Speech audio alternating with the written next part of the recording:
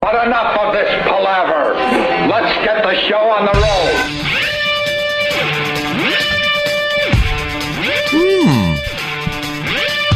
road. Where do we begin today? Hi. What's going to happen this week on the Opie and Anthony Show? I think with a high and hearty, how do you do? Good morning. Yes.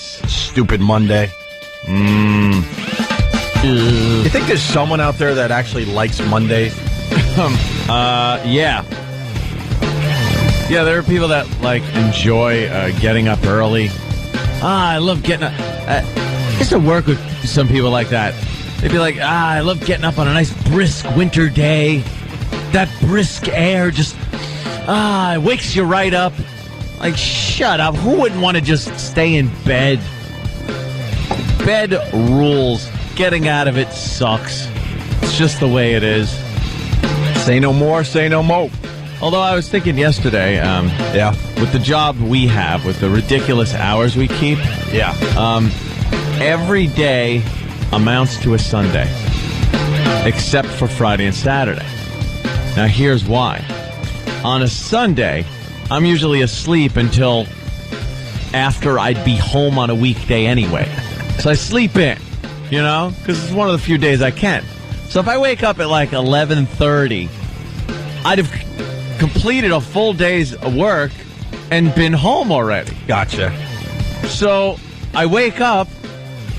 Theoretically, it's exactly like a Sunday to me. I have to go to work the next day, and I have the rest of the afternoon to kind of hang out. So every day's Sunday, except Friday and Saturday, which is Friday and Saturday. Every day is Sunday without the church thing. It's been that way for many years. Long time. I don't think I've set foot in a church. Well, for weddings and christenings. What about Christmas Mass? I don't do the Stations of the Cross during Christmas. Really? We used to lie that we were going so I could go out with some girl, get her out of the house. Yeah. We tell her mother, who was very religious, that we're going to the Stations of the Cross at St. Anthony of Padua Church. And we would hang out in the parking lot of the church and do awful things that church-going people should never do. Why would you do it in the church parking lot? Just in case somebody showed up. Mm-hmm. You'd be able to keep an eye on the parking lot. And then, jig's up, you got to go inside, or you got to come out and say, hey, how you doing, kind of a thing. Gotcha. So it was your alibi. You just want people to see that you're near the church. I'm at the church. And then they'll report back to Roe. Yeah. Say, yeah, I saw him. It wasn't Roe. Church. My mother didn't care. What are you kidding? She was, into her own thing. Yeah. Who cares? I bet she was crying about the Mets. Oh, Shea Stadium, my old stomping ground. Roe, he's saying it again, Roe. Don't make me call. Look, last week was really wild on this show. That's the only thing that could get this show even in more trouble. He's doing it again. No. Didn't ask my mom how she felt about that whole thing. All I remember back in the day is basically your father. He's been Sal. He's been your father figure for many, many years. Yeah. I remember that he threatened our lives. It was pretty much, a threat of our lives. Of our lives. If we discussed any further. It was actually the listeners getting involved. They ruin everything. You think it was the listeners? We knew the fine line to tread when we were talking about my mom and perhaps some, relationships she had with some former Mets. So we were able to keep it and Jets. No Knicks. Thank God for that. I'm a Nick hater. I don't want them in my house. Jets, Mets, okay. Nets, not okay. No. Yeah. All right. Football, a little football, a little baseball, no basketball. So you're trying to say that we kept it, between the lines, and it was the listeners that got us in deep trouble that day. I think that what really put Sal over the top was when a listener called up and just started getting really rank about what my mom was doing with a Mookie Wilson. That really kind of upset Sal. So we steered clear of the subject. Oh, my God. I know this is a national show, but got to talk about the Mets just choking second season in a row, almost the exact same way. They blew it so severe. They had something like a 3.5 game lead when we started paying attention again. Yeah. And that was with what? Not that much time. A couple of weeks left in the season. And it wasn't a 3.5 games, into the wild card. No. It was first place. First place. They were in first place. Was there any doubt out there that the Mets were going to blow it again? No, everyone knew. You just knew. They knew. We weren't even talking about it because we're like, oh, my God, this is so obviously going to happen again. Yeah. But so they needed a win yesterday. And they did not win. No, they did not. And now that's it. They're done. Season's over. Shea Stadium, that was it. Last game played. I don't know why people are so upset. Obviously, you're upset because your team lost. But the people that were there, now they could say they were there for the last game played at Shea. Yeah. You don't have to. Well, if they no won, playoff games to worry about. If they won, then they were going to play another game today. Yeah. Why aren't they blowing up this S-hole already? What are they waiting for? That place should just be gone. It's pretty funny, though. No newspaper fold-out, 20-page fold-out section on the history and the pomp and circumstance. No. And all that crap. It's been kind of interesting here in New York to see two stadiums going down this year. Yeah. You got the Yankees. I'm not a Yankee fan, but you got to acknowledge the history and all the amazing players that have played for the Yankees organization over the years. Legends. And then you got the Mets and Shea Stadium. It is too drastic. Like, the Mets are stupid. What they should have done was allow the Yankees to have their year. This is the final year of Yankee Stadium. Right. Here's all the Yankee greats. We start in the new stadium next year. Then the Mets wait maybe a year, maybe 2 years, and then they do the same thing. To do it the same year, it just shows how the organizations are completely lopsided. There's a great organization, and then there's the Mets. Yeah. And the Mets after the game, they dragged out all the and I'm using quotes, the great Mets. The stars of the Mets. Wait, after the game they did it? After the game, After the loss? After the loss. Oh, dude, they are stupid. It was perfect, though. It was perfect. Half the upper deck was gone. Yeah, most people left. Not most, but a good percentage of people left. And then they're like, now I'm a Mets fan going way back. I'm more old school Mets fan than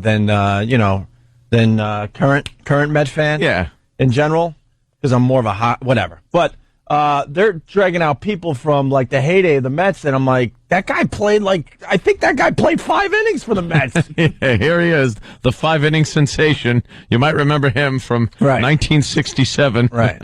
But they had the announcer go, before we get started, just want to let everyone know that due to other obligations, the following players will not be making the closing ceremonies today here at Shea Stadium. And it was everybody you want to see. Davey Johnson will not be here in attendance today due to prior obligations. He was the one that, he's the manager of the 86 World Series champions. Oh. And then they listed Nolan Ryan will not be here, and just player after player after player. Joe Torre. Yeah, I mean, people forget that Torre was, you know who could have made it and it would have been cool? Billy Buckner. Billy Buckner. It would have been nice if he showed up, gave a little wave. It's not a bad idea. Kind of like tripped over first base, like a little goof thing. It's not a bad idea. And then they just dragged out the Mets, and they got Willie Mays, but what is Willie Mays doing these days? Oh, come on, But really? then again, I think Willie Mays played, one season? 1 year. Yeah. 1 year. And then, so then they drag out these people, and some got, Mike Piazza got a huge standing ovation, and Tom Seaver, Tom Terrific was there.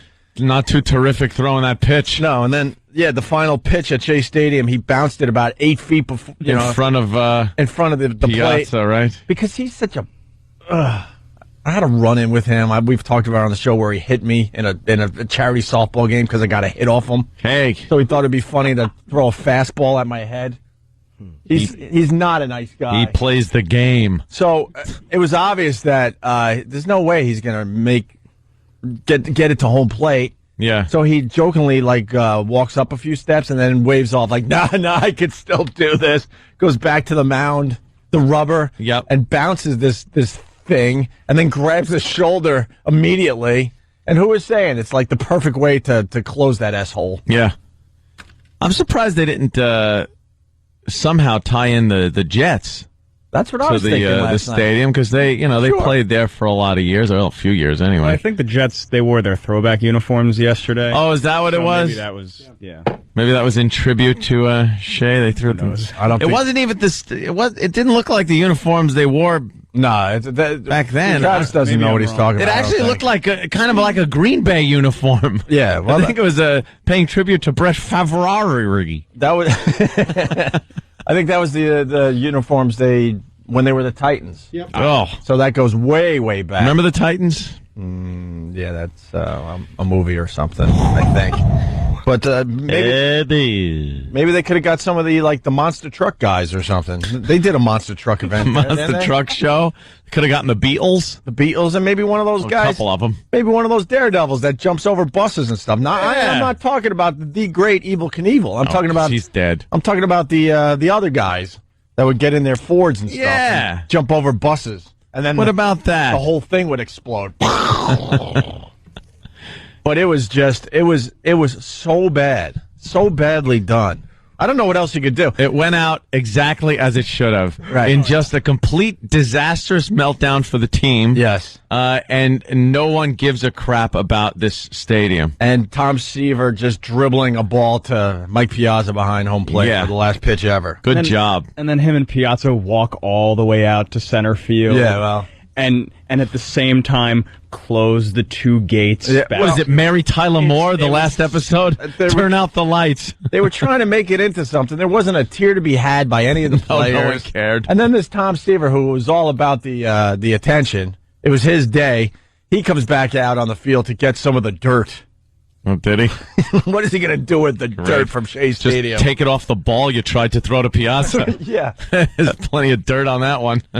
If I was done the 8 o'clock game, and they should have done this all in the afternoon. Of course. Always lead up to it. The public address announcer should say, well, that does it for Shea Stadium. Take whatever you want. Just ravage the place. We don't care. Just take whatever you want. We know this stuff isn't worth crap on eBay. Keith Hernandez was crying. Is that true? I didn't see no He said tears. he was. Goodness gracious! Keith Hernandez is crying. Apparently, Howard Johnson was like a mess. Hojo, In the as they locker called him. Hojo. See, I didn't know how inside we wanted to get here, but Howard Johnson, he was dressed like he was going to play.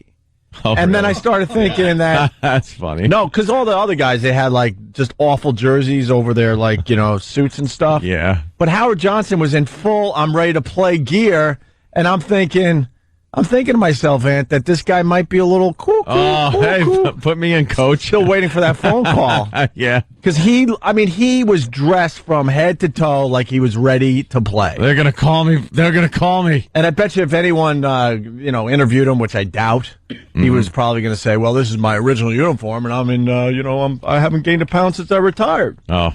Did you hear Dykstra talking?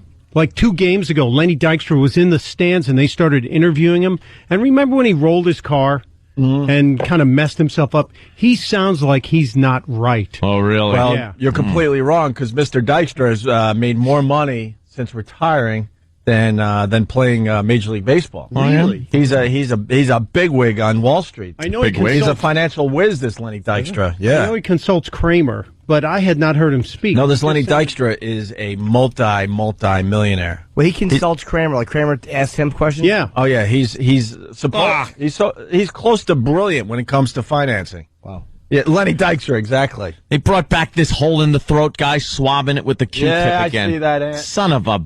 Ugh, I Yeah. hate that commercial. Yeah. So whatever. Shea Stadium is now done. Yankee Stadium is now done. Now, what are they doing? I know with Yankee Stadium, they're doing the slow disassemble. Mm-hmm. Are they doing the same thing with Shea? Or are they just going to dynamite the thing? Well, they should just dynamite the whole I thing. love when they do that to a stadium. Yeah. And just collapse the thing. Dynamite it. Yeah. How they doing at the Yankee Stadium? A wrecking ball? No, I think they're going in with white gloves and taking it apart brick by brick. Seriously. Oh, it's so sacred. Yeah, they're taking their time. Probably because they could sell it. Of course. Yeah. Every piece of that. What's up, Travis? Well, I think why everyone's calling is Howard Johnson's the hitting coach, so that's why he's wearing. Jesus Christ! Travis goes, Travis goes, that's why they're all calling, and here I am going, cuckoo, cuckoo. Maybe so he has to wear that. Maybe he's got to wear it because he's with the team. That's funny. Oh, is that? Who knows? Who cares? That's classic. They're done. I was telling Anthony, now I could say it, like, I don't really watch the Mets anymore, so when I talk about being a Mets fan, it's like more old school. And I told Ann, I was watching the game yesterday, I'm like, wow, what stadium are they playing at? Because it looks so different. And then I realized it's the brand new stadium and that you could see in center field. Yeah, right behind the stupid big apple that comes out of the hat. Because the top hat. Yeah, because old school fans... We're so metropolitan, we're the Mets. Yeah, old school fans know that as the empty space where you could see right into the parking lot back in the day. But now there's a big brand new stadium there. Looks kind of cool and everything. They should leave them both up. Just play like one day you play here, one day you play the next one. It's up to you that day where you want to play. Just surprise everyone. Don't tell the fans until the game starts. Half of them are in one park, half in the other. Yeah, you have all both mad teams because you missed it. Batting practice in different stadiums, and then everyone has to rush to get to the next stadium. How inconvenient that would be. Awful. Take all parking out. Yeah, Take the park in Manhattan. Take a bus. Oh, I'm getting killed on instant feedback. Oh, my God. My observation was great, though. I'm thinking Howard Johnson's cuckoo and just hoping that he can play again. All right. I didn't get to hear the song. Oh, yes. What happened? You want the song? We love the song. Love this. Defeat the Mets. Greet the Mets. Step right up and defeat the Mets. Bring your kiddies, bring your wife. Guaranteed to have worst baseball song ever. The Mets are really sucking the ball. Are they? Knocking those home runs over the wall. Not quite. East side, west Side. You'll see him everywhere in postseason except the stadium. M-E-T-S Mets of New York Town. New York Town. New York Town. Like a little village. The butcher and the baker and the people on the streets. Where do they go? To meet the Mets. Oh. Oh, they're hollering. There you go. and cheering. Florida in October. To meet the Mets. All the fans are true to the orange and blue. Are they? So hurry up and come on down. Cause we got ourselves a ball club. The Mets of New York Town. Give them a yell. Go to hell. You really smell. Come on and meet the Mets. Meet the Mets. Step right up and greet the Mets. This song is horrible. Still going on? It's like auditory rape. Guaranteed to have the time of your life because the Mets are really He's sucking the ball. knocking those Because the Mets are really sucking their wives. We're all mad. Everybody's coming down to meet the M-E-T-S Mets of New York Village. And the song says East Side, West Side. Yeah. No one from Manhattan goes to see the Mets. East Side, West Side, all around the town. It's like Massapequa, Like Long Island. Right. Queens, maybe. Right, not East Side, West Side. Crips, Bloods. Yeah. Oh, see, there's another team for the East Side, West Side guys. Yeah.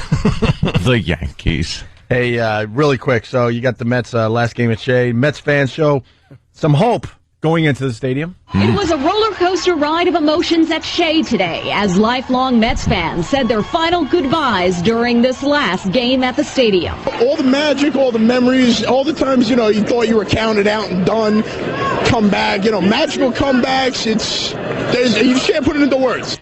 So there you go. There's a hopeful Met fan as he goes into the stadium. Into the stadium. And then you got out of the stadium. But there would be no magical comeback on this final day at Shea. The Mets lost to the Marlins 4-2, ending their hopes of winning the wild card. What do you want me to say?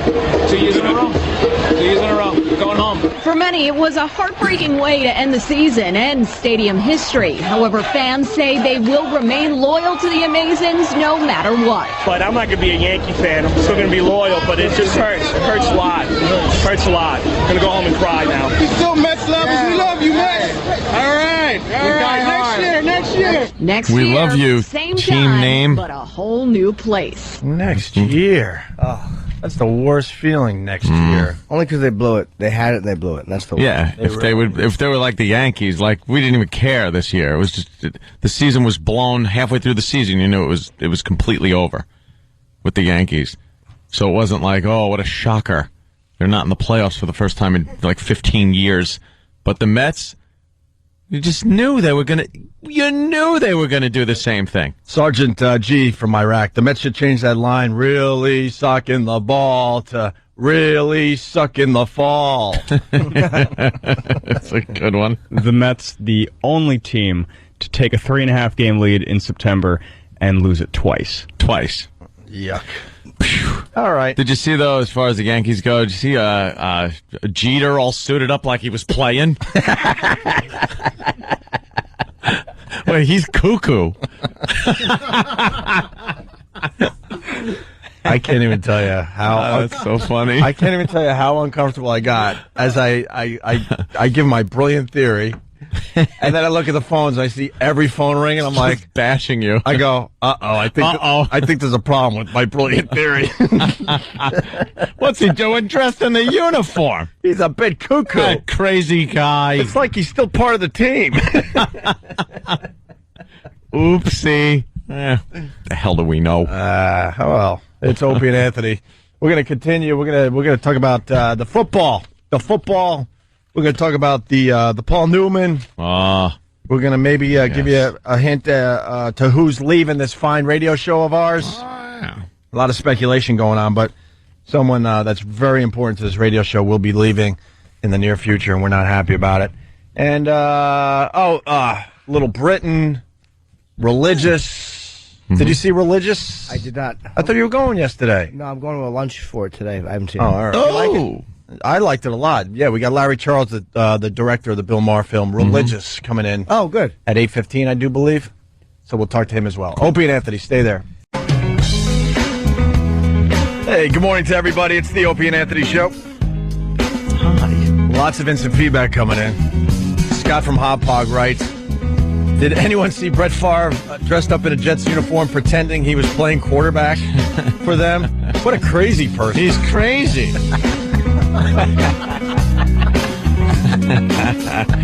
Yeah, that's all it takes is one screw up on this show. Well, speaking of which, Danny in Buffalo writes, sure, Ope gets killed about Howard Johnson, but Professor Anthony slides, saying the Stations of the Cross are during Christmas instead of Lent. It's during Christmas, dummy. I don't know. The Stations of the Cross on Christmas Eve. I remember going to church, and you would go on all the Stations of the Cross, where, this is this is that. There's like all these stations around the church, and you'd go there, and the guy prays, and then you go to the next station. And it's, if you go into any Catholic church, you'll see like a bunch of these little Jesus like kind of carrying the cross, and then Jesus doing this, and all the little things that tell the whole story. I don't know, but I know it's around Christmas. Know that. Sure, it's not Lent. That was like the big thing. If Lent's around Christmas, Lent's around Easter, I think. Oh, 40 this days. is different. No, this was definitely a Christmas thing, as I remember.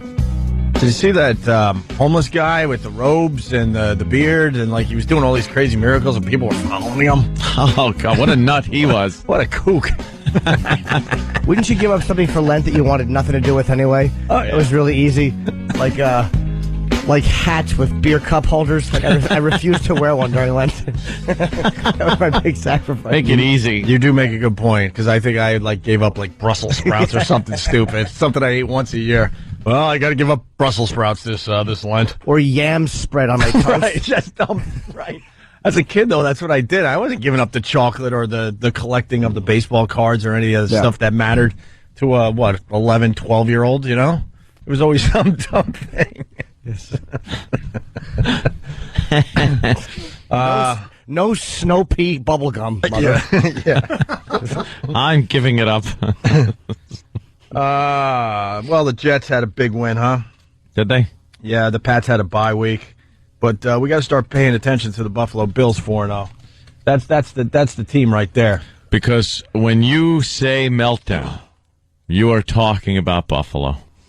No, that is a team that just cannot close the deal. Well, it's a new team.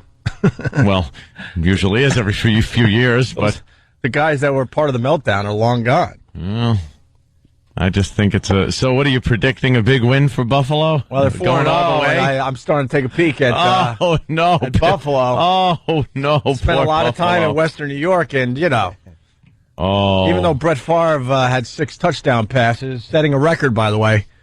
Sets a record. He beat Joe Namath's touchdown passing record there in one game. And it was a career... Biggest drunken babbling to a bimbo record. Yes, Joe's pretty good at that.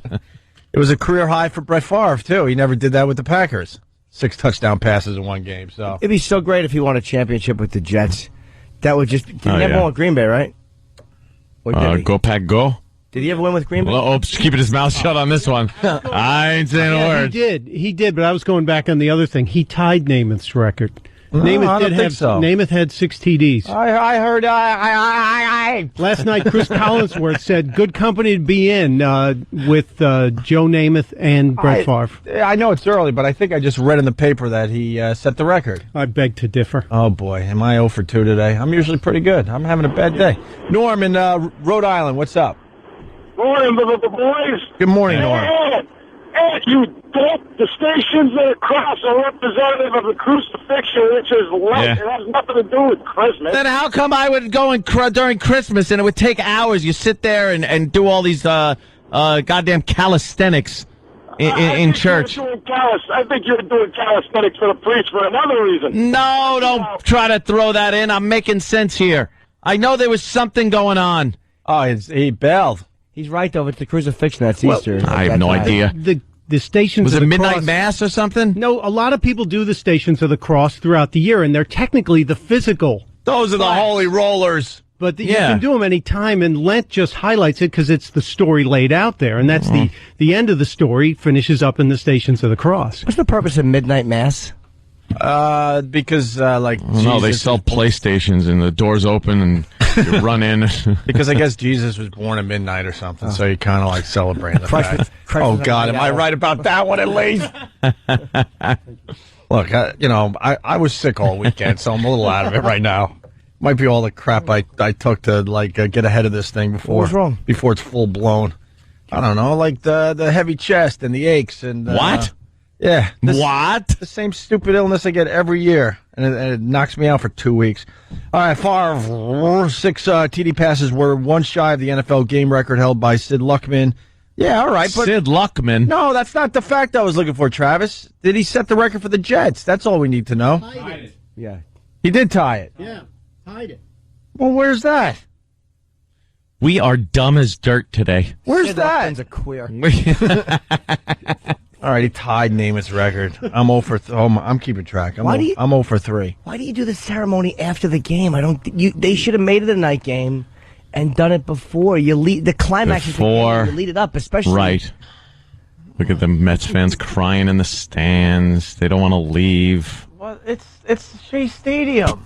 Who cares? Everyone hated it. Look at this. It was the worst place to watch a baseball game. It really is awful, like a giant why are toilet. People crying? A giant toilet, yeah. Yes. Big, round, stupid stadium. Yes, Travis. Just to answer Jim's question, traditionally the last Sunday games of the year, they're all day games. There's no Sunday night game for the last game. And they would do it after because it's a 1 o'clock game, so you don't want to drag it. Yeah, but they could have made an exception knowing it was the last game at Shea. I'm with Jimmy. But who cares? Because here's the other funny thing about the closing of Shea Stadium. Big who gives a crap closing ceremony with all the old players no one cared about for the most part. 95% of the players they dragged out, no one cared about. I would name names, but people out there would be like, who is that guy? Did Strawberry show up? Strawberry and Doc Good. Doc Good showed up in gangster jeans, and I don't know what's going on with him, but I think he's still down on his luck. He doesn't look like he's doing as well as Lenny Dykstra and the rest of them. And then Then they just decided to do fireworks. It's at 6:15 here in New York. Yeah. Light out. Thank you. Thanks for getting the joke. Yeah, 6:15. It's light out. And we're going to end with a fireworks display. Big fireworks show in the daylight. Honestly, it was perfect. A perfect end to a crappy stadium and a choking team. Who does fireworks when it's still light out? Yeah, it's... They should have just aimed him at the team. Yeah. Watch him run around. Is Ed Kranepool there or Bob Apodaca? Apodaca. I don't think Bob was there, but yeah, Mr. Kranepool was there, yes. Who didn't show up? You said Nolan Ryan didn't show up. Nolan Ryan, Mookie Wilson. No Mookie? Davey Johnson, who, like I said, was the manager of the Mets when they won it all in '86. What about Greg Nettles? Greg Nettles is a Yankee. I was wondering. Wait, didn't he go to the Mets for like a week? Oh, please, Anthony's wrong. Good. I don't know. I don't know. I'm 0 for 3. You're 0 for 2. No, he retired from the Yankees, didn't he? Who? No, Greg Nettles? I want to say he went to San Diego. Did he go to? Yeah, okay. I could be wrong. Oh, wait, I'm only 0 for 2, not 0 for 3. Brooklyn A's, how are you, sir? Help me out. Good morning. You're not 0 for 2. He tied that record. That record had stood for 32 years with Namath at 6. He tied it. I swear I either read it or someone gave me misinformation. They said that he broke Namath's record. So he tied Namath's record with 6 TD passes. Okay. And Jimmy, that was a great show Saturday night. Thank you, man. You came to Poconos. Thanks a lot. Oh, Steve from Bayshore. He's wondering if Palin took her kid and painted little stitches, baseball stitches on his head. And in celebration of the Mets, let him walk around like Little Mr. Met. That's just insane. Of course that didn't happen, Steve. That Palin is as dumb as they come. What is it? She belongs on this show this morning. No kidding. No kidding.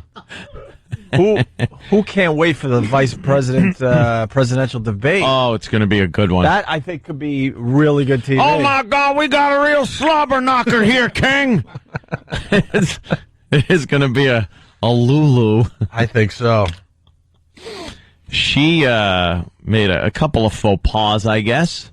Well, they're basically saying when she talks off teleprompter or off script, she's just a dummy. Well, didn't she can't think on her feet. The same joke over and over. She kept giving the same speech. It's like... Yeah. Look, I know we've had some dumb vice presidents in our lifetime.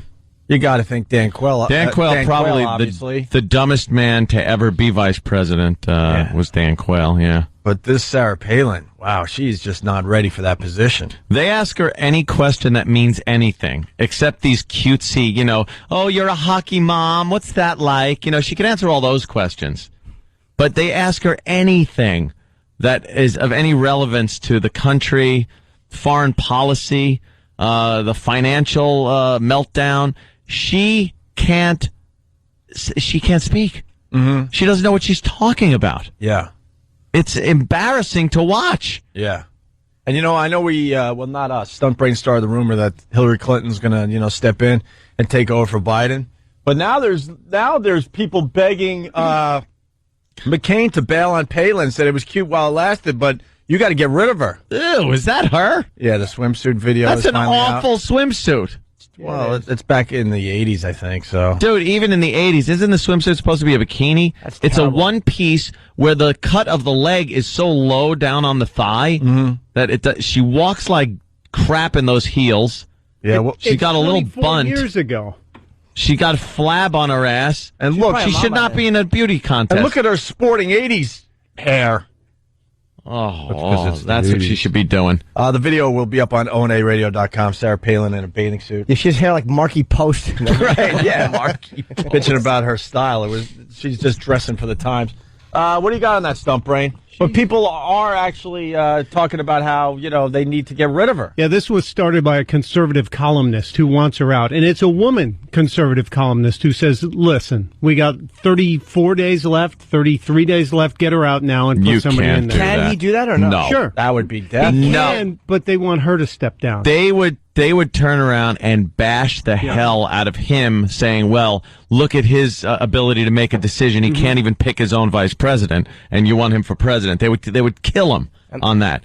But he could always say that as a president, if something starts and I feel it's not right, I'm not afraid that I'm going to look bad by stopping and changing it. I'm not going to be so married to every decision I make that I can never admit something didn't work. People, they call it flip-flopping and waffling. They would have to call it change. You can't change your mind if you're a politician. I agree with Jimmy, but no one has ever done that. It would be that would make a lot of sense. But yeah, having her step down for some kind of reason, I don't know, going in for a womb transplant, that might, she might be able to get away with that. Yeah. I can't continue because I got things to do. We forgot to mention, so after they mentioned all the ex-Mets, one by one they touched home plate for the last time. Oh, yuck. And watch Tom Seaver. Look at this throw. Look. Oh, God. What was that? Bounces 8 to 10 feet in front of home plate. Hey, look. Because Mr. Pompous Seaver couldn't, walk a little closer to the plate for the last pitch. And let's just watch him lose. All right, anyway, let's say hi to Tom in Philly. Tom. Hey, Opie, Anthony, how you doing this morning? You're out, Tom. I got some bad news for you, Opie. You're not having a good morning. Uh-oh. What now? That Bill Maher movie is not called Religious. It's pronounced Religulous. Yeah, Religulous. Oh, my God. Opie is 0 for 3 now. Holy jeez. You just got to throw that in. Wait, no, how did he say it, though? I think he said it wrong. He said religulous. It's religulous.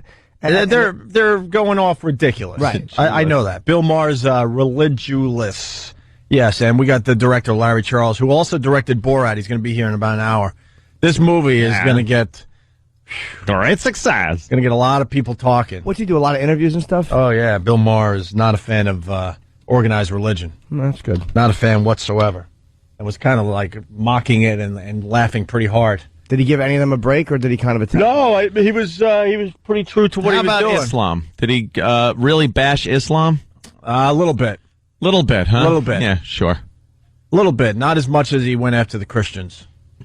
He definitely bashed the Muslim religion, though. Yeah? A little bit, yeah. And then he stayed away from Hinduism and all that. The Eastern religions, he decided to leave alone because he doesn't know much about. I'd like to know why that is. Basically, Bill Maher says that we need to get rid of religion to save the world. That's the only chance we got is John to get Lennon rid of. Say that. Get rid Smart man, shot in the back. Right. But he says that's our only hope is to get rid of religion, or this earth of ours is doomed. And religion is what's going to destroy it in the end. Eastern religion probably affected him less anyway. Like when you're in the career as a stand-up or as an entertainer, you're more affected by Western religion. Yeah, especially in this country, Yeah, Catholicism, and then what else you got? Judaism. I love giving a good bashing of Islam as much as anybody, but the Catholics have caused much more problems for entertainers over the years. The Christians. Yeah. The Mormons. Wow, they got some crazy stuff going on. Yeah. Who's their god? Joe Smith or something like that? Yeah. Right? Joe Smith? Joe Smith, who's going to be sitting there up in heaven right next to God, and he's on Judgment Day. Yeah. Joe Smith? Joe Smith. Terrible name that is. Give me some facts on. I hope that isn't his name. Anyway, going back to the Sarah Palin, I think most people at this point have heard Sarah Palin just sounding confused. Yeah, she doesn't sound like somebody who really knows what the job is, knows how to speak in interviews, knows how to handle tough questions or even easy questions. Right. She needs a teleprompter. She's got to sit there and stare at it and read off of it. Or she needs a cutesy speech about who she is. And like that initial speech she gave when they first announced that she was the vice presidential candidate running with McCain. She came out, gave a speech. It was like, all right, this woman seems, a little inexperienced, yes, but she got a handle on things, family. She's running things up there in the tundra. But now, as they dig a little deeper and ask her about questions about foreign dignitaries and problems in the world and in the country, she has not a clue. The wheels are falling off, Anthony. The wheels are falling off. Most people heard her on the Katie Couric interview. But what we want to do right now is give Jack Cafferty props. By the way, I hate Obama and I hate Biden and don't want them elected. I'd rather have the inexperienced vice presidential candidate in there with McCain than I would to have Obama in there with. Why do you Biden. feel like you have to say that today? Everybody knows. You know why? Because because I would have gotten the. You know, you're liberal bashing. You're a liberal who's just. I like people knowing where my but stance is. you tell like it is, though. I still say vote for McCain. All right, listen. I'm endorsing McCain. I love those emails you get from people where if you bash Bush, who deserves to be bashed, of course, you're accused of being a liberal. It's liberal. You ever listen to this show? You idiot. All right. Here's Jack Cafferty, an old salt who tells it like it is. He's miserable. He tells it like it is more than most of these guys on CNN and MSNBC and Fox. This guy tells it like it is. He's miserable. Oh, I know. It's a cranky ass, this guy. He's a local dude from New York. Of course he is. He used to be with Sue Simmons there. Yeah, he's been doing CNN for a while now, but I think it's CNN, right? Please. They tried to fire him. Remember they tried to fire him for the China comments about they're all good. He wouldn't leave. The Chinese government. Oh, I'm right. It is Joe Smith. Thank you. Yeah. All right. Here's Jack Cafferty on the. This one. This is Jack Cafferty's, angle on the whole Sarah Palin, Katie Couric thing. Why isn't it better, Governor Palin, to spend $700 billion helping middle-class families who are struggling with health care, housing, gas, and groceries? Allow them. Now listen closely to Sarah Palin answer this question. If you haven't heard this yet, it's just amazing. Listen to the question closely, too. Right. You can really get a grasp on what the question is, and then listen to her answer. Right. Why isn't it better, Governor Palin, to spend $700 billion helping middle-class families who are struggling with health care, housing, gas, and groceries? Allow them to spend more and put more money into the economy instead of helping these big financial institutions that played a role in creating this mess. That's why I say I, like every American I'm speaking with, we're ill about this position that we have been put in, where it is the taxpayers looking to bail out. But ultimately, what the bailout does is help those who are concerned about the health care reform that is needed to help shore up our economy, helping it's got to be all about job creation, too, shoring up our economy and putting it back on the right track. So healthcare reform and reducing taxes and reining in spending has got to accompany tax reductions and tax relief for Americans. And trade, we've got to see trade as opportunity, not as a competitive, scary thing, but 1 in 5 jobs being created in the trade sector today. We've got to look at that as more opportunity. All those things under the umbrella of job creation. This bailout is a part of that. That bitch is stupid. Holy mother of God, what is she babbling about? My favorite part of the clip is in the middle there. She goes, oh, that's what the point I wanted to make. This non-point. You ever been, in the middle of an exam during high school? And then, I think it might be. Job creation. I'm going to go with job creation. You can see the apple didn't fall far from the tree. Hey, well, just to finish up, then Jack Cafferty. This is the reason we're playing it today. Right after that clip, Jack Cafferty had this to say on CNN. Did you get that? If John McCain wins, this woman will be one 72-year-old's heartbeat away from being president of the United States. And if that doesn't scare the hell out of you, it should. I'm 65 and have been covering politics as you have for a long time. That is one of the most pathetic pieces of tape I have ever seen for someone aspiring to one of the highest offices in this country. That's all I have to say. Yeah, but she's cramming a lot of information. There's no excuse for that. She's supposed to know a little bit of this. Yeah. Don't make excuses for her. That's pathetic. It was not her best answer. I agree with you on that. Thanks, Jack. And way to go, Jack Cafferty, because that Wolf Blitzer. Yeah, he goes, it was not her best answer. I agree with you on that, Jack. That isn't what Jack was saying. Jack was calling her adult. That's right. Pretty much. Shut up. And he's just like, Yeah, shut up, Wolf, and let Jack say what he's going to say. Jack has his own agenda, too. I think, he's obviously a little biased. At least he's honest. But, I mean, that was a horrific answer to a relatively straightforward question. Mm-hmm. Why should these people that are suffering not be bailed out, but the taxpayers are now footing the bill for this giant rescue of these financial institutions? So how does that help the people? All right? And then you give a little answer. I have a question. Is the bailout? Are they doing the bailout, and who is pushing for the bailout?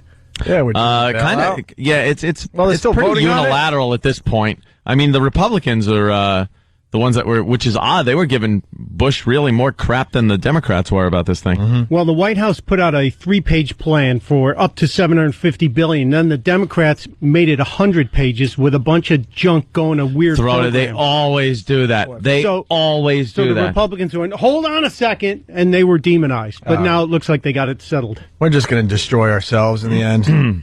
Well, it's not going to be it's not going to be like the Middle East or Korea or any of these other places. It's going to be ourselves. We're going to just destroy this country ourselves. We're going to implode. Hey. It's a weird thing. There are two schools of thoughts on this buyout thing and this actual rescue that's going on. Some people say, why not give the money to people that need it, that have lost their homes, that are in foreclosure? And then other people say you can't just let these huge institutions that have been around for years just wither and die, even if they did do it. It was their own, mistakes and mismanagement that did it, because these people, these companies do make jobs, and they help the economy out more than just doling out money to people who spent too much money. Right. They spent money above their means. Right. Regardless of if they were talked into it by some mortgage shyster, they screwed up, they made a mistake, and now they're paying for it. Should we as taxpayers pay for that? Or should we pay for an institution that through mismanagement is all screwed up, but it's very valuable to our economy? So what do you do? What do you do? Well, I say what you do is get more naked chicks on this radio show. Well, that would help. That would help the economy. It's the trickle-down theory. That's what happens on your leg. Yes, of course. There you go. You wear boxers. That's all the trickle-down theory. That's what I was getting at. I wear tighty whities. Knowledge is good on this show, but let's keep it. Hey, someone is suggesting, is it Brian? Brian's saying the Sarah Palin answer there, is pretty much like a beauty pageant, like contestant. Oh wow, yeah. Answering one of their dumb questions. Yep. What do you hope for the world? I want to work with handicapped children. Not that closely. I think what you need, like I said, is in India when they beat that CEO to death, a few more of those. A few. How about one of those in America? One of those guys. It would take dragged one out and beaten to death by all of the people they screwed. That'd be great. Isn't that great? That would keep people in line. Yeah. We'd take them to a soccer field and behead them. Wait a minute. We should have like Third World Nation Day. One day we get to do stuff that they do in Third World. Where we just cut off hands for theft and cut out tongues and pluck out eyeballs, things like that. One day a year we go Third World Nation. Can you imagine? I like it. You would clean up this country for one day. You would get people thinking. Whatever. Behead people in the middle of Central Park, just all over the place. Third World Nation Day. Take care of all family business day. That's right. All right, we got to take a quick break here. Ooh. I want to ask Ann if there was any fallout from Friday's show, because everyone's talking about Friday's show. Wherever I go, that's all they want to know. Fallout, is that a joke? Oh. No, there was no fallout. All right. Well, that was. I put it out of mind. Mm-hmm. I just continue. I had a good weekend, even though it was raining and a little cold. Mm-hmm. Jacuzzi time. Mm-hmm. My nice hot jacuzzi, Jimmy. Well, maybe I'll find out this Friday or Saturday. Yes, when I stop by. Cordially invited. Ooh. Of course. Did you were you living the life of Guns N' Roses this weekend, Ann, or a little bit, or more the life of not Zebra?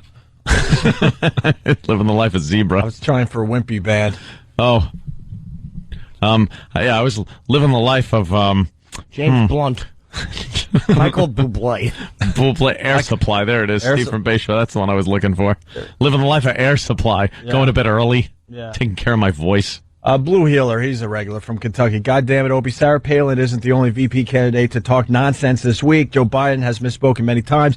Why does he get a pass? He does not get a pass, my friend. We played some of that audio last week of Biden just babbling. And Biden, at least you feel like, has a lot of foreign policy experience. But do we know Honestly, I've heard that before, Yes. too. Do we know if that's good or bad experience? I don't know. I'm basically repeating what I heard. Well, last week, Biden was talking about how his helicopter got forced down over Afghanistan and made it sound like it was real It dramatic. was a snowstorm. Yeah. Hello. I heard you say that before. Jimmy stole his thunder. I just totally hijacked his point. That's all right. But yeah, I look. We all. It's amazing how we all repeat what we hear. And like you just say it as fact, but like I don't know if you said to me, "All right, here's a gun at your face."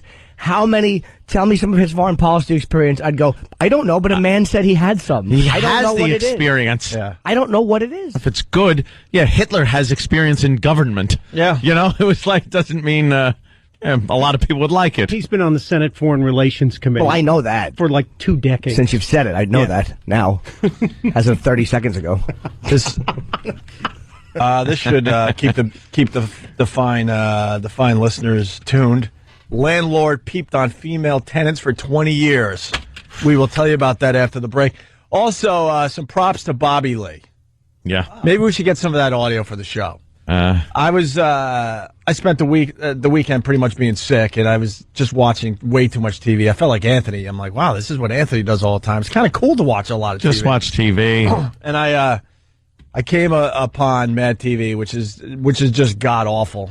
They also have some broad doing Sarah Palin, and you compare it to Tina Fey. It's like, why would you even do a Sarah Palin thing when Tina Fey's doing such a great job with it on SNL? But Bobby Lee as John McCain, oh my, that's funny. That is funny that they dressed him up like that. Maybe the boys in the office could get a few clips, especially the clip where they try to take his picture and Bobby Lee as John McCain completely freaks out. That's all to say. Yeah, sure. Try to play that on this station. Oh, you don't think we can? Sure, go ahead. Holy yes. Are you kidding me? Please, play it for him. Are you kidding me? Play it for him, and you tell me if they would allow that through. Okay, play it for him during the break. Play him the clip and see if he says yay or nay. Could you do that? Yeah. As a nice exercise? Why couldn't we play it? Oh, are you kidding me? You don't have to make sense. This is what it is. Hilarious. I know damn well. Yeah, well, good luck. Good luck to you. I got 20 says it's good. All right, we'll find out after the break. Opie and Anthony. Opie and Anthony on a Monday. Yuck. Yeah. Tina Fey all over TV with this Sarah Palin impression she's doing. Sarah Palin also said in the LA Times that humans and dinosaurs walk the earth at the same time. That's that religious thing. Oh, my God. You really believe that? People believe... Earl a lot of people that. believe that. Our own Earl. A lot of people believe that one, Jimmy. Believes that dinosaurs... that's how they explained the dinosaurs. After so many years of just not acknowledging dinosaurs. You know, for so many years, the church was like, no, didn't exist. No, we don't know what you're talking about. It's poppycock.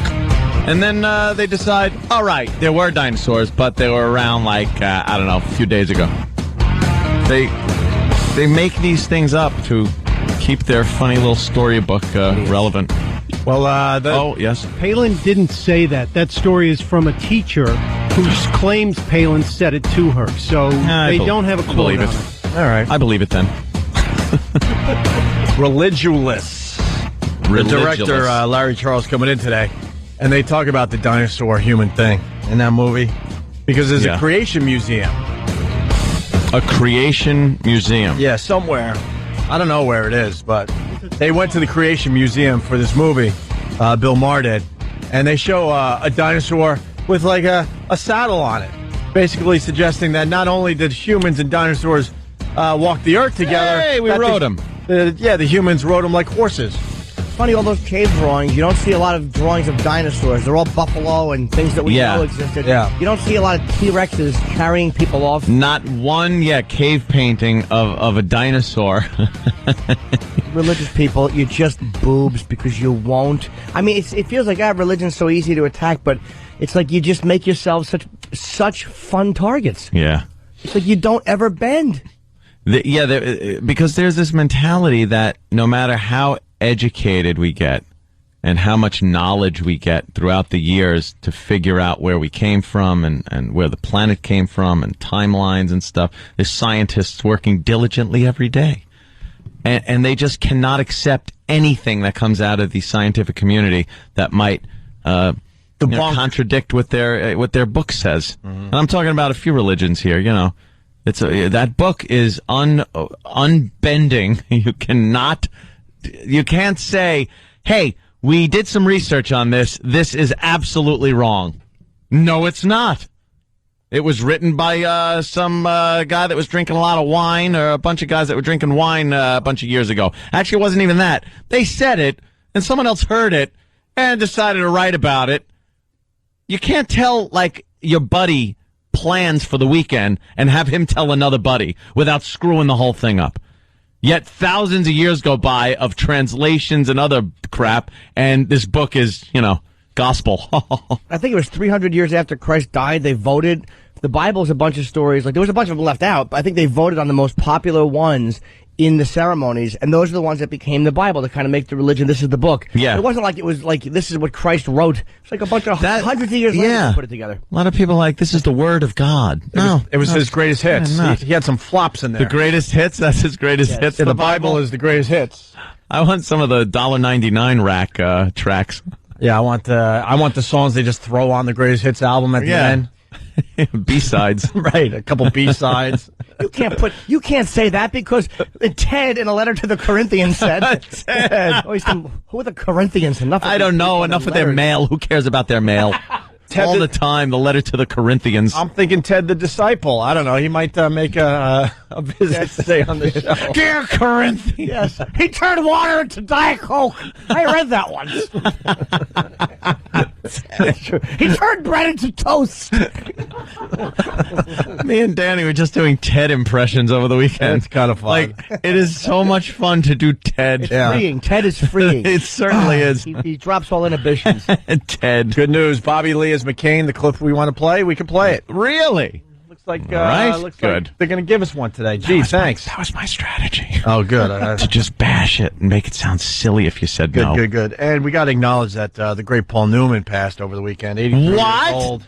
I didn't hear anything about that. Oh, my God. I know. You know what's weird when someone really famous dies? I was reading in the paper today. His movies, and I quote because it said in the paper, flying off the shelves. Yeah. What is that about?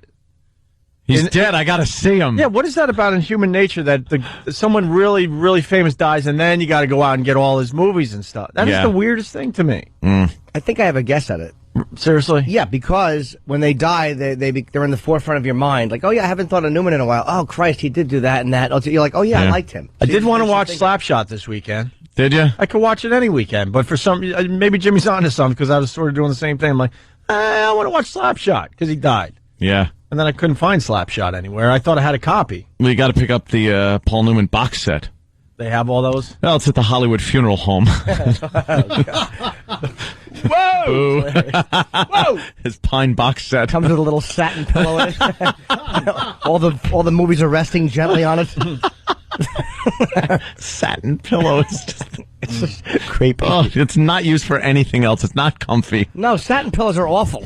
Could you imagine laying on your couch watching a movie over the weekend or something with a little satin pillow behind your head? I can't. My hands over my chest in a suit. No. Satin pillow is made for a head that's never going to move again.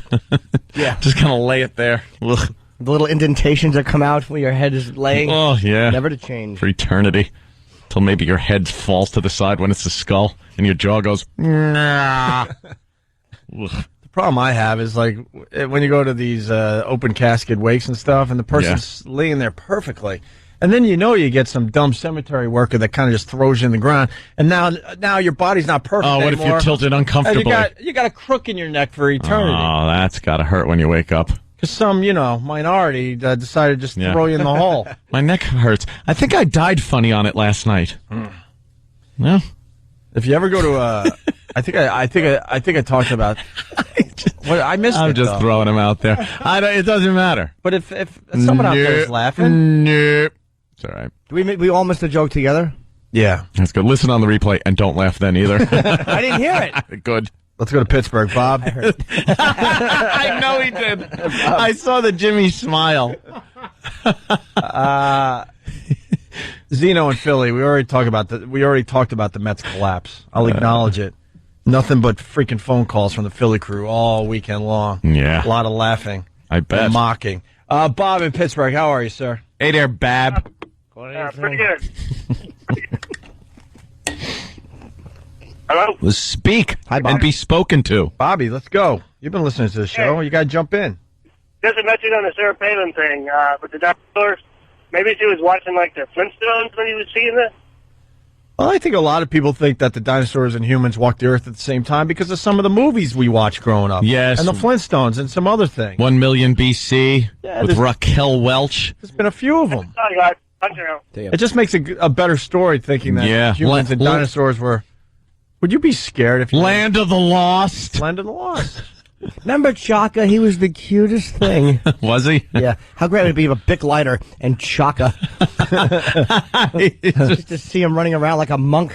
Yeah, they were all protester. It was so nice to him, and he was supposed to be all cutesy. But you know what? All that fur, and he didn't have toilet paper. It's just a mess back there, like a bear. Looked like he was lugging around a bunch of coconuts.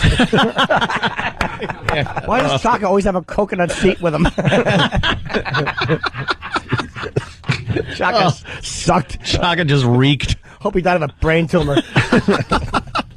Chaka's a queer pillow biter. What noise did he make? It was just awful. What was Chaka's doing? Oh, what was it? Somebody did it on our show recently. Yeah, what was the Chaka noise. Yeah. That show was so incredibly bad. They could not make it look faker. If you tried, you couldn't make a background look more fake. They were constantly running away from a movie screen. It's just awful. Hey, really, people believe it. Really fast because we had the guys in last week. That Little Britain on HBO. Yeah. Wow. Yeah, I've been watching that. Those guys will never be on our show again. They are going to be freaking huge in the States. They're massive in Britain. They're massive in Britain. We didn't know much about them. They came in to promote their HBO show that started over the weekend, I guess. Mm-hmm. Man, if you got HBO on demand, take a peek at Little Britain. Some of the best characters ever developed, really. Yeah, really funny. They get a little risque. Oh yeah, they're not into that PC crap. That's for sure. That's good. That's really good. I saw most of the first episode. It was very funny, and I forgot the sketch. We talked about the sketch about the cop. You can't say much, but let's just say the cop was becoming visibly excited holding guns. Yeah. Doing the gun display. And then when the visual excitement ended, and it was apparent on the front of his clothes that the visual excitement was over, he just dropped the gun and said, all right, I want to go on to something else. Yeah. It was really funny. Yeah, he was showing off all the guns to the recruits or his his boys, yeah. HBO has and as the guns got bigger, well, what he was sporting got. Yeah. HBO is just they have the greatest shows. Dude, the gym bit is so effing funny. I didn't see that one. Two gymnasium guys. They're just completely naked. In these giant muscle suits. And these like Arnold Schwarzenegger ripped giant, naked muscle suits. And they're sporting tiny little peens. Yeah, they're really, really underdeveloped down there. And they take their towels off. And they're just acting so gay with each other. They're supposed to be real macho. But I guess they're not gay. It's just over-the-top macho. Yeah. And the one guy... At one point, one guy's bent over a bench. Yeah. And the other guy's doing things. And the other guy... I wish we could talk about this is a tough one of those things. But anyway... Just want to give some love to Little Britain if you haven't checked it out yet on HBO. Very, very funny. Dude, you should watch. Very edgy. And Bill Maher even has a great show. Bill Maher's Religulous has a great show on HBO on Friday nights at 11 o'clock. It's a great channel. No, see, that was a down and dirty plug for Jim Norton. Of course it was. Yes, it was. No, down and dirty is at midnight. That's nothing to do with Bill Maher. You're on after Bill Maher on HBO. Which is a great spot to be, especially now because of this movie coming out. That means more people are going to watch Bill Maher on HBO, and they're going to be sitting there all nice and comfortable, and then they're going to watch Jimmy's Down and Dirty on HBO. I hope so. It's Friday. You know what I saw over the weekend, too, is it's been obviously out for a long time. For your consideration, it's that Christopher Guest, another one of those kind of weird, quirky documentary things on the film industry, indie films and stuff, but not his best work. But Gervais is in it, and I didn't realize that until we really started getting into Ricky Gervais and stuff. And again, just brilliant. Yeah. He stole the friggin' movie with a very small part as just a sleazy movie executive in a suit, and just the whole thing of how he wants to come in and change everything, but he does it in that way. It's like, with his little wrinkled nose, and very, very funny. So if you get a chance to see that, to see Gervais. He's great. Great. Ricky has a great little head nod he does, it's like a little move to the left or the right, with the nose. Yeah. He's so great at just being a casual scumbag. Yep.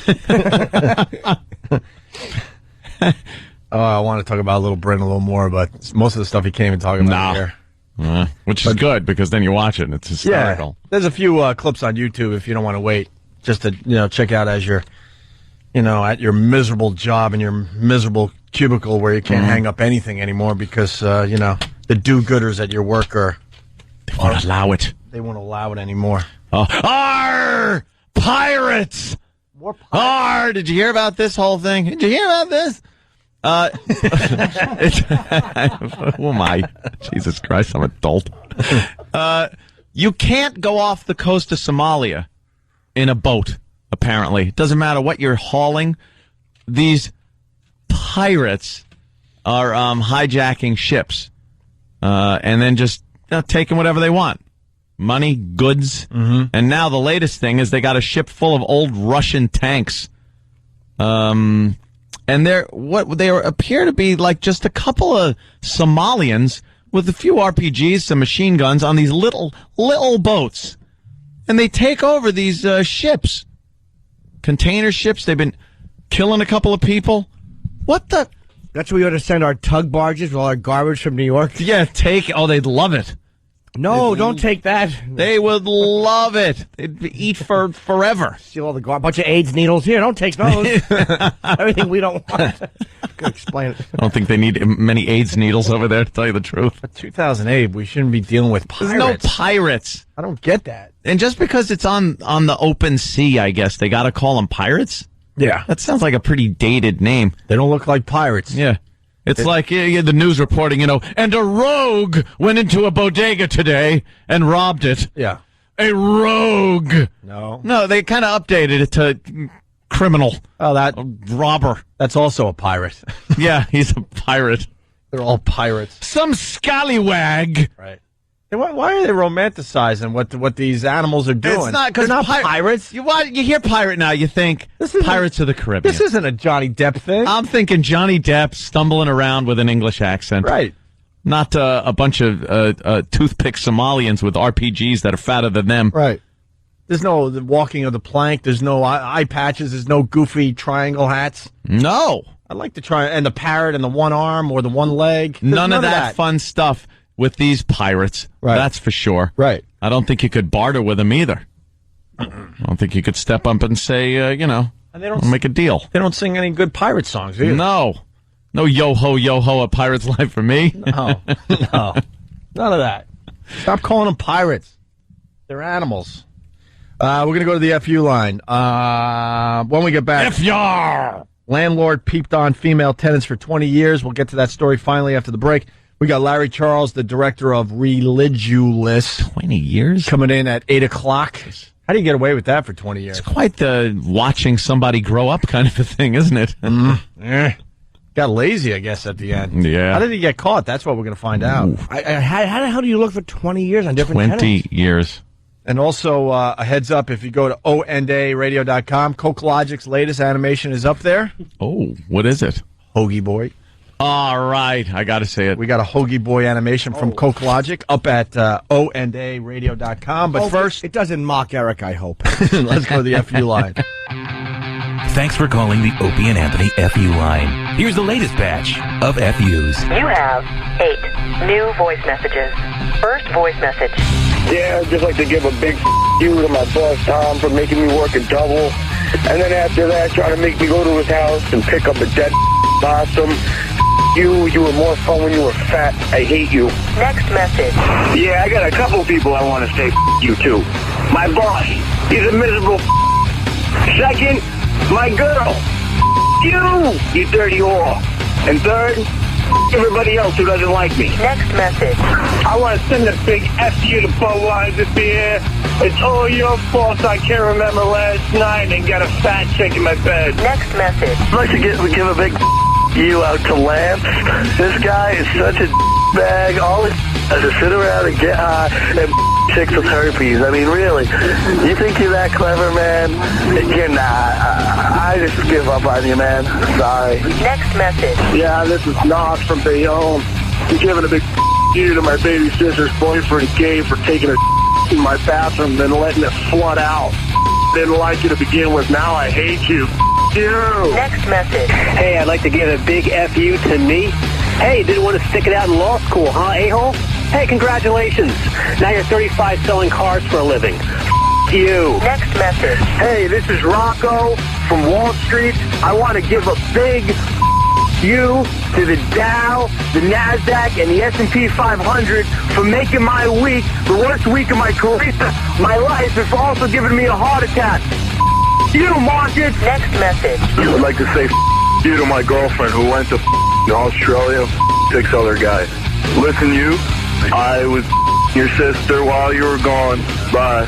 End of new messages. Call the Opie and Anthony FU line. 866-FU line 1. That's 866-FU line 1. FU to the Mets, too. Goodbye.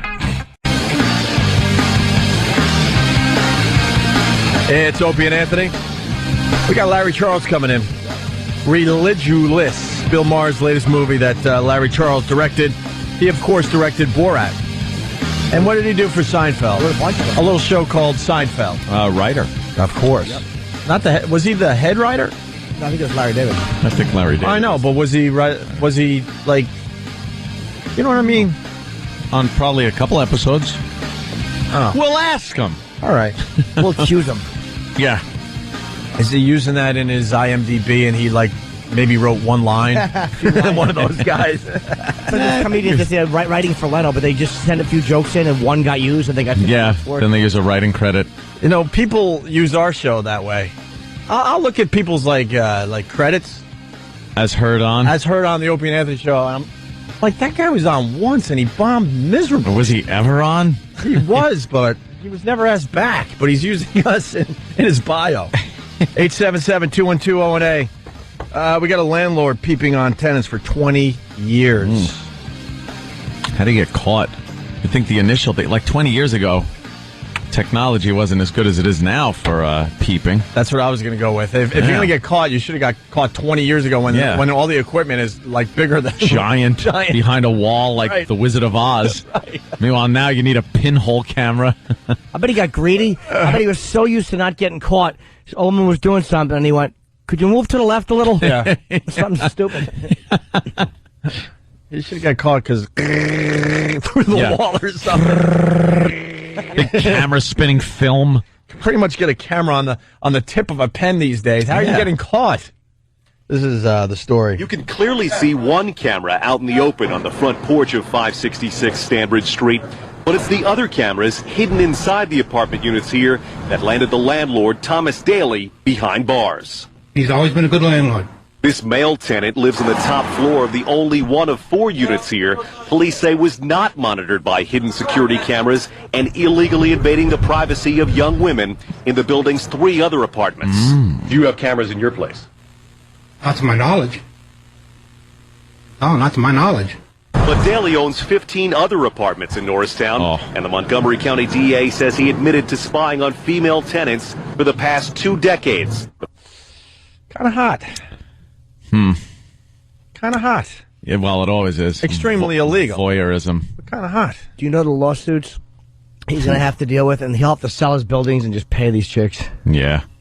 He's in deep doo-doo. He is in big, big trouble. He might have to file for bankruptcy. Maybe. There is just something hot about that, though. You're right. There's something incredibly hot about voyeurism. About just kind of, these friggin' porn movies that are all staged and this and that and the other. Nothing beats a good, she has no clue she's being watched and I think a lot of them have a clue, though. Like this broad across the way. Maybe stuff like that, but when you got some guy stashing a camera and you're just home. Oh, yeah. You know, that is... I'm talking about the ones where you walk the neighborhood and all of a sudden, like, all the lights are on in the bedroom and there's not a hint of a curtain and there she is completely naked. She obviously is into doing that. Can I tell you a woman that we know from the show? I won't say her name until I get the okay from her, but she lived with her boyfriend's family. And the boyfriend's father, she said, would come down. She caught him peeking in the window a couple times. Yeah. And he would come in and rifle through the underpants and stuff like that. And I think they caught him on video, like looking through her underwear drawer. So he's just a real creep. Thank God there was no like surveillance when I was working. So I would peep and look, locker rooms, things like that. Whenever I had a job where there were naked women, my prime directive was not getting the job done. It was figuring out how to see one of these women naked. And that was it. I would spend days with tools and stuff and going through ceiling tiles and ductwork just to catch a peek. It was so exciting. You breathing all heavy. Oh, my God, this is so effing hot. Holy Jesus Christ. I saw my sister's friends naked. Oh, yeah, I used to do that old gag. My dad, he was brilliant. We had a bathroom with a normal size window, like the window that we could look at Travis. That's not normal size. You had a bay window in your bathroom. Basically. Brilliant, because my dad's logic, this bathroom like faced the woods. And there you could be taking a bath or a shower, and you could be enjoying the woods. Oh, I got you. But somebody in the woods could be enjoying. Oh, boy, did I figure that one out at an early age. Also, my mom would be like, Greg, it's 11 o'clock at night. Why are you going outside? I would come up with some dumb excuse and run up into the woods, sit kind of next to a tree and watch my sister's friends shower when they had sleepovers. Wow. I used to peep in my sister's window when she had friends over. Yeah. And they would change. Like, oh, they're having a sleepover or something, and they change. I would be outside. And my outside window, or her outside bedroom window, was like at the front of the house, and there was no cover. There was no nothing. Nah. So there I am, just like, okay, I'll watch that friend get changed or something like that. And then when she used to have the friends over for sleepovers, that's when I used to make them do the headstand competition. I talked about this before. Well, they needed entertainment, and I was always the funny guy. So I'd come in and be like, all right, hey, let's have a headstand contest. And they were all wearing little nightgown type things. So they would have a headstand contest to see who could stay doing a headstand the longest. And they would get in a headstand against the wall. Because I would say, use the wall. That's easier that way, knowing that they could do a headstand longer that way. And their nightgown would flop right over their face. And I would see panties. And innocently. So innocently, Innocently, dude. it would just like, whoops. Yeah, it was a little whoopsie. It would flop over. And they would just leave it like that. Yeah. It was great. Know what's funny about your headstand competition? We used to do that back in the day. Up there in Boston? Yes. On the Rock Bus. It definitely got used later on in life. I was with Anthony once on this Rock Bus, and he goes, I'll handle this. And we got, two young girls on the Rock Bus. And Anthony all of a sudden decides to get them to do a headstand competition. I'm like, this ain't going to work. He goes, just watch this. And it worked, boy. Like a charm, the headstand. And then we're both sitting there like, why are we faithful? Why are we faithful to our broads? I don't know. Why were we faithful? Shouldn't have been. Shouldn't have been. Weren't for long. No, it was awful. No, we were very, very, very good boys. But that sneak a peek thing is just it's really hot. It's the best. Wonderful. Yeah. Little nighties. Here's the second half of the landlord story. A 45-year-old landlord allegedly installed cameras and microphones in the bedrooms behind ceiling fans, bathrooms behind mirrors, and in living rooms. Then from his Phoenixville home miles away, Daly could view the footage here at his house on the internet for voyeuristic purposes. When you hear that he might have been videotaping the females... I couldn't believe it. Norristown police were first called here when a female tenant found in her apartment a camera with wires leading to a basement recording system. Daly was arrested and charged with illegal wiretapping and invasion of privacy. I wonder which camera she found. Like, did the mirror break and she saw it, or did the ceiling fan? That's dumb news. They don't explain anything. I know. These are the little details how did the guy you want. Get caught? So we can learn. Yes, we have to learn from his mistakes. Hey, I knew this was going to come up, and I got to address this. Opie, you're a liar. You watched your sister shower. I got to tell you, no. The day she went into that bathroom, that was too creepy for me.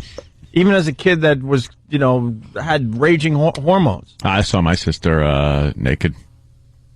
In the, on purpose, though? That's her this friend, guy's getting... Sometimes her friend was in the room, at the same time, so your eyes take the hit. You're like, what do I do? Eyes to the left, eyes to the right. I don't know what to do here. Left to... No. I hope she got down her shaving skills a little better. Your sister. I'm kidding, Dwayne. Dwayne knows I love her. Oh, my God. It was way back when. If you know anything about my upbringing, there were so many freaking people coming and going in my house. I had many, choices. Yeah. Well, I would actually get bummed when my sister was going in there. I'm like, come on. Because I also knew that I could only sneak out of the house once without my mom. Yeah, saying, "What are you doing?" Right. Because as a kid, there's no excuse to be outside your house at 11, 12 o'clock at night, whatever the time would be. Unless you're peeping. Yeah, exactly. You want to peep. You got to peep. I think every guy has peeped at some point on somebody. One time I ran out into the woods. I'm like, Dad, what are you doing out here? Yeah, hey, what? You got to watch the open windows. Mm-hmm. See it all the time, especially here in the city. It's like that girl that across the way. You just don't. I don't think you think about it. If you're just in your house, for the longest time, I didn't have blinds on my bathroom windows. Mm-hmm. My master bathroom window, it's a giant window that overlooked my neighbor's house in the back. And then finally got, blinds on there. But at the time, I didn't give a crap. Just flopping out. In New York, people just don't believe in that. I mean, they'll do a shade every once in a while just to keep the sun out. But there's no blinds. No, I think people really like being naked in front of others. I'll tell you what it is. I really do. You don't think. Because my apartment, how it's it's wraparound, it's a lot of glass. And in my kitchen, I have a big window. Yes, you do. And you can see a bunch of other apartments. Yeah.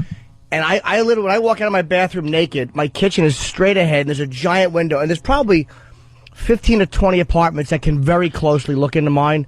I don't care. You just don't care. You just almost think whoever looks, big deal.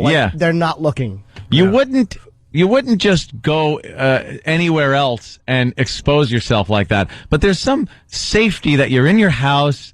There's a window, but who cares?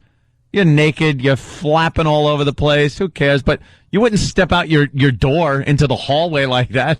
Do you know how many times, because of the windows where my computer is? Oh, no. How many times I've had to, I'm under the desk, and I'm like, I know somebody can see what I'm doing. See? And it doesn't turn me on. I'm just too lazy to get up. That would be so funny if somebody just sent pictures. Hey, Jim, check it out. This believe is you. Me, don't think I haven't closed the shade when certain guests come over. Hi, Daddy. All right, hold on. I got to do something first. I gotta get this place airtight. I do have shades, and that's why I got them. Yeah. Someone's got a bad back at 1 a.m. all the time. Needs a massage. When I first moved back to New York, they put me up in this hotel that overlooked an apartment complex, and I've told the stories over the years. Mm-hmm. Old lady with the one-piece bathing suits, stirring that sauce, stirring the sauce. It's one of those stories we tell from time to time.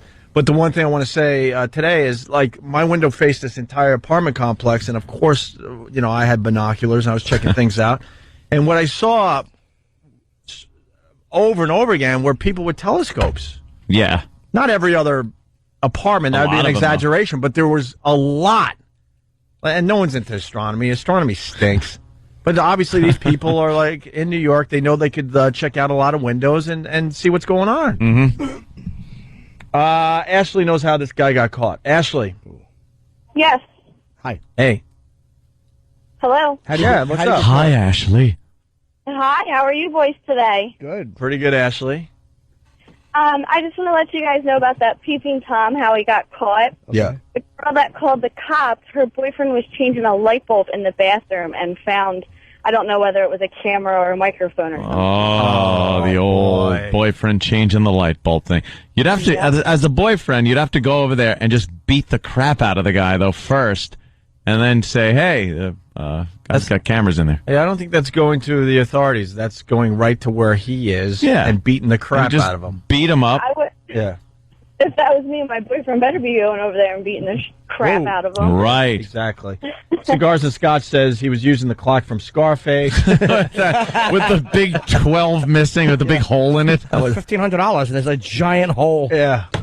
How did they not see I know. that? It's hole o'clock. No. How do you not notice in Scarface? No, they didn't think anyone would wonder what time it was at any point during that counting a few $1 million.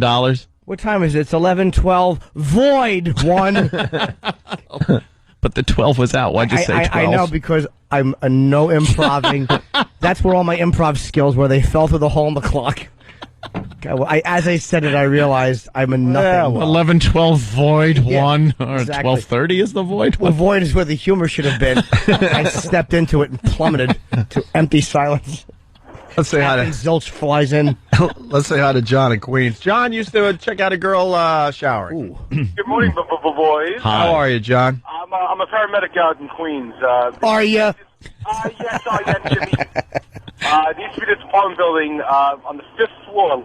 Every night, this chick would leave her windows open, and you'd have like 4 ambulances and 2 cop cars out there watching the shower. It was a great show. One of the other guys used to carry night vision goggles with them, so we used to drive around the parks and used to watch the little teenagers getting it on in the cars and stuff too.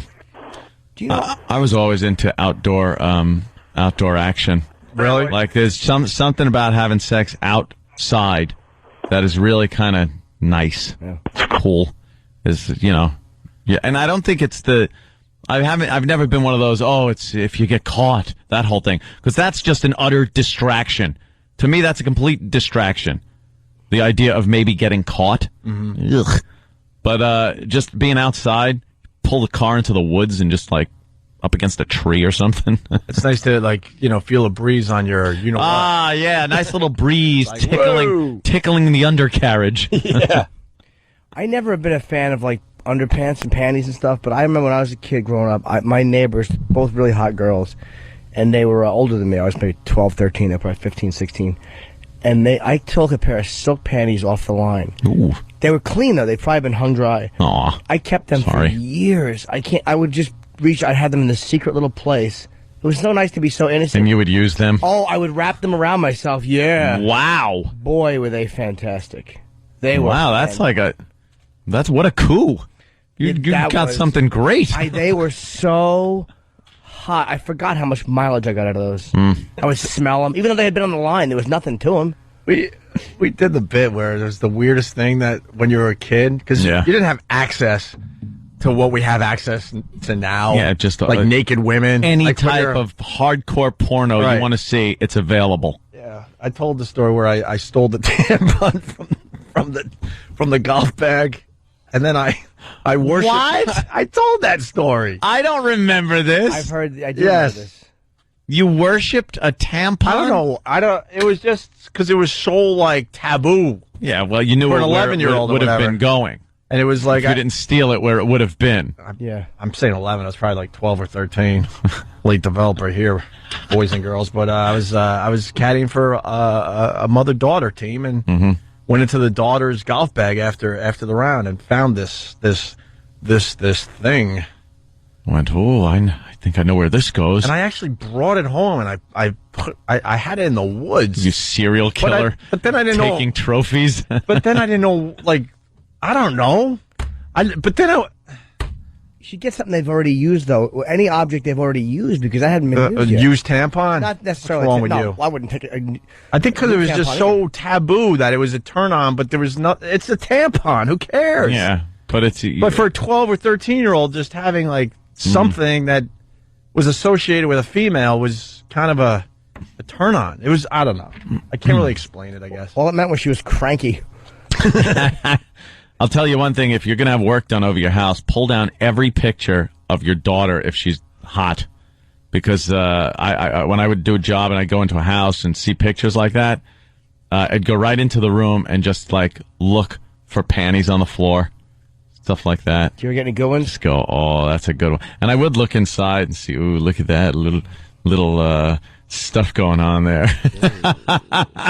It was just the hottest thing. Because you had a visual with the picture, so you knew what she looked like. Yeah. And then you're looking at the panty just going like, oh my God. See, so dirty. I haven't brought my whole tampon thing together. Oh no! What did you do? No, I didn't like sit there and like take care of myself with looking at the tampon. Nothing like that. That'd be hysterical. Just resting it on your dresser. Yeah. Right. Go, yeah, look at that. The applicator put it in your ear. Oh. It was just that it was like the tip is so beveled.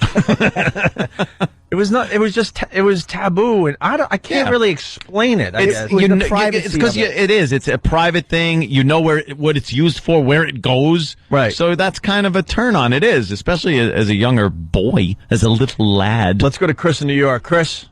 Chris. Yeah, man. How's it going, boys? Hey. Good. Hey, Chris. Yeah, I used to find when I was like 13, they had the demonstration guide in tampon boxes. Yep. And actually had the illustrations in it. Dude, wasn't it the little sketch? It was like a drawing of a woman with one foot up on the toilet bowl. Yeah. Yeah, and that was how she would use it. Well, we've talked about this too. That was hardcore porn for 11 or 12-year-old. Yeah. Found that for that, it was like, oh man, look at this. Yeah. Right on, man. All right, let's go to Adam on Long Island before we take a break. Adam. Yo, guys, it's good. Hey, man. Hey, Adam. I got two different scenarios. The first one was when I was in college. We had an apartment that faced across the street, a sorority house. So every Friday and Saturday night, the girl would come home from the bar tanked, and she would bang out a different guy every time, right in the window. Didn't care. It's Bluto Blutarski we're talking to here. With the ladder up against the window. Why did you ever move? The semester of the year ended. I had no choice. I mean, oh, okay. Spent 10 years in college. Yeah, I was thinking like, no, you were just a regular guy, just happened to live in a college town across the street from us, sorority house. No, I'm not, why would you ever leave? Yeah. No, I'm not that creepy. All right. It was fantastic. Cool. Thanks, Adam. Your phone's a little choppy, but I got to get Brett, the owner of F.H. Riley's, in the heart of Huntington Village. That place? Yeah, 400 New York Avenue. He tells a great story about how he was checking out this girl every freaking morning. I think that we told it where he set his alarm clock to be on her. Setting your alarm to wake up so you could peep. Wow. No, he would set his alarm clock to be on her schedule because she was getting up at like 5:30 or something like that. Window, no shades, old school window, one of those older houses in Huntington. And I stayed at his apartment many times, and I mean, his window was literally 20, 30 feet from this bathroom window, and the girl would just do everything naked, and he would set his alarm clock, and he would get snacks. How do you eat when that's happening? He was enjoying the hell out of himself. He would set up his snacks right on the windowsill and just check out this girl every morning. You'd have to... chicken wings like from the night before. He what didn't a care. Creep. How he do didn't you care. Eat a snack? Eating? You should be scrapping. Yeah, it's hard to scrap during. I'm sure he probably did, but he's not going to tell his older brother. Very hard to scrap during the peep. No. It's very hard. You got to put it in your memory because there's too many distractions and things like that. So you kind of put it in your spank Rolodex. Yeah, he was bummed when he had to like leave that apartment. That's for sure. We used to go in the apartments in North Brunswick and peek through windows and stuff like that. And there was one girl in little leopard panties who we used to always see sleeping there. I couldn't scrap because my friends were there, but I went back by myself and tried to. What is Danny writing? New York City subway is great for peeping. Certain staircases and escalators. Yeah. Absolutely. If you're down below and they're walking up the stairs, you get a hell of a view. I mean, I could think of two subway stops just off the top of my head immediately that they're perfect for like upskirts and stuff like that. One is Queensboro Plaza by the preschool. There's like a mesh, like it's kind of like the Brady Stairs where there was yes, but it was like a mesh and you could just see right through. So if you're waiting for the train in the correct spot, you could just every so often just kind of take a nice little peek. Showtime. Love how Danny makes believe I just happen. You're going under just the stairs. happen to be under the stairs with 200 other guys. We're like phone cameras. And the rest of the platform, not a person to be seen. We missed our train 3 times. Right. It's completely a local reference, but there's a 7 train here in New York, and the 74th and Broadway stop has one of the largest escalators I've ever seen in my entire life. It just goes up forever. And, with a chick wearing it doesn't even have to be a very short skirt. Proper angle, yeah. Short skirt. If you get on the bottom of that escalator when she's at the almost, quarter of the way towards it, you're seeing everything. I'm sure there's a formula to dictate the triangle, the triangle of the escalator, and the distance away from the length of the skirt and where the actual is. And the creeps are at the bottom of the escalator like, not yet, I think. Wait. There it is. Right. No, wait. Some mathematicians going, she's going to have to be more. at an elevation of 39 feet. And go now! Get on the escalator. Even on the subway cars, if you like in busy. If you lay on the floor, right? You with your face up. No, I mean sometimes these chicks they wear like ridiculous, even on like either commuting to work or they're going to the club on a Friday, Saturday night. They wear ridiculous clothes where if you're sitting directly across from some of these chicks, like you could pretty much see everything going on. When Danny wrote New York City subway is great for peeping, I'm picturing he's the guy like exposing himself. There's like women taking pictures of Danny with their camera phone and sending it to the police department. Is Larry Charles here? Not yet? Okay, we're going to talk to Larry Charles hopefully after the break. Very, very controversial, movie coming out with Bill Maher. Is it called a comedy or is it more serious? Oh, a lot of jokes, Jimmy, but also getting some knowledge out there. Or his take on the whole organized religion thing. I'm so pissed off I didn't see it. I have to see it this morning. I think you would enjoy the film. Yeah, I think so, too. Hey, we're going to do a little primetime gossip as we go to break here with Sam Roberts. We're back with more primetime gossip. When we last left you, the Antolini Empire was crumbling around us, and since then things have gone from bad to hilarious, as Anthony revealed the true reason Antolini came to an end. She takes these goddamn pills that keep the fat from digesting. It goes right through you. And then she goes to bed, and a certain part of her body will leak. Anthony decided to continue his streak, no pun intended, of descriptiveness and honesty, just in case the listeners at home couldn't pick up on exactly what he was talking about. I woke up one morning, and I swear it looked like someone overturned a pizza on my sheets. The big announcement left Anthony's co-workers in utter shock. Jimmy's hand is over his mouth. His eyes are as wide as I've ever seen them before. Well, because he just saw the traffic. There's an oil spill on the LIE today. And oh, Jesus, an oil slick? Yeah. What must have happened? And we have listeners that are trying to take the LIE. And there's an oil spill in my bed. The pillow skidded off. But even after all this, the pure sweetness that is Antolini shone through as the pet names continued. Oh, they're calling her Jill Nicolicki. Oh, boy, there it is. Could it possibly get any worse? Keep listening as PTG follows a situation that could only end in a felony. Stay tuned.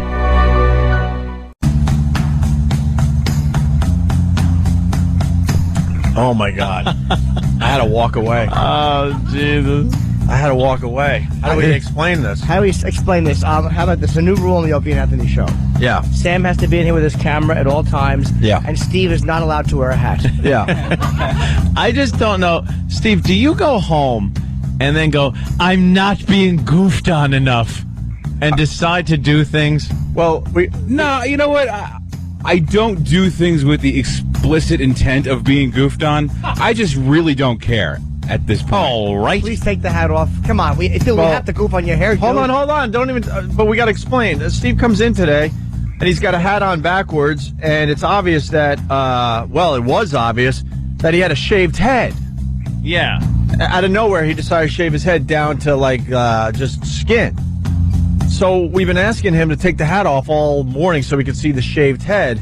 And to our surprise, it's not a shaved head. It looks... No. When he has the hat on backwards, it looks shaved because what's exposed is skin, right? Way above his ears, right? Yeah. Easily an inch to 2 inches above his ears are completely shaved. So he finally decided to take the hat off. And you want to take the hat off again there, Steve? He's got... Isn't that great? He's got what amounts to Here, look this way. the George McFly. Well, I'm flicking it back. Come on. There it is. Wait, take the headphones off. Stories. And look toward Anthony. Science fiction stories. Take the headphones that off. you visitors. Now turn that way. Oh, my I'm turning. God.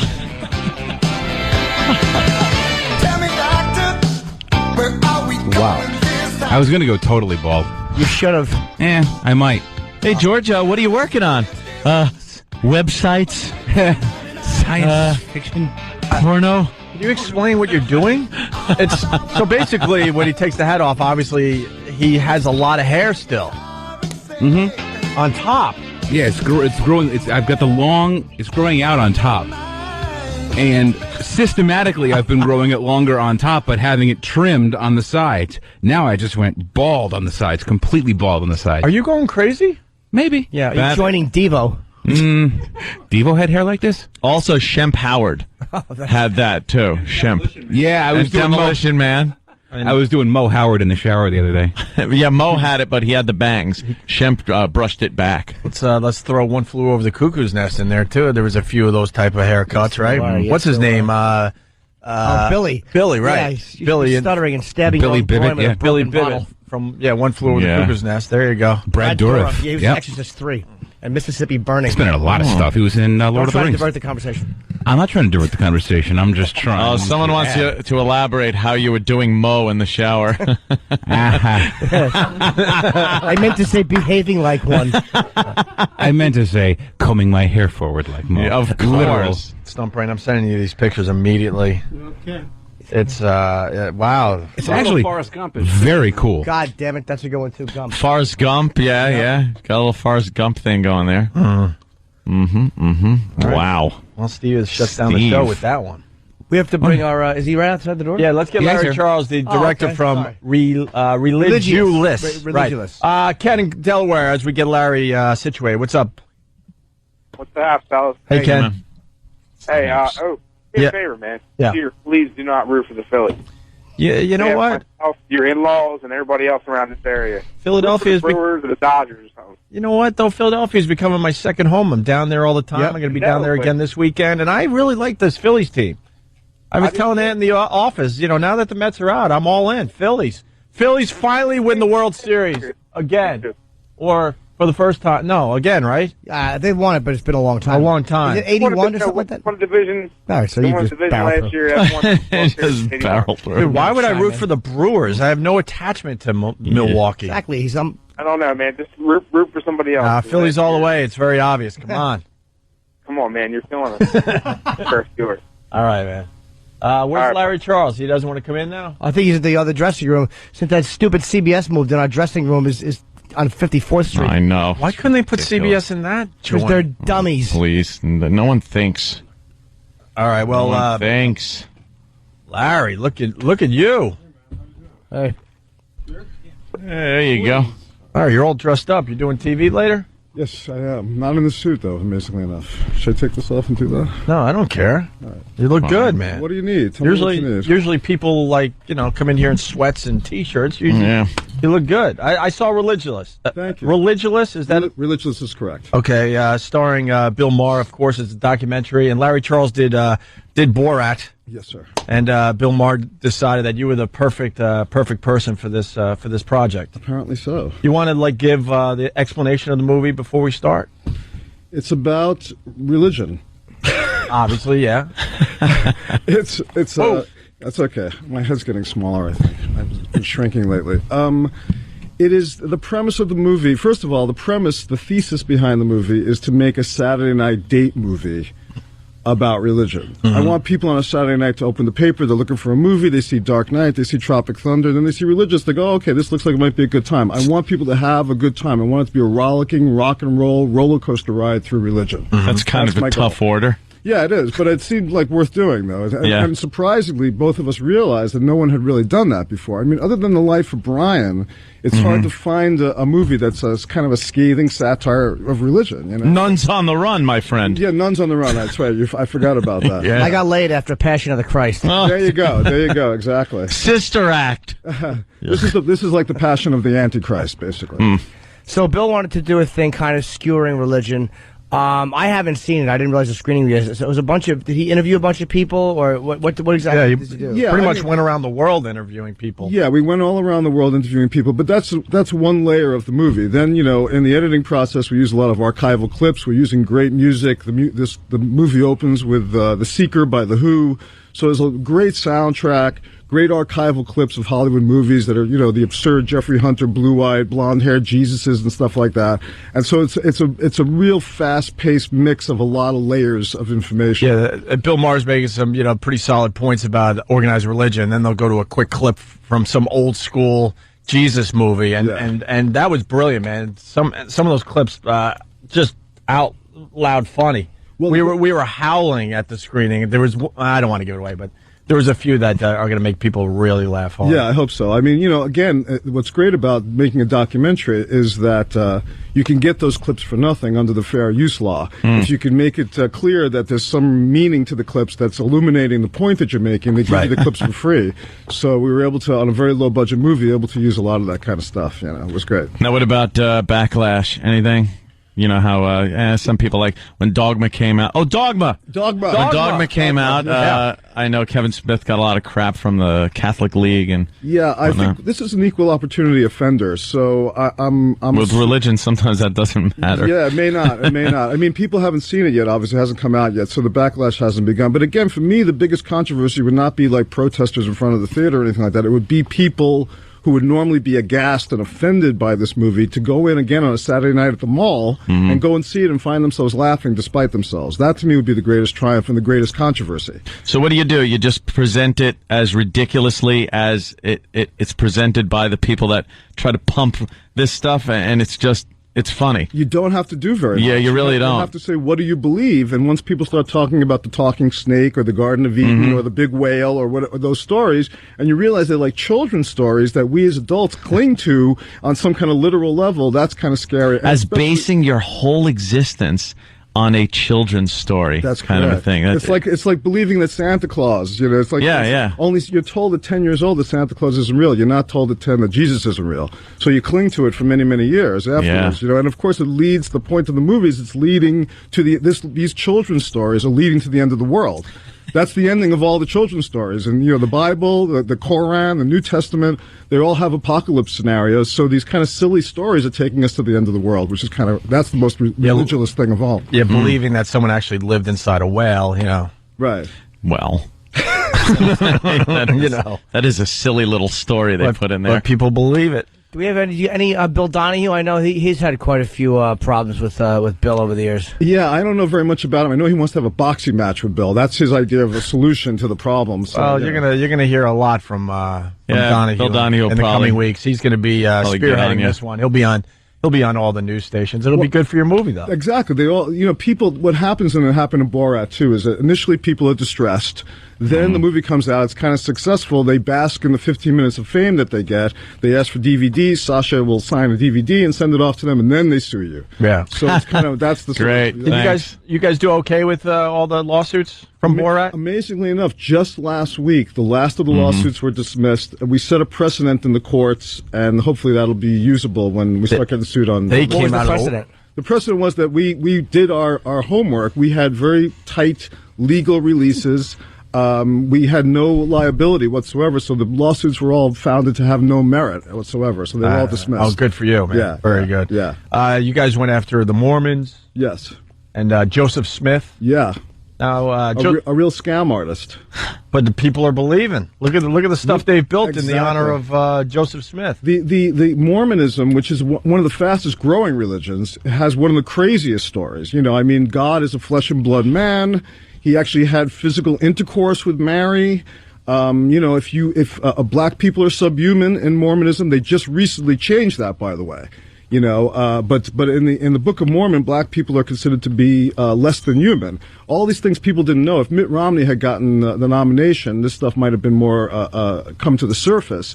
But it's pretty amazing that there's a growing religion that believes these kind of things. In this day. When did Joseph Smith live?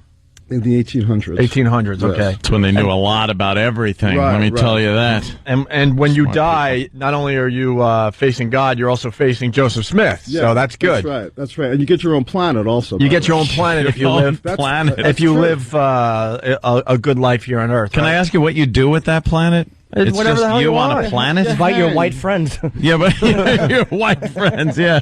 But but if everyone has their own planet, then you got to invite people over like, hey, you want to come over to the planet tonight or else you're alone. But that's exactly the movie. The movie is asking those questions, those basic questions that are like logical questions about these things. How does the planet thing work, And nobody thinks about it that deeply. They just accept it, So they're all stunned and shocked when Bill asks these basic, simple questions about their own belief system, Yeah.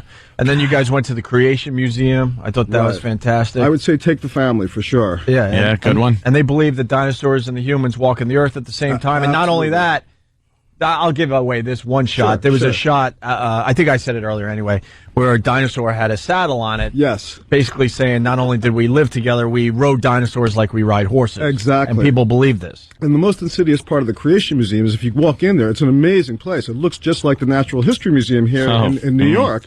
So you think, it's scientific, but it's all this kind of quasi-science. It's all fake science to justify these incredibly crazy belief systems. They'll always take science and just throw it aside. Like, no, we got to think. Because for years, I didn't even hear the explanation that man was around with dinosaurs. That's a new one. They just used to say, no, there were no such things as dinosaurs. Right, I don't know what you're talking about. They pull up these bones. We don't know what they are. Right, exactly. And then the science of it got so good that people accepted the fact that, yes, there were dinosaurs. So they had to address it by going, yeah, well, we were around with the dinosaurs. It still works into the whole storybook thing. Well, what's really sick and sad about it is like 1925 was the Scopes trial, Inherit the Wind and all that. And so we had really finished this discussion like 50, 80 years ago already, that evolution is real and that creationism is a story and all that kind of stuff. And yet somehow it has crept back into the point that now they want to teach creationism next to evolution in the school system again. Oof. It's like teaching magic with chemistry. You know what I mean? It's very scary. Alchemy. We'll turn lead to gold. I was pretty well informed going into seeing this movie, but the one thing I was not informed about that you educated me on was the fact that our story of Jesus is a story that was told many, many times way before Jesus lived. Absolutely. In very old, much older religions, the story is exactly the same. And that kind of creeped me out to find that out. There's a number of things about that. First of all, yes, there are many, many myths and legends of a Jesus-like figure that predate Christianity, That has the same basic story. He was born on these guys were born on the same day. They were crucified. They were resurrected. They had 12 disciples. They were shepherds and all these kind of things, all the same stuff. That's the first thing. The second thing is, which was shocking to me, and I discovered in the making of the movie, is that there's absolutely zero evidence that Jesus even existed. There's none. There's no tangible evidence. There are many writers writing at the time of Jerusalem in the Roman occupation who were there, historians who were there, journalists who were there, tons of writing on that stuff, not one mention of Jesus, basically. The only mention of Jesus is in the Gospels, which those were written long, long after he supposedly was dead. Many, many decades, even liberally speaking, it could be as much as 200 years later that the Gospels were written, and they don't even match. Which is odd because, and you might say, wow, well, it was such a long time ago, but there are cultures that predate Jesus that we have pretty good information on. Yeah. Egyptian, Roman Empire, those things predating Jesus. Why is it? You're right. Why isn't there any tangible evidence? That's like right. we know there was a King Tut. Exactly. There's a body. There's a tomb. There's historical documentation. Right. So where's Jesus? And Pontius Pilate existed. All those other people did exist, and they are written about very extensively. But the Jesus, this cult leader Jesus, is never mentioned in any of those historical accounts. Did you guys address it all? I heard someone talking to a scientist about why people become religious or believe in a deity. Something about how it's kind of put there, perhaps by nature, as kind of like, because everyone has natural enemies except for us. So it's kind of like a stop for us, or something for us to kind of. To keep ourselves from going completely over. I also think it's a hope. You got to have some kind of hope that you're not just going to die and it ends. So we're so self-important. We think that we can't just turn into dust. Right. That we have to become some part of some collective Borg or something that makes us feel better. It's a gigantic ego problem. Right. Ultimately. We're afraid of death. And in fact, if you look at the history of Christianity, it was really founded as a slave religion. Those people had horrible lives, and they said, well, look, it's really bad now, but the next life it's going to kick ass. Yeah, yeah. You know? And so just get through this one. Yes, that's right. Just do your thing here, but it's going to be great in the next life. You know, and that's a great promise to people. You know, that's that's the perfect invisible product. You know. And I was mentioning before, was there? I didn't see it. I know Bill didn't do a whole bunch on Eastern religions, but was there anything addressed with Islam? Because I noticed a lot of things just won't address. And it's obviously prevalent what's going on now. It was addressed on some level. Oh, there's a massive section on Islam and the danger, especially in Europe, because what you see in Europe in places like Amsterdam, which are really cool cities. You know, what's happening is that they're so tolerant that they've allowed this intolerant fundamentalist Muslim immigration to take place. Those people are sort of like large population. The most popular baby name in Europe is Muhammad now. You know, so things are really changing in Europe in these liberal progressive cities that are secular now. You know, in England and in Netherlands, people don't go to church anymore, but you have this fundamentalist Muslim thing happening, and this is creating a clash of cultures also. And one part of the movie that was hilarious, he found gay Muslims, two of them, in Amsterdam. Thank God there were two. It was a gay Muslim. A Muslim gay bar. Yes. Right? Yes. And he went there on like a Tuesday night or whatever. There's two guys. Two gay Muslims. Rock. And the other thing. And they weren't attracted to each other, so that was a big problem. No. You guys had some great angles in this movie. And then they're both waiting for the other one to get drunk enough, 4 in the morning. Right. And then you interviewed two sexual jihads, I think it was. Two Jewish gentlemen that actually went over to Iran. Yes. And what do they believe? Well, this one rabbi went to the Holocaust denial conference in Iran because he doesn't believe that Israel should exist. That's a whole movement in Judaism, an extremist movement in Judaism that doesn't believe that the Israelis have earned Israel. They shouldn't have Israel. And so this guy actually kind of hangs out with the president of Iran and denies the Holocaust and tries to destroy Israel. That's his thing. He's hardcore Jew with the payas and everything, and he's over in Iran supporting what... Wow, that's very odd. Yes. The hell's he thinking? Like, where does he want the Jews to go? He doesn't. He believes that the Jews don't deserve the land until they've earned it somehow, and they haven't been holy enough yet to earn it. And he's waiting for some sign, I guess. Does he say where they should go though, or no? He wants them to hang out in Muncie, upstate here, and until they get the word from the Messiah. The sign is apparently going to be a mushroom cloud launched from Iran. That's right. Exactly. That's a good sign. That's the one. Make your move. That's the one that he wants to see. Larry, you got time? Can we take a quick break? Sure, of course. All right, Larry Charles, the director of Religulous, starring Bill Maher, documentary. And when we get back, I want to talk about Scientology and maybe take some phone calls because this is a very sensitive subject, and I'm sure, people have a lot to say. 877-212-0&A. Stay there. It's the Opie and Anthony Show. We got Larry Charles in studio, the director of Religulous, starring Bill Maher. It's a documentary on organized religion. Pretty much goes after most religions. Didn't go after the Eastern religions because he openly admitted he doesn't know much about those. Well, that's the whole second movie, really. Possibly a second movie. Sequel, yeah. Bravo. And unfortunately, we had to take a break because, wow. The discussion we were having during the break, now we got to make believe we didn't have it because it was plenty more to talk about. It was fascinating. Well, in the movie Religulous, they go to the Vatican, and outside, they get kicked out of the Vatican, right? Yes. Why did they kick you out of the Vatican? Well, they realized we didn't belong there, and we were kind of trying to film, and we were trying to sort of we're trying to get to the Pope. We were right down the hall from the Pope's apartment, and eventually we had gotten through the Swiss Guard, and we had gotten through all the security, which was pretty lax, I have to say. And we wound up on the floor that the Pope lives on, in his apartment there. And of course, the Vatican, you saw the priest, he's an old guy, the Pope's an old guy. It's kind of like a nursing home in a sense, a religious nursing home. That's what it's sort of like. There's a lot of old men walking around. Well, the old priest, one of the highlights of the movie, outside the Vatican's in the background, Bill Maher, interviews this older priest, Father Foster, and he seemed like he was saying some crazy stuff that probably priests shouldn't be saying. Right. And I'm thinking, oh, you found some kook not kook, because he was making a lot of sense, to be honest with you. And then it turns out, because we asked a few questions during the break, this guy lives right next to the Pope inside the Vatican, and he's believing this stuff. He's one of the highest level Vatican priests, but I think what you discover is that the Vatican hierarchy knows all this stuff already. They're all PhDs, they're all enlightened people, they're all highly educated. They know the difference between the reality and the myths. But they're afraid to sort of disseminate that information to the masses because there would be anarchy, the church would fall, and the institution itself would collapse. Right. Can't they let out little bits at a time to kind of get people used? Not the fact that we don't know if there's a God, but just little things that were kind of crap. Can't they do that to make themselves more relevant in modern times? It's so easy to debunk so much of it now. Well, that's really a part of a bigger point, which is that originally religion, was sort of invented to sort of explain our world to ourselves and what we're doing here. And actually, ironically, there are major questions to ask about life today: where we're from, where we're going, why we're here. And those questions are actually thwarted. The inquiry is thwarted by organized religion. Yeah, and they can't even admit that the priests are having sex with the little boys. Initially, the religion was to kind of hold you off, so they promised you an answer to all the questions. That's right. Like that, as growing up and being raised Catholic until my early teens, I guess. Right. I was always told, you'll go to heaven.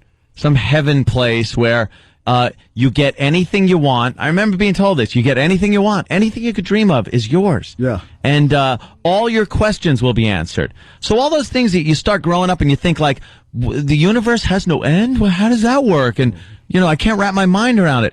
It'll all be answered in the afterlife with Jesus. Yeah. And then you realize, what? It's got a wacky story. And where do you get the white robe when you show up? Is it like jail where they give you your little? Yeah, how does that work? And your loved ones, are they old and dead? And they have to walk around all hunched over still like they died? Right. Or do they get young? Who gets to choose how young you get to be? Is that God's choice, or do you go, I want to be this age again? And how crowded is this place, by the way?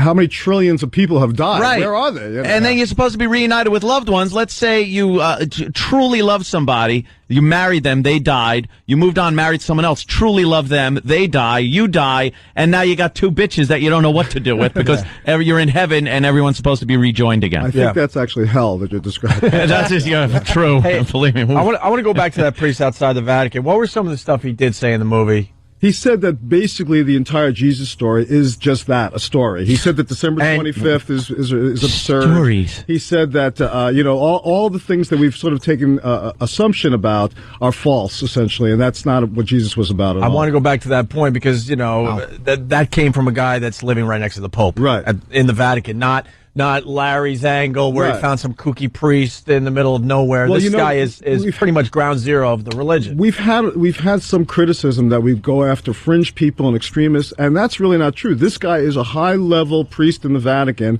The other priest that we spoke to is also a very high-level Vatican priest. We spoke to Senator Mark Pryor. We spoke to Francis Collins, one of the most highly esteemed scientists in the world, who happens to also somehow strangely believe in all this stuff. Yeah. So we tried to get to the highest echelons of power we could. Of course, there's a whole phalanx of filters preventing you from getting to. Why would that guy talk to you? Because you just wrecked his retirement plan.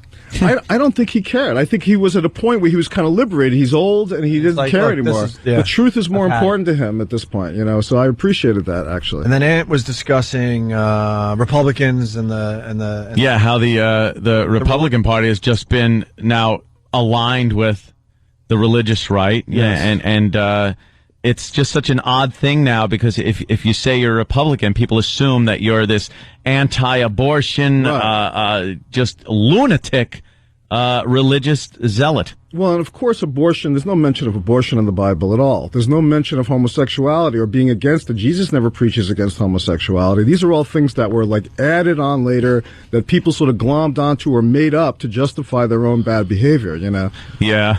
Because they always quote that thing, some page in the Bible, some line about God saying that man should not lay with man. Right. But there's a lot of man laying with man, actually, in the Bible. Really? Sodom and Gomorrah. Hot. Noah, if you read the story of Noah very carefully, you see that somehow or another Noah's sons violated him. You read these things, they're there. Noah's sons raped Noah, while he was drunk. You know, and that's wow. I mean, if we had the Bible here, I'd show you the passage. It's absolutely true. Larry, you're going to have a hell of a 3 months. You are going to be all over the place. Yes, sir. Scientology. Yeah. Well, Scientology is just it's the same. It's the same.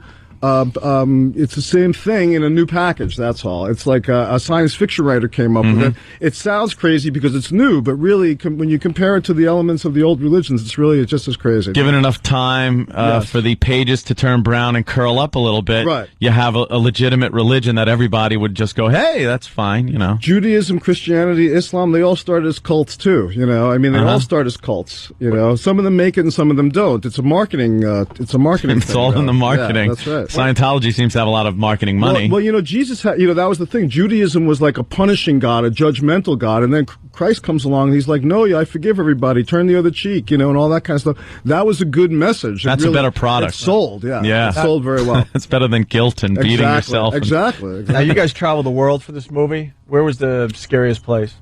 I would say Jerusalem is most probably the scariest place because right there is the center of all the conflict that from the very beginning, and you sense that at all times. There's rubble everywhere, ancient rubble. You know, there's like bullet holes everywhere. There from are the soldiers, same conflict. From the same conflict, exactly. And you could, you know, there are soldiers with machine guns. There are angry Muslims, angry Jews. Everyone's angry, and so it's a very volatile place, and you can see the violence ready to erupt at any moment. In the holiest of lands. That's right. That's right. It's such a hypocritical thing that no one really seems to see. That more damage has been done under the flag of religion than anything else on this planet, aside from maybe bitches. And that leads to Sharon's there question. There are no, you know, excuse me for one second. I just want to say there are no bitches in this scenario either. This is such a male-dominated world, the world of religion, that there virtually are no women in positions of power in religion anywhere in the world, which is an interesting aspect of it, too. Let's go to Sharon in New York. Sharon? Hi, guys. Hi, we got Larry Charles, the director of Religulous, in studio. Hi, this is really interesting. I think I want to go see this. Don't think. Yeah, we saw it Friday, a few of us, and we were laughing out loud, and then we were getting educated, I think, a little bit, and I enjoyed the film immensely. Because my question is, what is the whole, idea behind the movie, or what are you supposed to come away with the movie thinking? Because I was raised Methodist or Protestant or whatever. Mm-hmm. And I don't know. I'm struggling with my own idea of what this thing is supposed to be about. And I just dumped a guy that was atheist because he was trying to talk to me. So I don't know what to think about all this. Well, I think if you're a modern human in the world and you look around you, you realize how much destruction is being done in the name of these silly belief systems. We're just saying be rational, ask some questions, and if you could change the dialogue ever so slightly, shift the paradigm ever so slightly, things might change eventually. So this is a commercial for atheism. That's what this movie is? No, not at all. It's a commercial for reasonableness. That's what it is. It's against extremism. It's against the violence that'll come out of this religion. It's against destroying the world. That's what it's about. And enough films have been... Do you believe in a kind of higher power? What is, I believe that there's many mysteries in the universe that we can't explain yet, and we're not allowed to inquire about them. Religion stops us from asking those questions. That's good. Yeah, you guys definitely make a point that we need to get rid of religion to save the world. That's right. That's a pretty heavy point, by the way. How could so many people, because I'm reading things here from on the phones and feedback and stuff, I'm just reading, you get people angry. A lot of people get angry when you step on their religion. Yes. And I don't understand how they can't just open their mind for a second and listen to reason where this is...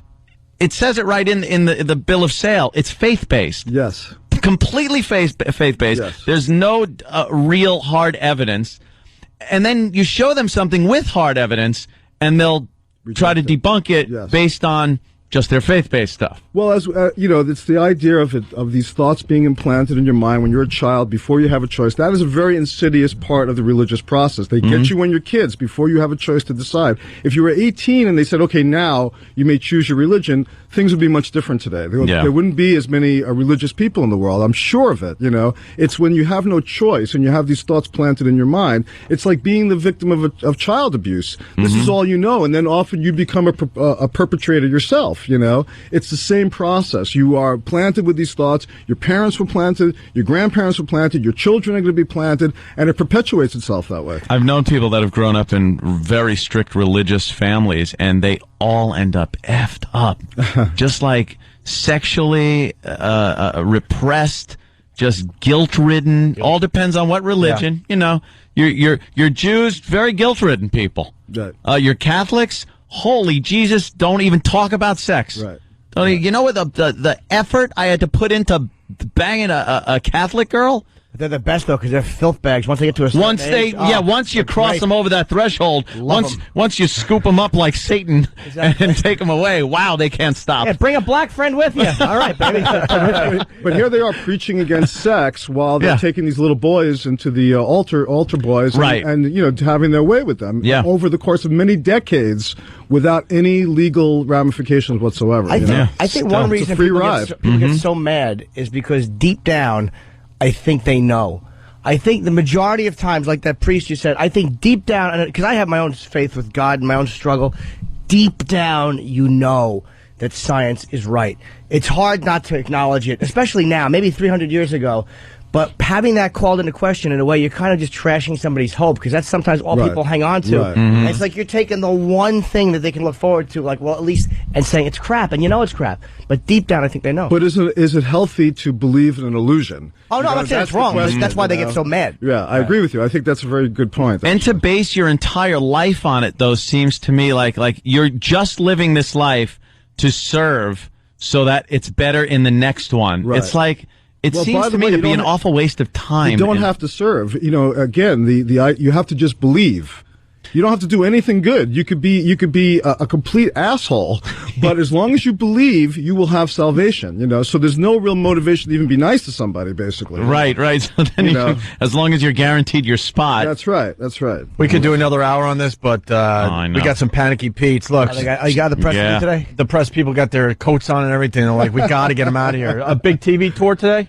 I don't know what the hell I'm doing. I hear like one of those satellite TV tours. I just been pushed into rooms and talk to people. I don't know. We could talk to you for another hour. I know. I would have loved to talk about Borat a little bit, of course, Seinfeld, things like that. Please, I'd love to come back someday. Absolutely. That'd be great. I love that. Absolutely. Thank you guys very much. Come back later this week. We'll just do part 2 of this interview. Cool. Serious. Cool. If we can set that up, because phones are lit. They all have great questions, but we got to get them out of here. Such an interesting subject. I love it. Larry Charles, the director of Religious. Thank you so starring much. Bill Maher. A lot of laughs in the movie, by the way. It's a good time. The truckers, the religious truckers in the trailer park. They have a little church in an actual trailer. Lot, so much I want to get to, but we've run out of time. Larry, thank you so much. Thank you very much. All right, Larry Charles, everybody.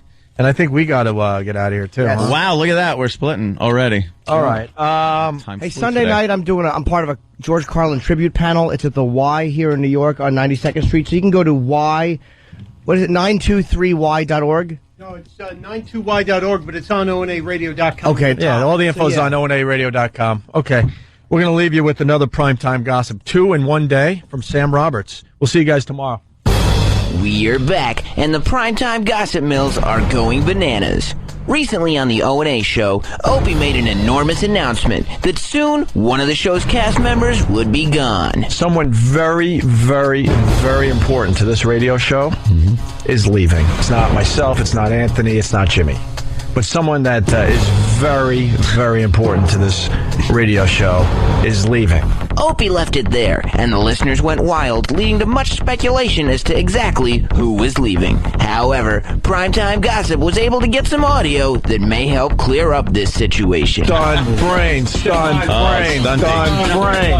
I was considering it, and then E-Rock and Danny both took the spoon and stuck it back in. That's right. The Google-using mental midget wouldn't even have a scoop of ice cream with his coworkers. Here's a spoon. No, it's already been violated. See, I knew you wanted one of those. It's been violated. You're not.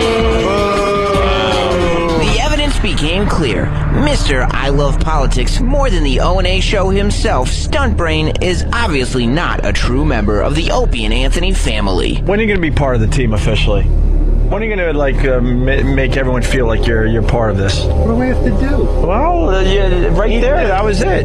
The stuntster was high on the totem pole when he first came to the show, but after blowing his chance to prove his loyalty, old contribute-nothing stunt brain may justifiably be on his way out the door. We'll keep you informed as this story unfolds, only on Primetime Gossip.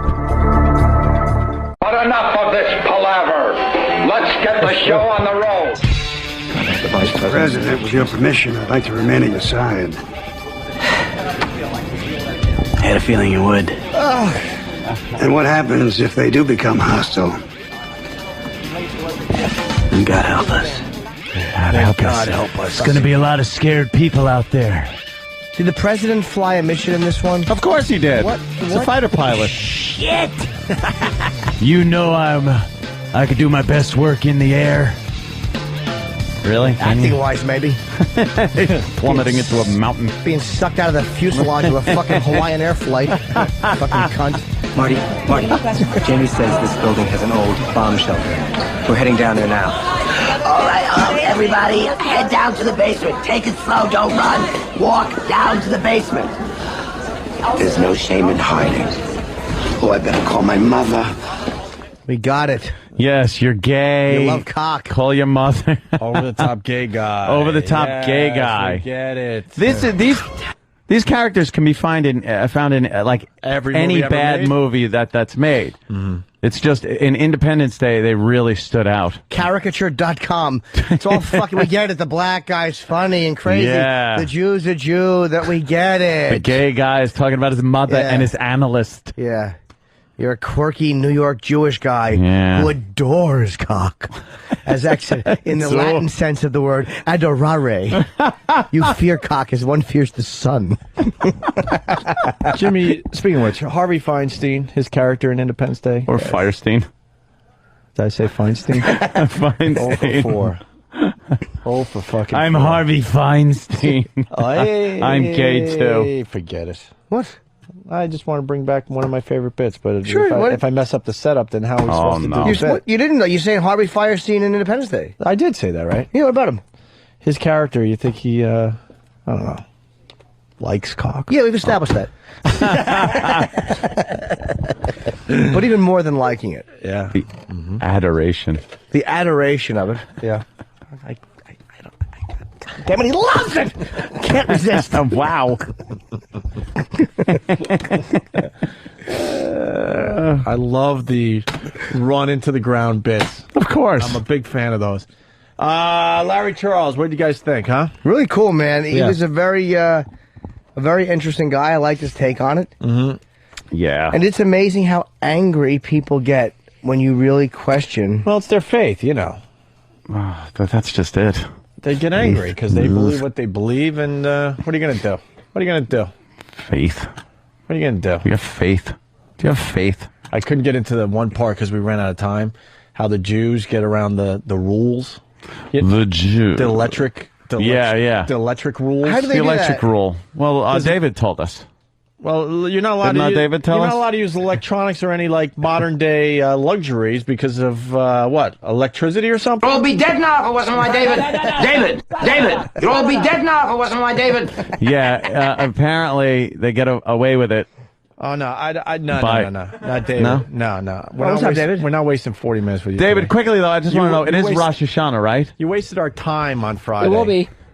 Sundown today. Let's put him on the Sundown clock. today. 5 minutes tops for David today. Thank you. Okay, sundown today is Rosh Hashanah. That's correct. Now, what does that mean? That the Jews have to get home before sundown? Is that one of those holidays? Yes.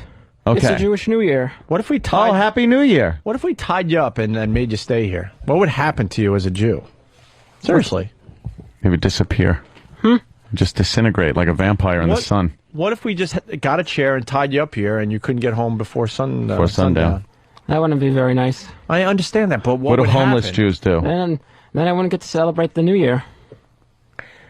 How'd you feel about our guest, Larry Charles? What he was saying about religion and basically, not just Judaism, but all religions, he was pretty much going, he was poo-pooing them, if I may. Did you hear him? I heard him. Yeah, some people Some people aren't in favor of religion. Some people don't believe in it. So But I mean, his logic. choice. No, I'm saying, but logically, because I have my own things with God too. Like I do believe, but then like science, it's so hard to deny. I'm really caught in a weird place in my life. Well, it's the organized religion angle that bothers me. Even the God. But even a hard. God thing, you could pick like one single entity that created everything and still wonder why, you know, through science we found out this, that, the other thing. Look, it's free will. I'll save everyone a lot of time. God is a alien scientist. That's all it is. Yeah. That's all, seriously. Big experiment.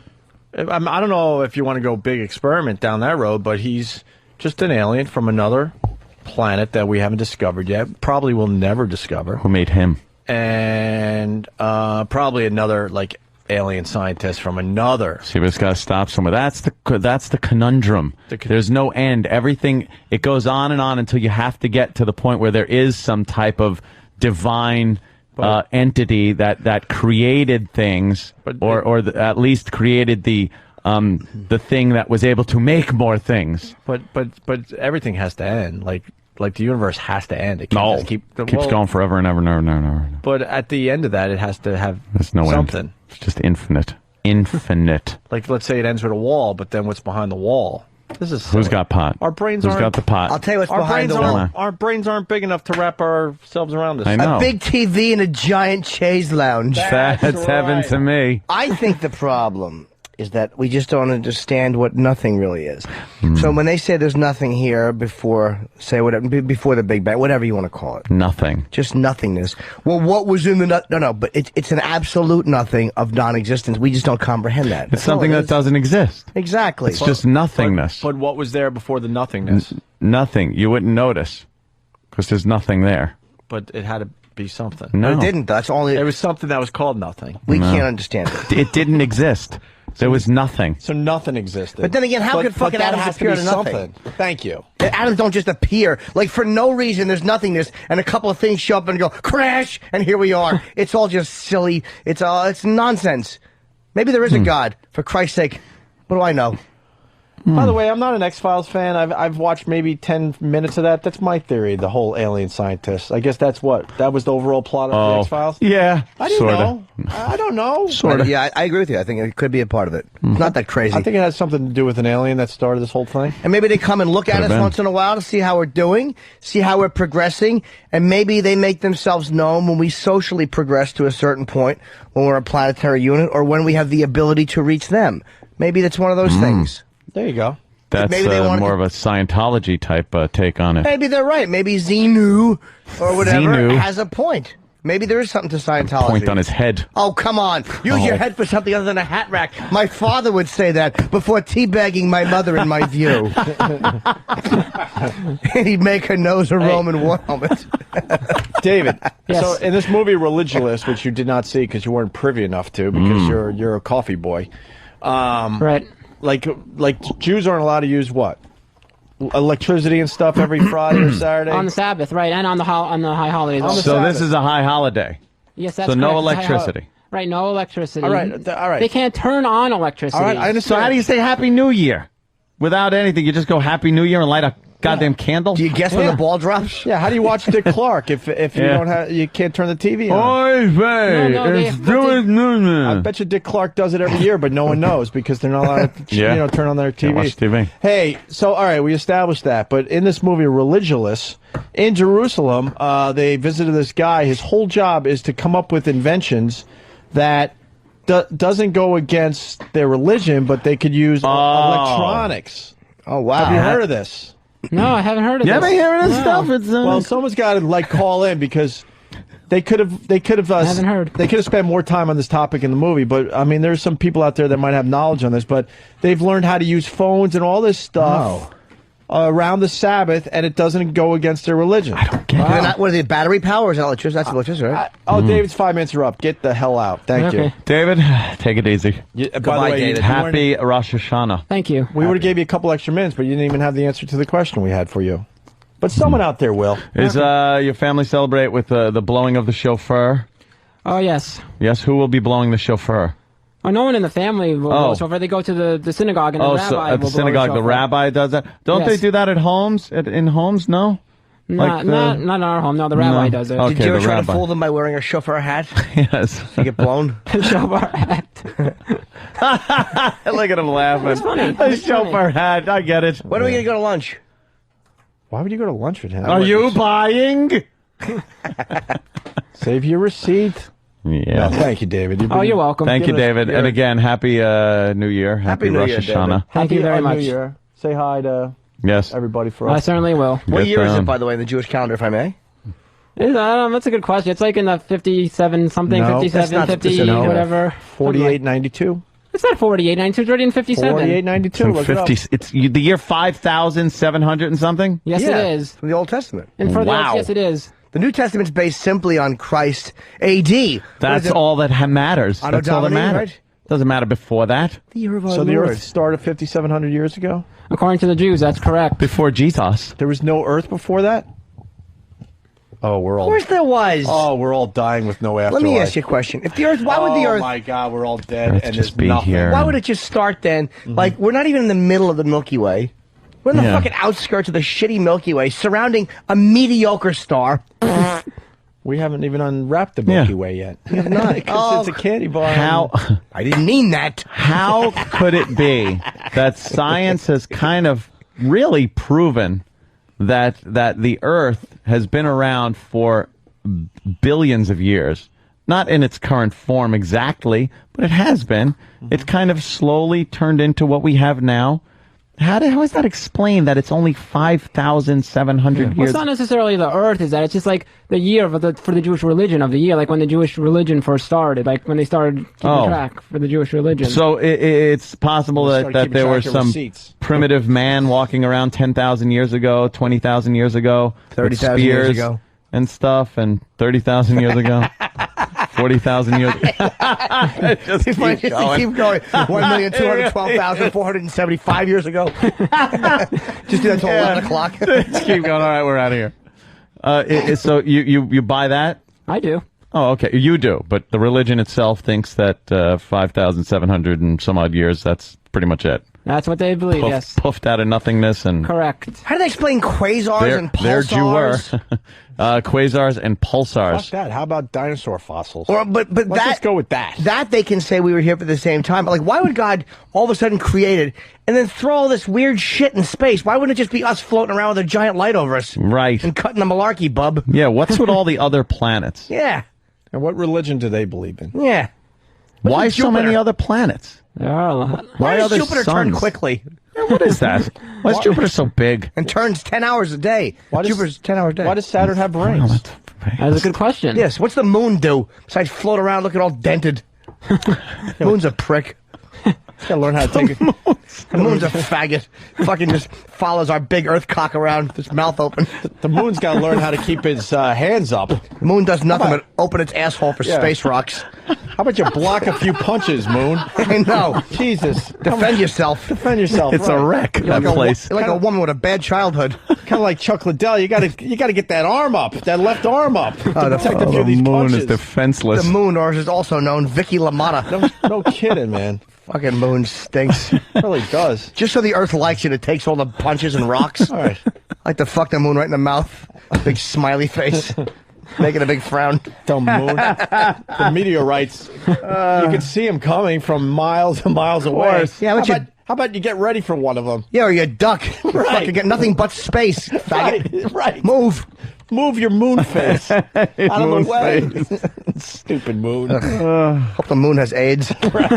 Fucking shrinks up to even a smaller, worthless ball of rock. Moon is the punching bag of the universe. It really is. Should put a curly wig on it and fucking Brady Bunch music. Right. Right back to that, Jimbo. Should give it a Pete Rose haircut. All right.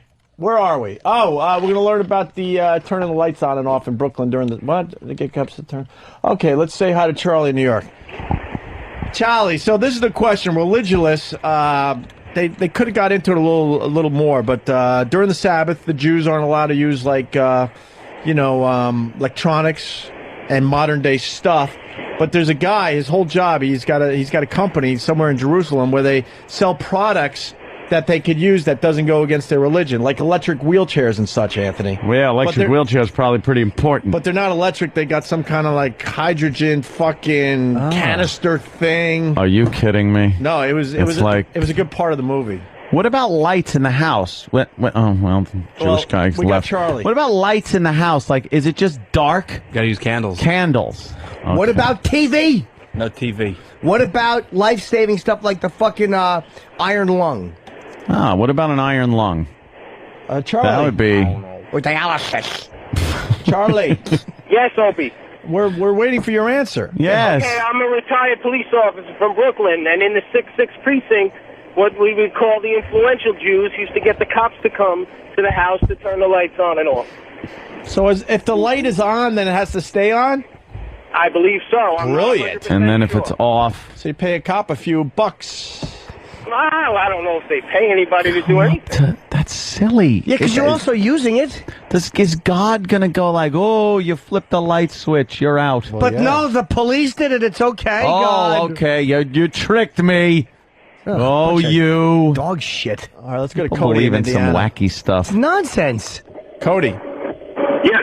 Hey, I got two things real quick. First of all, I understand the nothing. I've seen the never-ending story, Jim. I don't know. What is the never-ending story? It's a book by Michael Enda. It's a fantasy world. Everything's being destroyed because kids aren't reading books.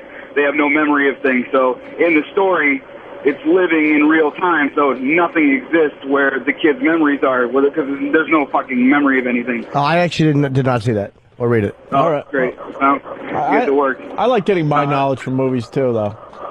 I'm sorry, I didn't hear you, sir. He just fell apart with this call. Oh, yeah, here we He's go. like, all right, Joe from Texas. I think he was shitting on me, thinking I stole the idea from that story, which I really did not. Oh, no. Joe from Texas. How do you do, Joe? We got Mars, Neptune, Mercury, Venus. What's it out? They rotate pretty good. Yeah. What's all the planets we got? What's some of those other planets we got? Uranus, Mercury, Pluto, Venus, Earth, Jupiter, Saturn, Mars. Kuiper Belt. What did you say? Kuiper Belt. Very nice. The asteroids is between, I believe, Venus and Saturn. You make a living? Let's see. See, now I'm learning like Joe and Young. Comet Kohute. Oh, my God. Supernova. Halley Comet. Comet Hellbop. Joe Yonkers, how are you, sir? Hey, guys, what's going on? Good evening. Hello, sir. Around here, right, I work in the hospital. Yeah, sure. And, I got a radio show. Yeah. Yeah, big deal. I let tell the, jokes. Elevators run and stop on every floor on the Jewish holidays, so the Jewish people don't have to press buttons. Oh, right. So it stops on every single floor. Yep. Imagine what a pain in the ass that is. Oh, it's so annoying. Well, they're all doctors. You need the Jews there. That's Hospital true. without Jews. It's like a library without books. God's not paying attention to that stuff. The elevator. I saw you. You pushed 5. Right. You're going to hell or whatever, wherever you go. Yeah, what do Jews do, sir, on like, if they're doctors and they need electricity, what do they do? I don't know. Okay, good. Thank you for half the help. All right, thank you, sir. Let's go to Dana, insight there. who has a question about the cops turning on the lights. Dana. Yeah. Good morning, boys. Happy Welcome. birthday, Jimmy. Right here. Hey, I'm going to call that first cop out. How are they going to call the cops to turn the lights on and off if they can't use a fucking phone? Are they going to blow a rape whistle or something? Well, maybe there was a prearranged thing. Yeah, maybe they make a deal ahead of time, saying, "Hey, the Sabbath is coming." Right. Those Jews are sneaky. Oh, boy. Jesus. All right, boys, punch it out. Let's say hi to Colin in Florida. Colin. In Florida. Sunshine State. Don't invite me, I get angry. Very funny. Colin. No, bro. Hey, that's actually the reason answering machines were invented, so they didn't have to answer the phone on their 7th. Well, the phone they showed in the movie had some like pencil in it or something. They took the pencil out, and then all of a sudden it was connected to I guess your loved ones. Like I Wow. Maybe I fell asleep. I don't get it. Yeah, no one's answering my question today. What's your question? Basically, there's companies out there that get around this whole using of electricity, so their lives don't suffer as much as they probably suffered, many years ago. Sure. So they keep God happy, but they also get to continue doing some stuff with the electricity. Yeah. No one has the answer to this riddle. Oh God.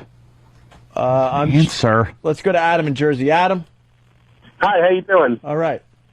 Yeah, the Jews in Brooklyn, the Hasidic Jews. I'm a member of PETA, and what they do is, on the PETA website, you can check this out. There's a thing called kaporos, and what they do is they take a live chicken, wave it over their head, and allegedly the chicken takes on the sins, and then they slaughter the chicken. Stop. Yep. That sounds very old, or a sect that isn't very popular. Right. No, it's the Hasidic. They truck in 50,000 chickens. I used to live in Brooklyn, and I never remember seeing that. I'm telling you, PETA sends out the thing. They just sent it out. All right. Well, I saw a bunch of idiots trying to cross Ocean Parkway very friggin' hazardously. To get to the other side. Yes. Why did the Jew? Charlie's back. He says Jews walk to precinct to get cops to turn lights on. And then we got this. Mike on Long Island. Mike? Hey, guys, what's going on? All our names are coming I in install today. home automation systems, and the Jews pay us to automate all of their stuff so that they don't have to touch anything. Oh, like timers and stuff? Yeah, timers, astronomical clocks, all that kind of crazy shit. Astronomical clocks. Ooh, that sounds scary. But isn't that going against God? There was a reason why he didn't want you using these modern day luxuries. And now you're getting outsmarted. But you're outsmarting God. Yeah. Isn't God going to get you in the end and go, look, there was a reason why I did this, and you're breaking the rules still? Yeah, like they're going to say to God, but the officer turned it off, and he's going to go, hey, cunt, I'm God. This is not a small claims court where you fucking eke out on a technicality. A loophole. You found a loophole with God? I said no lights. You had lights. You're fucking going to hell. Yeah. Go fuck yourself. Wow, Justin makes Exactly. makes a very good point. We're trying to get to the bottom of this question, and Justin, what do you have? Hey, fellas, happy birthday, Jimmy. Thank you. How do y'all expect some Jew to call that's listening to the radio right now, pick up the phone and call and tell you the answer? Yeah. Why don't you ask tomorrow? Yeah, they're not really allowed to be listening to radio today, so this is the wrong day to ask this. Very good. Rachel, what's up? Good evening. Hello. I work for Jews, and what they do is We all do on some level. they put it on top. What do you think? You're alone? Please. I'm doing stand-up for 18 years. Do you think club owners are all Irish? I'm kidding. Saving up to be Jewish. Yeah, she said it like, I work for a Somalian. Even Barnes found it funny. I know. She said like, I work for a Somalian. You act like... Oh, God. Sorry. I'm sorry. They set all their lights on timers like that other guy said, but they also do the ovens. They set their ovens on before the Sabbath real low so they can use them all weekend or, during that time so they don't have to, turn them on so they can have hot food. Oh, so fucking annoying. TVs on. But they stop. Just say, look, that's kind of nonsense. We're going to keep the shit on. Yeah. We're better language than that. Yeah, maybe. Thanks, guys. Bye. Let's go to... I'm Jewish. Let's go to Mark. Mark? Yes, hi. Hi. Hello? You're here, Mark. We're on. What's up, Mark? Oh, sorry, guys. A couple things. One, I'm Jewish, so I know a lot about this stuff. Boo! No, I don't have a radio show, but Colin Powell, who's not Jewish, was what's called a Shabbos Goy, meaning he's someone who's not Jewish who'd come in on the Sabbath, prearranged, and would turn things on. And you can't say to him, hey, turn on the light or turn on the oven and say, oh, it's kind of dark in here, isn't it? And they turn the light on, and that's old-timers kind of do that. Still, some people do it. Isn't that weird? Because, because I'm listening to your story, but I'm thinking of Travis's house where a Jewish guy came in and turned something on Travis's mom. That's right. Actually, what happened was, here's how they met. Oh. She went to his house because he had prearranged that she would get a deep dicking while her son was at college. Yeah, perhaps that was it. And she was the one that came over to flip on the switches? That's right. And she goes, oh, my goodness, there's a fire plug here. And she sat on it. And he said, no, that's my cock. And she said, well, I'm going to call it the womb wrecker. And she wrote a Colonel Kurtz-like fucking letter. Goodbye to the family. Goodbye to everything. I got a Jew cock and I'm never coming home. Old Testament thing. He knocked that Goyam's fucking... He knocked her hat off. He fucked her so deep and so hard her hat fell off. And it was one of those fucking hats that Amelia Earhart wore that was really on there. Snug fit. Oh, yeah. She had a fucking leather flying hat on, and he fucked it off. That man fucked a leather flying hat off Travis's mother. Did Travis's mom get fucked good? Oh, she got fucked well. Damn. Travis? Comment? Yeah, he's thumbs up in it. He hasn't heard from his mom in many years. That's why he clings with so much love to that fucking dog of his. I know. Yeah. It's just misplaced fucking affection that was he's missing from mother. I hope a Jewish man runs it over by accident. Oh, wouldn't that be great? Yeah, like fucking Crown Heights. Gets out, I'm sorry! Let's go to Matt. Matt, you're on the Opie and Anthony show. What do you got? Hey, what's up, boys? Hey. Hey, what if you're a Jew and it's Rosh Hashanah and you have a heart attack and they got to use those electric paddles on you? Yeah, then you're blowing off your religion real quick. That's interesting. Yeah. I think you have to. Cardiologist. No, I'm not going to help this Christian boy. It's Rosh Hashanah. Can't use the paddle. My moment is past. My moment passed. I don't have my joke anymore.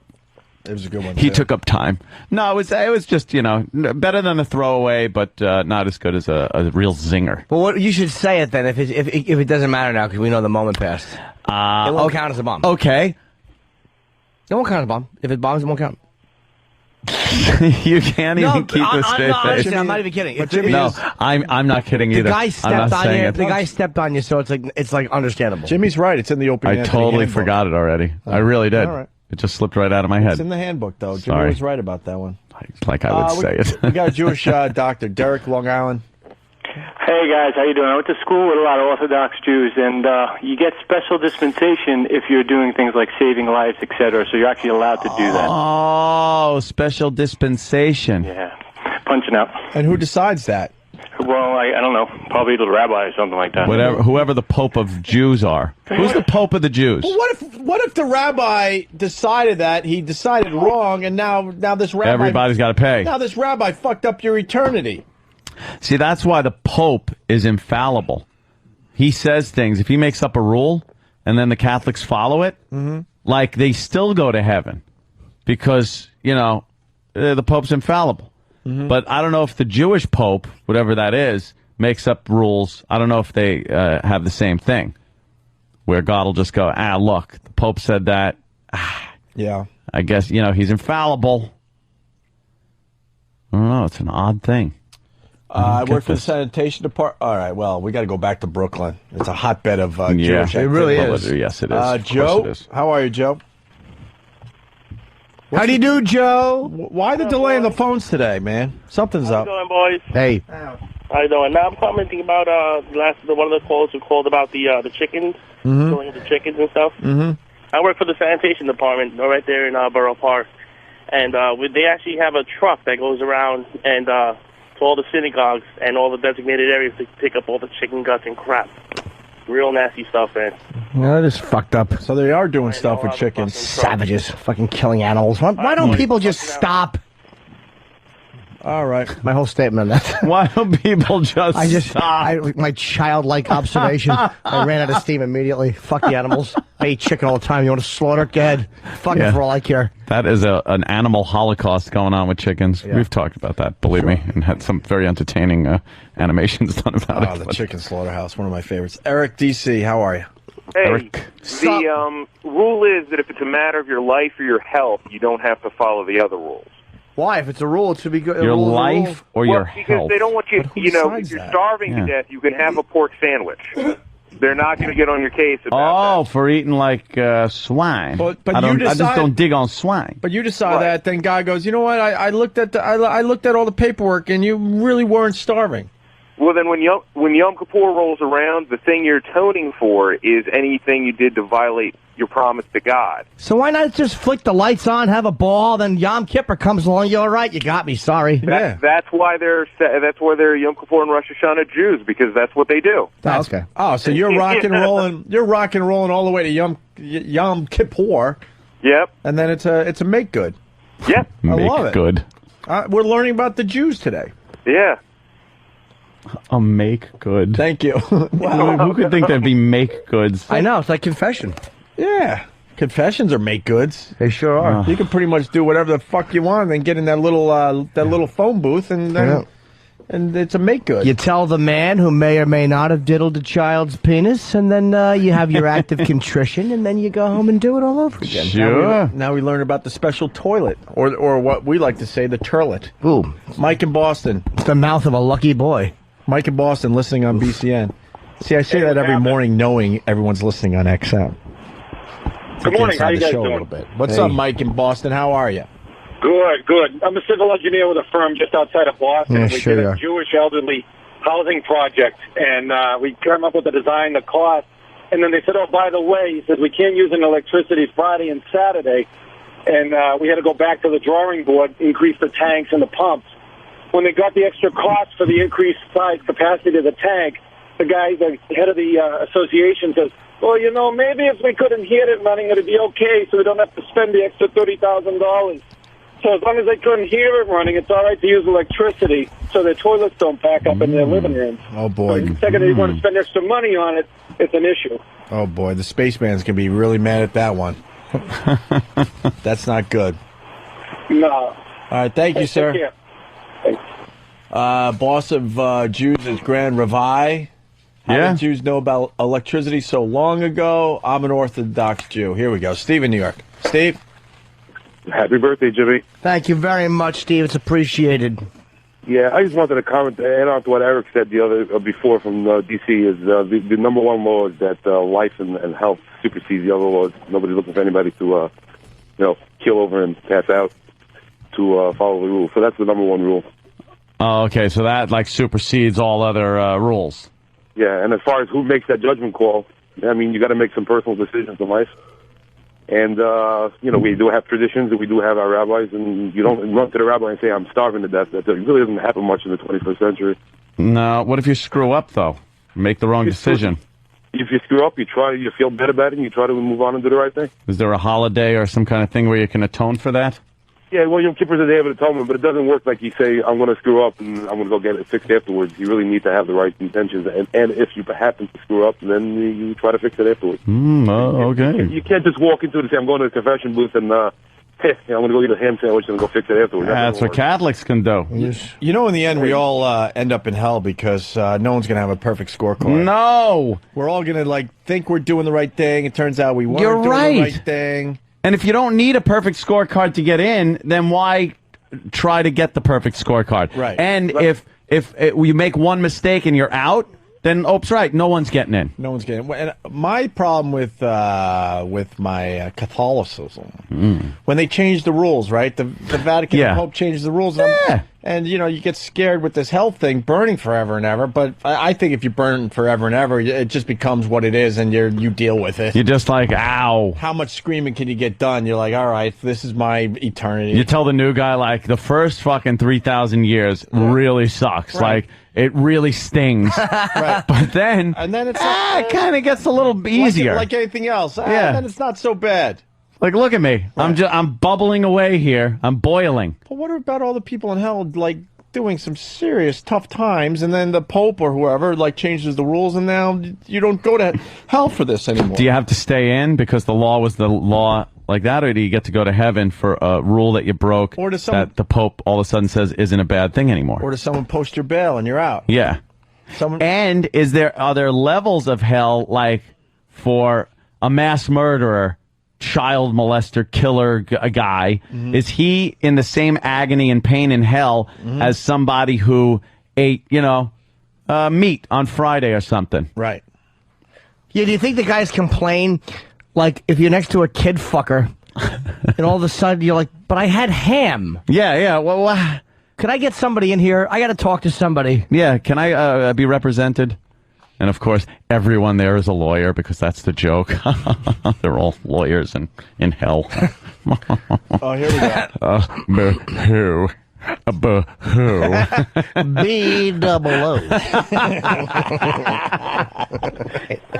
Let's go to Jeff in Arizona. Jeff. Yeah, my girlfriend, she's Jewish, and she always, Papa Booey, Papa Booey, Papa Booey. Oh, no. Papa Booey, Papa Booey. Wait, is he doing this for real? I think he is. Because we thought it was a joke at first. It would be a funny joke. Oh, my God. I'll wait it out. Me too.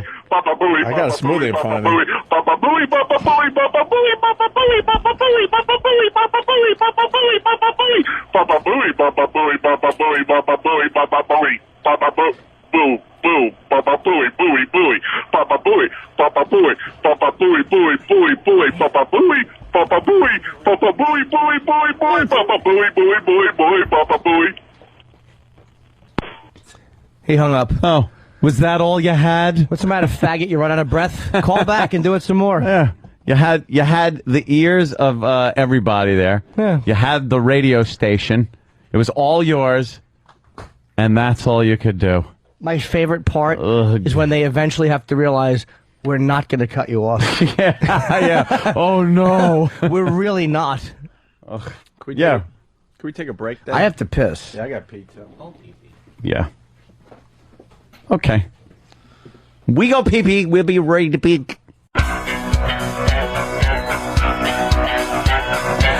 We're still confused by the Baba Booey call. Maybe that guy could call back and say, like, he was for real or kidding, because we honestly don't know. And the sad part about this, that if it was real, the last time we were at Sirius, we probably talked to Gary for 10, 15 minutes in. Yeah, we're all one big happy family now. See how that works? Out with our old boss Jeremy, and Gary came in to say hi, and we were like kind of catching up on things. So. Yeah, talking about all kinds of shit. I have no idea if that was real or not. The Baba Booey thing is so good for you if it was silly to do. It's like, oh God, dude, what are you doing? Like, it was funny when he first did it because he was telling part of the story, and then he breaks into it, and you're just kind of like, oh, dude, you're not really doing this, are you? I guess he is. Unless he just was in a DeLorean, and it was 1988, let's say, or 85. It perhaps could have just been right. Oh, it could have just been 85. Yeah, and he had set it back to go, to the Enchantment Under the Sea dance. What was that, November 10th, 1955? I believe he went back to November 10th, 1955. And instead, something happens. Lightning struck the DeLorean, and he went to today, 2008. Dear God, prove that you are real and have the Baba Booey guy call back, please. And he thought Please, it would God. be funny because then the DeLorean Please, radio God. came on and he was listening to Opie and Anthony. Oh, please. And he goes, let me call these guys and do the Baba Booey because it's 1985. So he did it, and it didn't work because, it's really 2008. So hopefully he went back to 85 and he's all well and fine now. On a roll of the dice. Yeah, sing it, Huey. Oh, Huey. This is Huey Lewis. Huey Lewis fucking sucks. I love Huey. How do you not like Huey Lewis? He fucking Dude, sucks. I sometimes just put Huey Lewis and blast it through my house. He is. I know he was a good guest too. I know. I do. I heard he has a huge cock. His music is. Be back in time. It's unlistenable. That's better than his.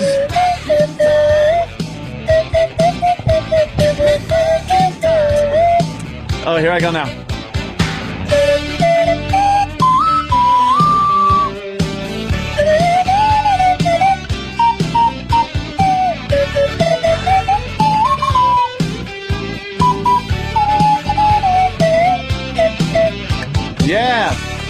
What's wrong with you, Jimmy? Do we have our Toodly-Doo CD today? Toodly-doodly-doo. Toodly-doodly-tweedly-doo.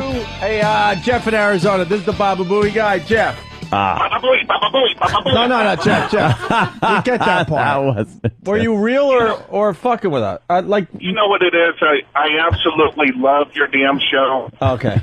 I called in the very first show you guys had, and I Baba Booeyed you. and I did it like 3 times since. You know, I just get a kick out of it. I love you guys to death, little Jimmy. Thank you. I fantasize about having mad, passionate sex with you. Oh, thank you. Stand in line. Baba Booey, Baba Booey, Baba Booey, Baba Booey. There you go. Just don't do that until I come. That'll ruin my heart on. This could be the start of something. Now, Jeff, in Jeff's world, he's the Baba Booey guy for our radio show. Yeah.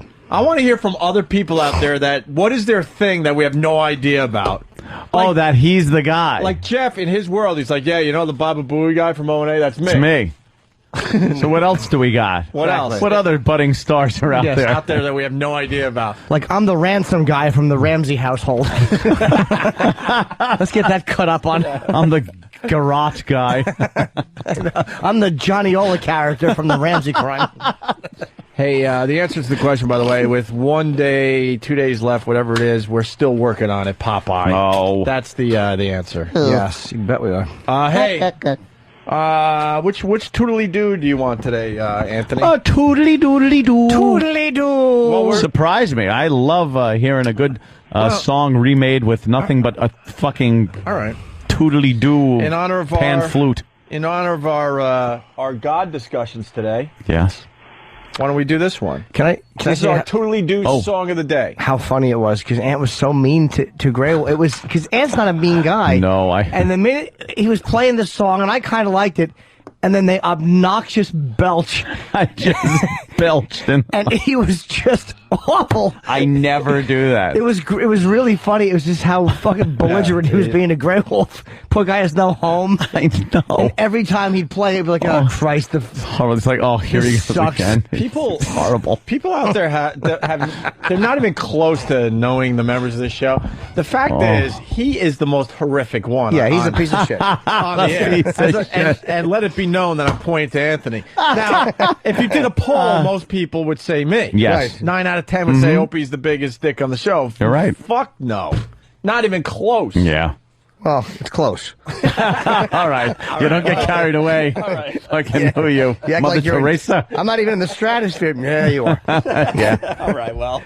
Fuck. But that was just so funny to hear Anthony such a dick to Grey Wolf. It was so unnecessary. It was uncalled for completely. Was as unprovoked an attack as I've ever seen. It was terrible. Well, what I'm doing. the bit has legs, sort of. Blue Healer from Kentucky. Well, I'm the instant feedback guy, second only to that cunt Stephen S. Oof. See, that's his claim to fame on this. Someone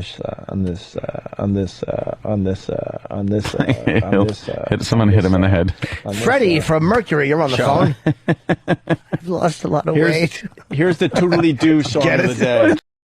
I love the Toodly-Doo. We're going to have to find more discs, because I like that bit. I just love the homeless guy playing Imagine. Yeah. Imagine no possessions. Yes. Imagine no soap. You can. Imagine being bludgeoned by teenagers. Imagine shitting outdoors in the cold. Imagine rock hard shit in my undies. It's easy if you're an intern. Imagine your brain splattered all over the last thing you signed. I guess you didn't, or you wouldn't have signed it. You'd have kept going.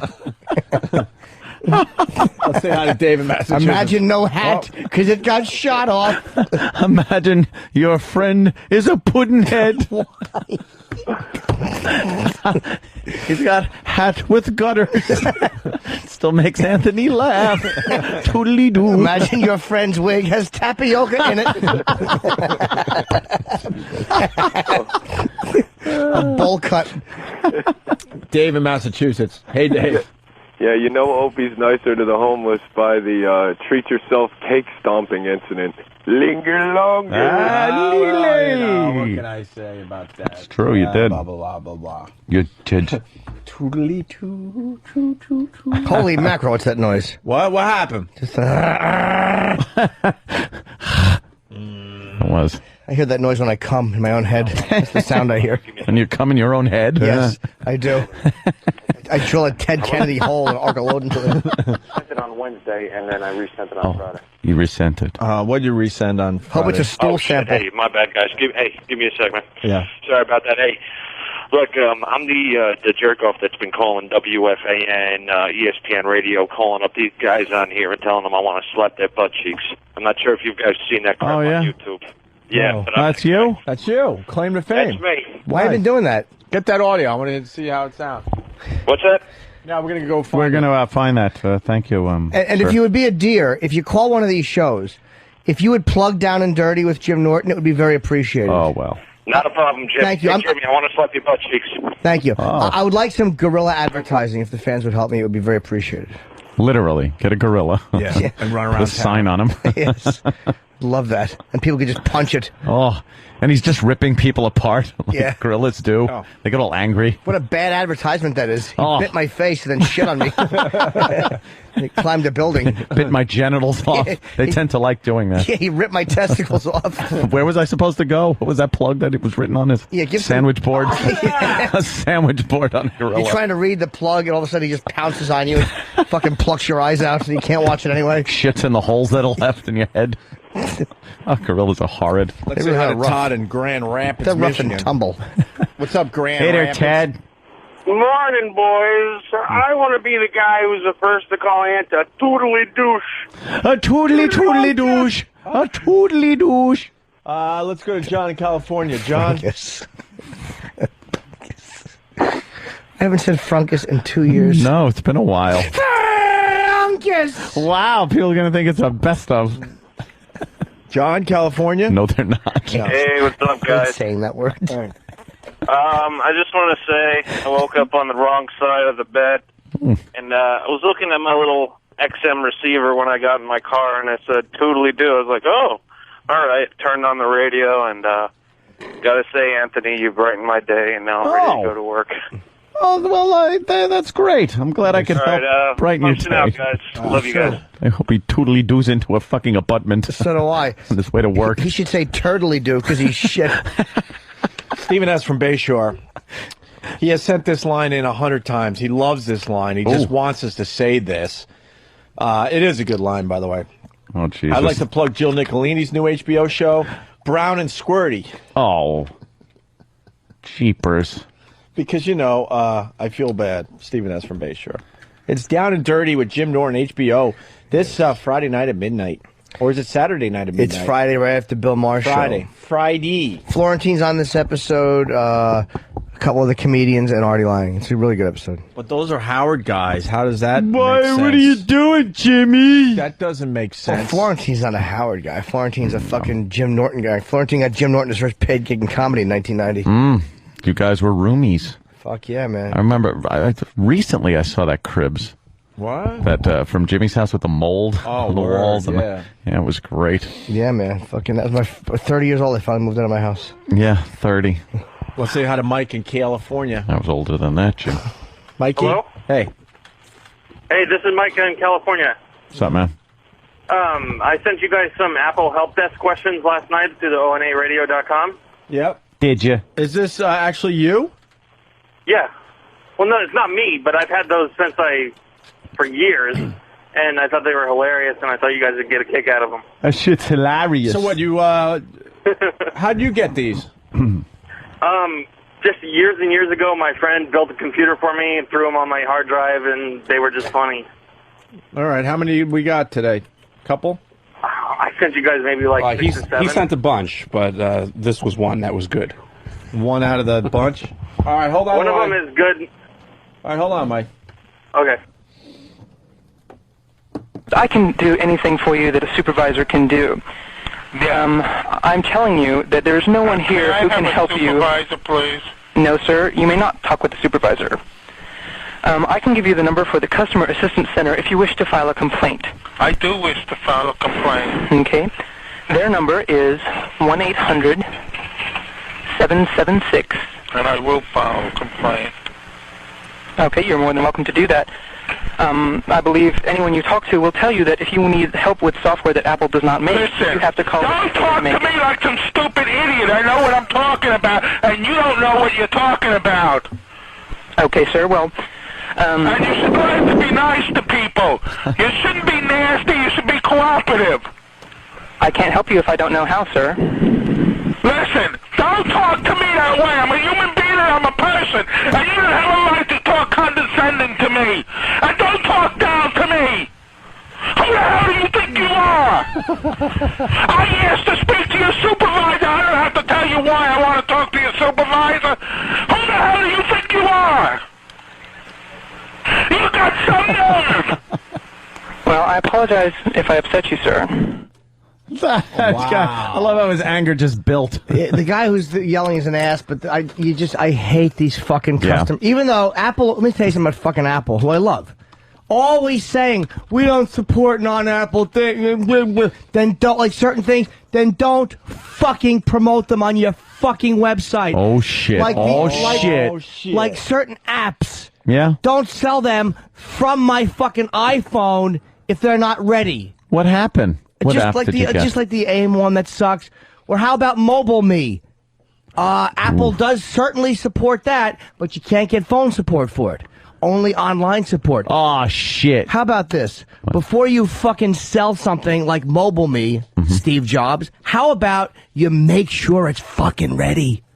How about that? They want to get everything out there really quickly. Yeah, sure. How about you make a battery that lasts longer than an hour and a half when I have the features that you allow running on it?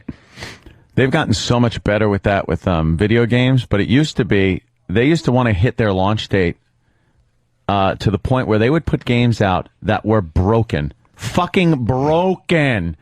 And you'd wait for the patch. Remember how many times you had to fucking wait for the patch? You buy the game, you'd start playing it, it would suck ass, freeze up, crash, fucking clip, whatever problem it had. And then it'd be like, oh yeah, we'll just fuck it. And they knew it. The guys at the game company were like, we'll just put it out and then we'll patch it later. And you had to pay for the patches, didn't you? No, it was usually just downloadable from their site, but it was a pain in the ass and everything. But just the fact that, what the fuck? Oh, yeah, I've been fascinated by this commercial too. Oh, okay. It's the dog. I know you're into the dog and cat nail clipper commercial, and they're trying to sell you the one that like files his nails round instead of cuts them, and they show a cross section of a cartoon little doggy nail. Inside that doggy nail is a nerve ending. Is the pulp? It's like the pulp of a tooth. And you get to that, oh boy, they're not going to be. And if you hit it, the quick, I think they call it. Right. And if they show like someone clipping the nail and it cracks into that part. And you just know the dog's like, whoa! They don't care. But most you could kick a dog in the balls; it doesn't hurt him like it does a person after you lick him. But most of us have no idea, so you just take whatever scissors and go, I'll take care of your nails, little fucking dog. Hammer. You're snipping right through nerves, basically. With that little fucking Dexter dog, I'd do it with a goddamn chainsaw. Cut his feet off. I use a lawnmower. Put your paws into that shit, Dick. And I kick the cat like that guy who fucking is on trial. Oh, the old cat kicker. Yeah. That guy's in the news every fucking day, that trial. Like it's the trial of the century, this thing. Who cares? Some guy kicked his chick's cat. Good. Where's the media coverage of the fucking black guy, that group that fucking attacked Christopher Newsom and cut his cock off? Where's the fucking faggot media's coverage of that? Took his girlfriend, raped her for days before cutting her tits off and killing her. Fucking left-wing pussies. Yeah, where's that? Where is it? The news is full of the cat fucking kicking story. Guilty white fruits. You shouldn't kick animals. Yeah, right, Opie? I agree. How'd you learn that? Jesus. Where's Chester? Where is my Chester? Yo. He went downstairs to say hello to Opie. Opie was eating dinner while he was watching his basketball game. And Chester went down and say hi. I heard Chester scream a little. And he came up, and a few months later, he was dead. Opie, what happens to Chester? Chester's shit's a fribble now. It looks like a Friendly's fribble that Chester is shitting. Oh, 3 kicks make a dead dog. Was it a couple months later? I mean, What was wrong with the dog we had?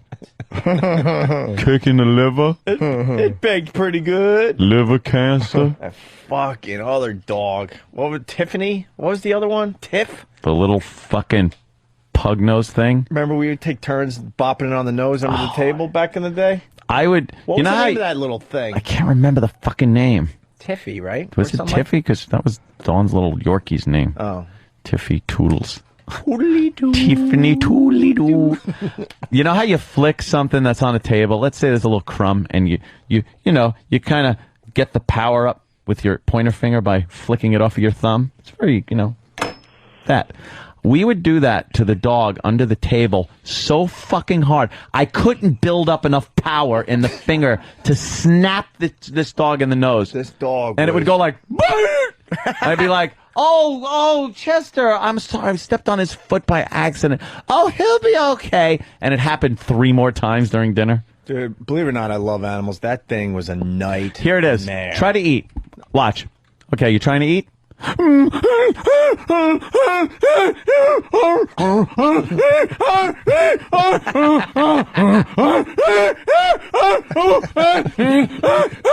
Holy shit! It would go on and on. For the whole meal. Chester's hungry. For the whole meal. Feed Chester poison. It would climb on you. It wasn't Chester.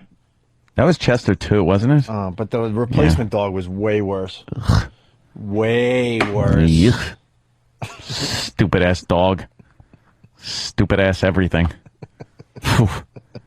Could you put a garage door opener in my house during your vacation? Yeah. Okay. Sounds like a treat.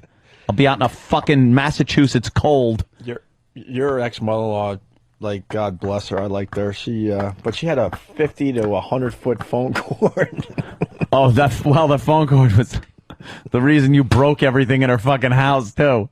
Opie would talk on the phone, swinging a virtual wrecking ball from his hand. This phone cord's wound up in like balls that were tangles, but the phone cord was long enough to go everywhere because it was like 60 feet long. No joke. It was the longest phone cord I ever saw, and it's like, why don't you have a fucking a cordless? A cordless. Cordless. And I like to wander around when I talk on the phone. So Opie's talking, knocking Hummels over. They're breaking on the floor.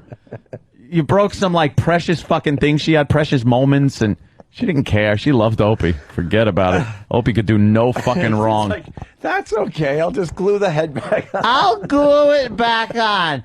What happened to my Fabergé egg? I think Opie broke it. The best is Smud from Whackbag. Great. Now I'm stuck in my car. Judy rules. Judy. She did rule. Judy. Yeah, poor Judy passed. I've passed on to the afterlife. I've passed. You liked her, though, right? I'm with Annie Marg now. Fucking her and Annie Marg. I'd have to take them out, both out for brunch or some shit. Annie Marg loved to, like, toss them back. What's the bill? Let's see. All right, for the brunch, it was $17. And for the drinks, $241. What? We had a couple of cocktails. I had a mimosa. Annie Marg was drinking screwdrivers. And Jennifer was having the Bloody Marys. Yeah. Okay, how many did you each have? 15. Wow. Oh, my God. Yeah, those were the days. By the way, Annie Marg died. Yeah. Yeah, they all... They all except the one you want to die. I never said that. I would never make a statement such as that on the airway. It's almost over, Jim.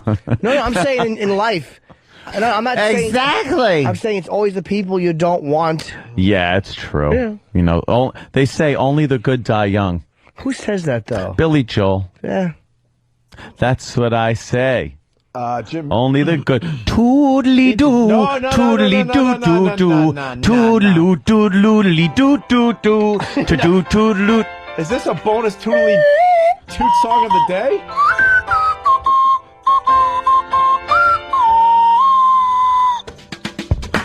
Doodly doodly doodly doo.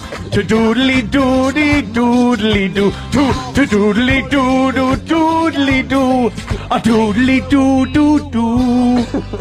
Doodle doodle.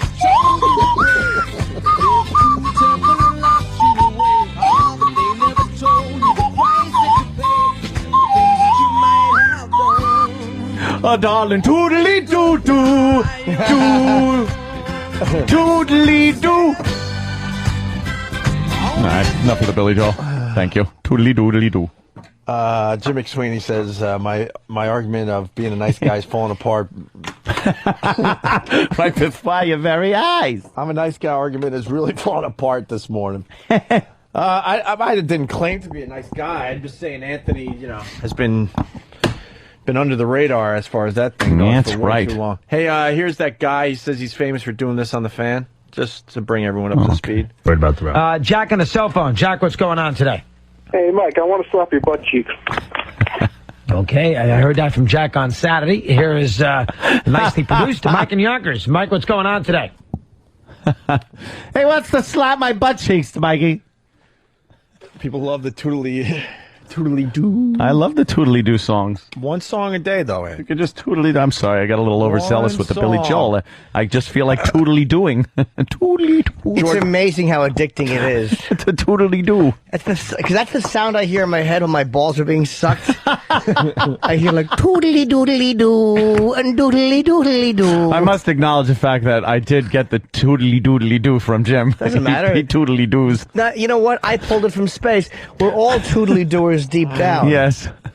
Toodly. I just adapted it to that stupid flute that fucking homeless Indian was playing. Grey Wolf. Your balls are getting sucked. Your balls are getting sucked, and there's a finger being piped in that ear. Toodly-doodly-doo. Toodly-doodly-dee. Jesus.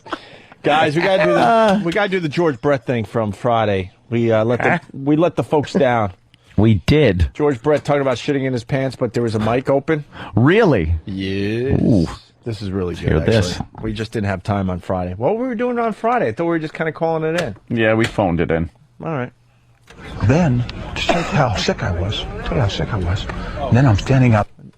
Wait. I think I might have got the tracks reversed. Oh, Danny, no. You no. did not. What? Oh, my God. Danny is so fired.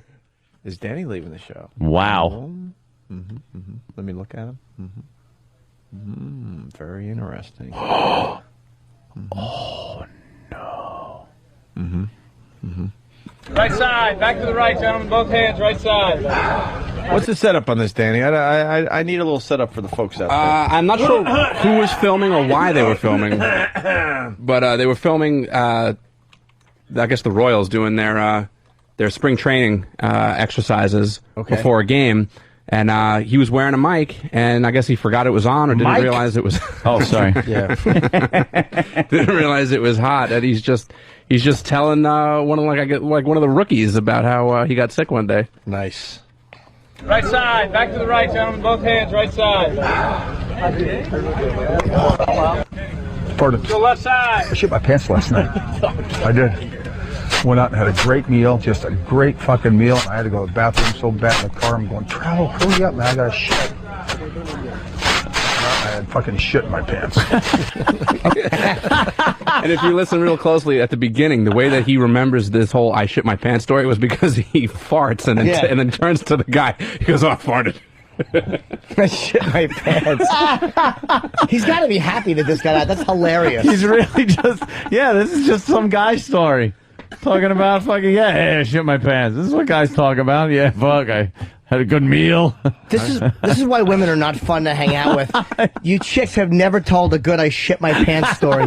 Fucking whores. How great is it when a little nugget pops out? Oh, fucking, it's not. What? There's nothing better. A nugget. How about Just a little. If you let a whole lot. How about one of those big, where it looks like someone broke a 20-ounce Yoo-hoo on a rug. That happened once. I'm talking about a hard nugget that just popped out because of the force of the gas or something. Here's the thing, though. It's always either a nugget because you were trying to sneak a fart out, right?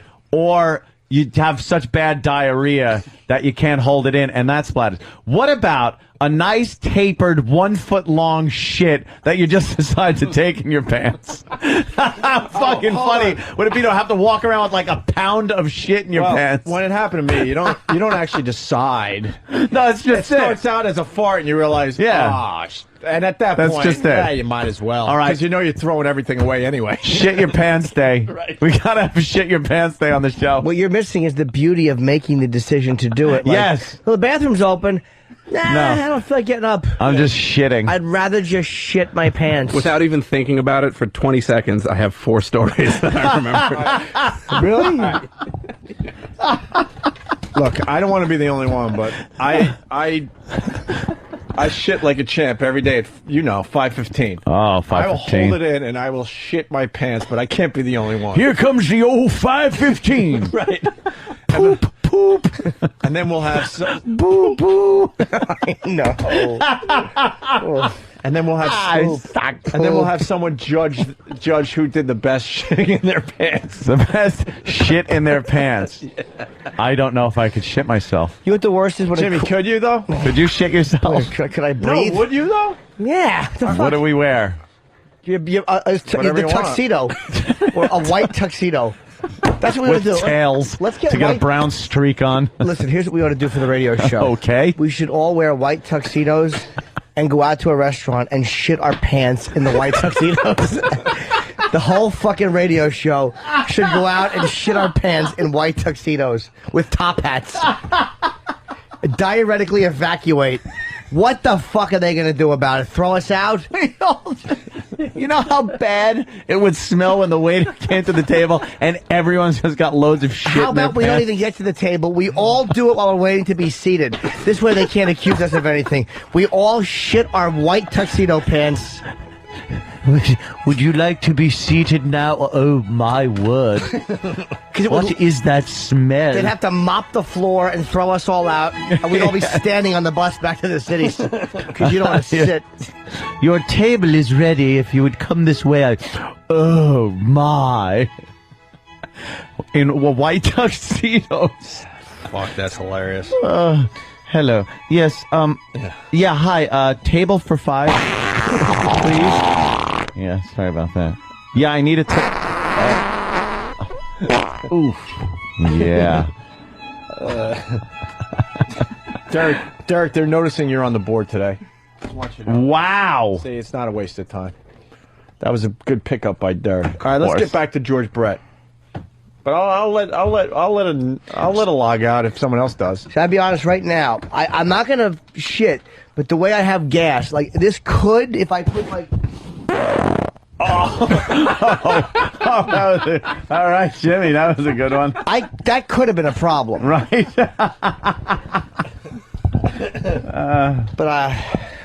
Yeah, I got the. That sounded like it is a problem. You No, sure? it's not. No, I never. My asshole's immaculate. Well, that's good for you. embarrassingly clean. Well, that's good for you. It's fucking hairless. That's wonderful, Jimmy. There's Good not for a you. person in this room that wouldn't want that's to tongue out my brown eye. That's wonderful. All right, here's George Brett. So the first part, you hear him like, "Ooh, someone's calling." Who's calling, Jimmy? Uh-oh, someone's going to be called a cunt real quick, though. Yes. Who? Rich? Get the fuck off the phone, you cunt asshole! What's that? Rich Hornack, looking for Bob Meyer. Oh, he is a cunt asshole then. And he goes, "All right." Like after he heard you screaming. All right. He wasn't happy. All right. Let's go to the George Brett thing. Wasn't happy. No, he Oops. wasn't. Oops. We got someone calling from Bethlehem. Ooh. Is it the baby Jesus? I would believe that's Pennsylvania. Yeah. Actual Bethlehem. It's baby Jesus. Everyone has a shit story. Fuck talking politics, right, everyone? Yeah. Let's talk shit. They love their shit. Here's George Brett. Listen for the fart. Right side, back to the right, gentlemen. Both hands, right side. Farted. To the left side. I shit my pants last night. I did. Farted. Went out and had a great meal, just a great fucking meal. I had to go to the bathroom so bad in the car. I'm going, travel, hurry up, man. I got to shit. I had fucking shit in my pants. I'm good twice a year for that. When was the last time you shit your pants? Yeah. Been a while? I was in Vegas a couple years ago. Just an honest-to-God true story. Staying at the Bellagio. I went over to the Mirage for dinner. Met some friends of mine over there. Went to Kokomo's, a great little steakhouse. The guy brings out some fresh crab legs. These just came in. I got to give them to you guys. I'm eating them. Then we go play gamble a little bit. So I had a tea time early in the morning. So I said, look, I got to get going. I'm walking back to the hotel. I get 3/4 of the way out of the lobby, and all of a sudden I go, oh, fuck.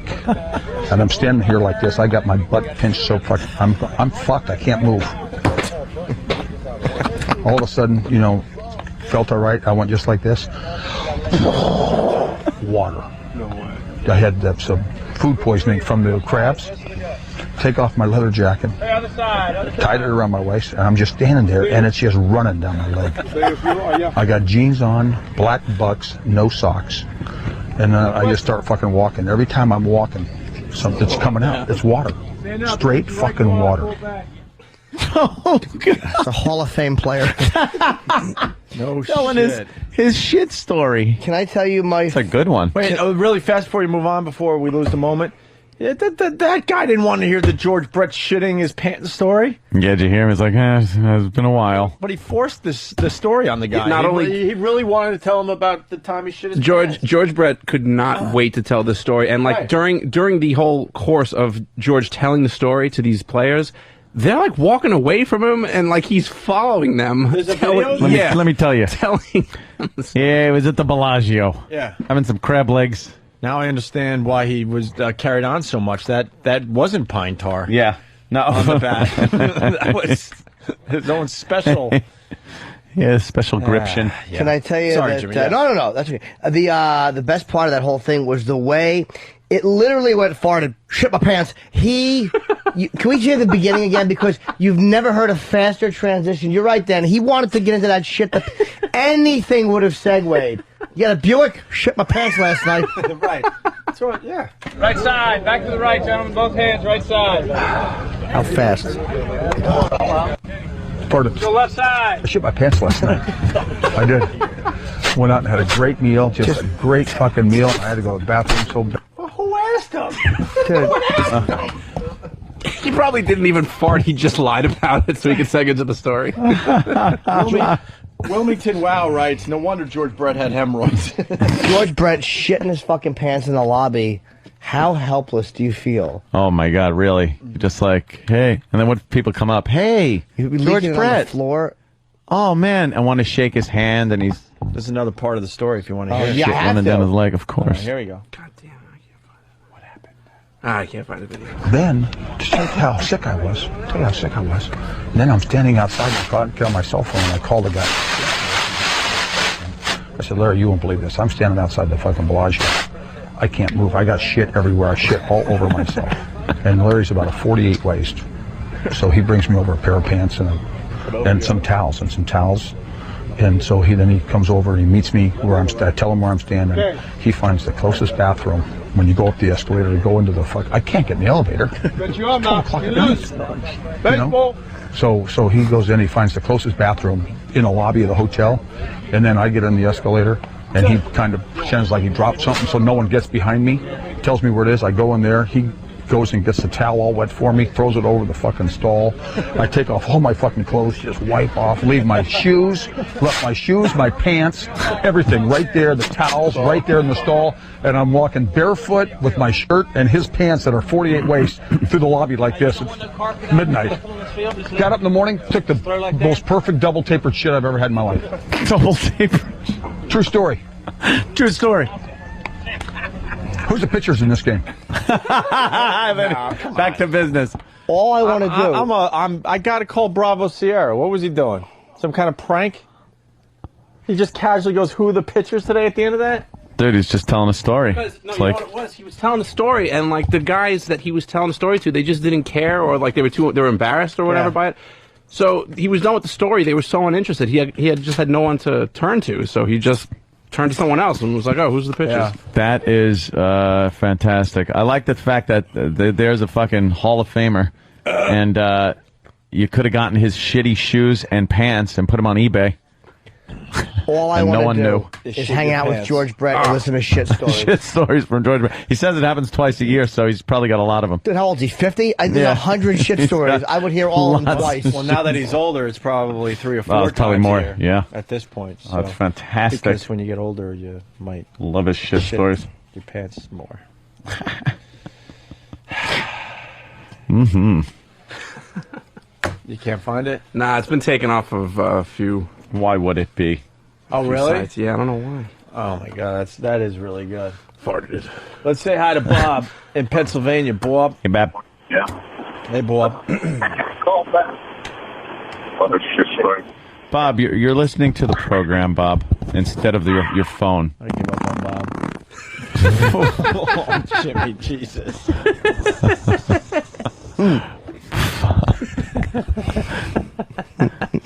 Jimmy's got some good ones in him today. And then he giggles. God, farting is wonderful.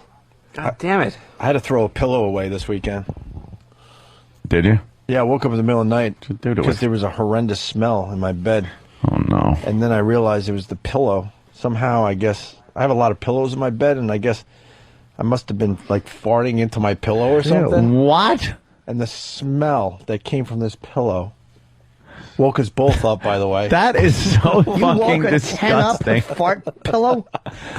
How do you get fart pillow? What do you put the pillow between your legs? Well, I guess. Do you sleep with a pillow between your legs? Because some people say that's good for your back or some sometimes. shit. Yeah, because I'm dealing with a back issue right now. And then you just fart into this fucking fluffy little Dude, pillow, it this woke us both- poor pillow. It woke us both up. We're just both dazed, confused. Like, what the hell is that? And then I smelled the pillow, and the pillow reeked of farts.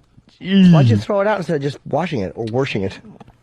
Well, I exaggerate. I just threw the pillowcase away. Oh. Jim. Look how close Alaska is to California on that map. It's like right there, and Hawaii's off the coast of Texas. Well, that's how you always show the map like that. That's Queen how it City works. yourself. Geographically challenged. Oil dips below $100. Nice. Yeah, but meanwhile, there's still John Q. Public is still paying at the pump. Yeah, that's right. They got us by the purse strings. So did Obama win the debate? That's what polls are showing. Not the poll I read on Drudge, but I'm sure a CNN poll would have him winning. Fox would have McCain Fox would have McCain winning because So how do we- that's their audience. That's who's voting. Where do we go for fair and balanced news? Opie and Anthony show. Well, we try. I guess we're better than most. No. But then we have to talk about shit and stuff, so it kind of Yeah. confuses everyone. out there. Yeah, it does. We probably get really good knowledge out there, but no one wants to take us seriously because we have all this other crap we do. And then we talk about We had a really good shit. religious discussion today, but now we're tootly tooting and talking talking about shitting our pants to get the ratings up. That's what the satellite audience looks for. Who calls themselves fair and balanced? Fox. They're not fair and balanced. No, that's the no spin zone is The beauty is to go from CNN to Fox any given night. It's two drastically different things going on. yeah, they're covering the same story or Amazing. the debate, and it's completely different. Right. Electoral votes shift Obama's way as he gains in Florida and some other state. Look, McCain is really old, and his vice president's a dumb twat. How can anybody want McCain? I mean, I know you like the guy, but I'm saying practically, she could be fucking president.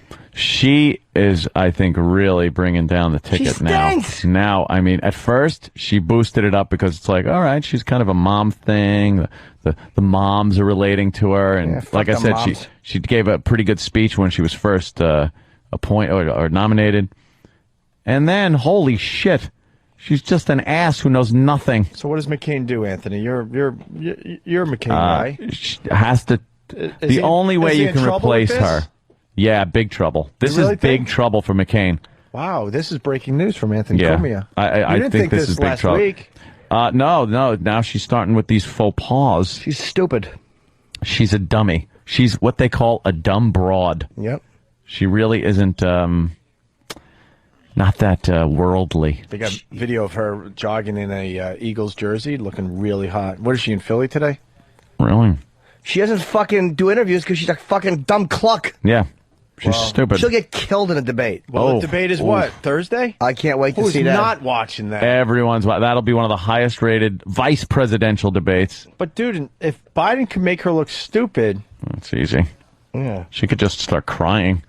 Why you be so mean to me? Imagine she just turns complete bitch and just goes crying off. Yeah, or makes fun of his wife and kids being killed. She comments on that, and he's like, yeah, well, look at you, pumped out. They just get really nasty and really personal. fucking nasty. Yeah, nice hair plugs, douchebag. Yeah, good. This might be getting too deep into the subject, but did anyone take a look at the debate Friday? I didn't. And how McCain started off? I thought they were canceling it, to be honest with you. McCain went for the heartstrings, and he went for an open to get everyone on his side. He goes, He didn't say reporting for duty. he goes like this. He goes, it was so calculated. He's like, before I start, I just want to my thoughts and prayers go out to Edward Kennedy and his family. He was rushed to the hospital just a few hours before this debate began. And my thoughts and prayers go out to him and his family. Turns out Kennedy had a minor tremor or something. Doesn't matter. And he had to go to the hospital to be checked out. Jeez. But McCain was using it. Fucking eggplant in your head. But McCain was using this to get everyone like, oh. Any well wishers you want to say hi? Just follow the trail of pudding to his room. Oh boy. The whole fucking country's falling apart financially. Ted's had his day in the sun. Yeah. I mean, I don't hate Ted Kennedy, but it's like, come on. Yeah. Let's move on. Yeah. Let's fucking move on, can we? Those Kennedys in their brains. I did not get pink eye from the farting into the pillow. Brown eye. It was awful, though. Jason in Texas. Let's do line of the day. Get the hell out of here. Jason. Hey. Hey. How's it going, guys? Better now, Jace. Hey. Oh, sweet, man. It's my birthday. Jason wasn't a very good swimmer. The only reason why I have XM radio. Kill that mummy. Kill that mummy. Terrible overacting that was. She was horrid. Yeah. Old broad. Yeah. Jason, what Stupid do you... sweater. Mrs. Vorklit. Jason, what do you got? I'm shocked. I can't believe I actually made it on the show. Yeah, you did. Go ahead. It was awesome. Hey, what about anything in the prize chest for a faithful O&A listener? Yeah, I got something for you. Exactly. There it is. Dial tone. Let's say hi to John in Washington. Take it with you. John. Yeah. Hey. That other asshole you were just talking to, what a moron. Hey, I got a shit story for you. I've been holding out for. Nice. Used to have to take care of this retarded kid a couple hours a day at school, right? Mm-hmm. The kid used to have a big thing about the bathroom, so he says, I gotta go. So okay, let's go to the bathroom. Well, he'd already shit himself. It's running down his leg. I got to clean the kid up a little bit, right? So we get in there. I'm kind of trying to wipe his ass off, clean the shit off his leg. And I bend the kid over to wipe his backside, and he's got a frickin' looks like a little mini alien brain sticking out of his ass. It was his sphincter muscle. It popped out. Got to put it back. Uncle Paul. I called a frickin' idiot that's in charge of him all day, and I said, what the hell is this? And she barks at me, well, he knows how to take care of it. And I said, what? I said, Seth, she says, you know how to take care of it. I do. I'm sorry. Crosses his legs, pinches his ass together, squeezes his little cheeks together, and pop, it's gone. Yep. Holy shit. Unbelievable. He was supposed to have gotten surgery to correct this little malady, but that might be one for that sick doctor you get on there. He's like one of those kids who can turn his eyelids inside out. Remember those kids who can do that? Yeah, walk around with meatball eyes. They call it All right. Whatever, you talk. Most hideous thing in the world, honest to God. Mm-hmm. Thank you, John. Let's go to Dave in Mississippi. He was at the debate on Friday. No, he wasn't. Dave, were He's you lying. at the debate or are you lying? Cluck. Yeah, I went to check it out down in Oxford last Friday night, and I don't know, I haven't really noticed it before, but every time McCain talks, he has that speech impediment with the S words. It's like he whistles every Yeah, he does time. whistle. He's got this whistling. It's that whistling thing, and he also resembles that cartoon, King of the Hill, Hank Hill's dad, that fucking Vietnam amputee. Okay. My girl picked up on the fact that McCain's upper lip doesn't move. Anyone else notice that one yet? Neither do his shoulders. Yeah. But his lip doesn't move at all, the upper lip. It's kind of, it's a bit strange to look at. Yeah, when an NVA boot is smashed why. into it, I guess all the nerves are kind of... Let's go to Todd in West Virginia. Todd. Yeah, when McCain was talking about Kennedy being in the hospital, he had already been home for an hour. Oh, really? Yeah. He was talking about John F. Kennedy. He just seems so out of it. Yes. Was shot, I think, 45 years ago in Dallas. I think McCain goes out of his way to show everyone that he's a really nice guy. Yeah. I think we all know he's a good guy, but he seems to be trying to push that. Yeah. forward a little too much when he talks publicly. Ted Kennedy was rushed to the hospital with a brain aneurysm. Our hats and prayers are with the Kennedys. Oh, Uncle Paul. What? Yeah, no, sometimes it pops out. It just grips the head so nice. Yeah. Oh, no. Something's happening. Uh-oh. What happened? Oh, man. There's a little more to that than met the nose. Oh, is it really stinking now? I bet it is. Comes right off the microphone and bites me like a crab claw. It's like I'm trying to smell something in a crab cage and it's going the old schnozola. It's not a funny image. A crab just pinching someone's nose. That is comedy gold. Oh, look. Yes, especially if they're fucking laid up, like paralyzed below the neck, and someone just puts a crab on their chest. And they rub like whatever's in a crab vagina on your nose, so the male crab will grab it and try to fuck your face. It's silly time on the Opie and Anthony Show. It's ridiculous. Fucking awful. Here to help us introduce silly time is the silliest goose we know, Mr. R. Bud Dwyer. Settle down. Don't panic. The nose. Crab just clips his nose. Found a friend, Harry. Love that scene. Creep show, yes. Buried up to his neck. Leslie Nielsen buried Ted Danson up to his neck. Do a line. I'll tell you what it's from. Oh, geez. Now I'm stuck. You can act like a man.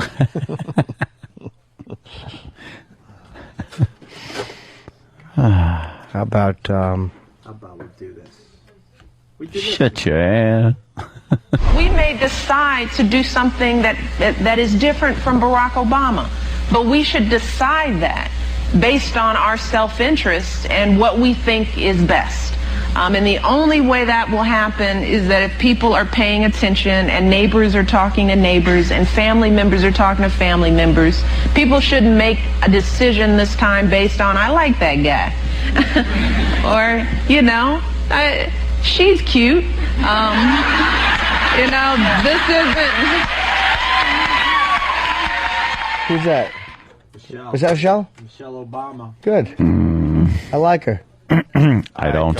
Really? At all. You like Michelle Obama? Why not? Notice that... I'm with Anthony on that one. She scares me. Notice her absence from his campaigning of late. They buried her, man. She was with him every fucking where he went at the beginning of this shindig. The second he actually clinched the nomination, bye-bye. Don't need her fucking input, because she's a troublemaker for him. I make believe she doesn't exist. Well, seriously, I do. He gets elected, she's going to have a lot to say. Believe me, she's one of those sisters that looks like she don't take no shit. No Guaranteed. shit. Guaranteed. Yeah, Heather Locklear was arrested for driving erratically. They're not calling it a DWI yet. They say it might be drug-oriented. Yep. Maybe even prescription. Yep. But her mugshot looked pretty good. She was all watery, cryy eyes. Mm-hmm. You know, she had big doe eyes, all full of water. She looked pretty hot. Just wanted to, you wanted to comfort her. Yeah. She still looks good. She's definitely no kid. Comfort her with a good fisting. Anthony, you actually said that a 47-year-old woman looks good. Well, she looks good. I didn't say I'm fucking her. Yeah, he wants to treat her mouth like a pocket pussy and then stab her. Yeah. I am a little pissed about the pocket pussy. About what? I am a little pissed that.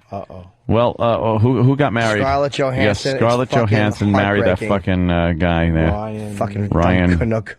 What's his name? Ryan Reynolds. Ryan She is Reynolds. fucking beautiful. So now she's off the market. Yeah, you had a shot, though. Hey, I might have. You never probably know. did. Never know in this fucking stupid business. Yeah, that You never fucking know. fat cock swings the right way. Never fucking know. Never know. I want to have her in my closet. Scarlett She was Johansson. beautiful. She's fucking hot, man. She's got nice boobies. Dude, she has nice, some fucking fat motherfucking tits and that beautiful face, that juicy rump. She's got really nice boobies. But she's got a fat pussy, Jim. She Puts probably it over does. She the probably top, shaves right? it. She probably didn't shave it because it was too meaty. She's like, I can't. It looks like a boxer's fist. And someone said, trust me, that's good. And she's like, I can't. She has to wear fucking old school bathing suits, like male bathing suits, because she probably said once, my cunt bulge is obscene. And then she went, and then she's like, I can't even give head because I slobber so much. Oh, I look like a God. Komodo dragon. Oh. Dude, God, I'd love to eat her that's ass. terrible. Like a fucking 4-foot shit. Would you? Let's play what drugs is Heather Locklear. Yeah, that's her mugshot. We're looking at her mugshot, and the holy color picture mother... looks way better than the one we see in the paper. What does she today. moisturize her hair with? Sand? Fucking stringy-haired bitch. Yeah, see, she at those eyes. Her eyes are so huge. She looks like one of those paintings with the sad little faces. Oh, the big eye? Yeah, the big eye The big paintings eye with the people? sad little faces. Mhm. But she's definitely had lip work done. You could see like she's got collagen lip thing going on. Hopefully by Sean Connery.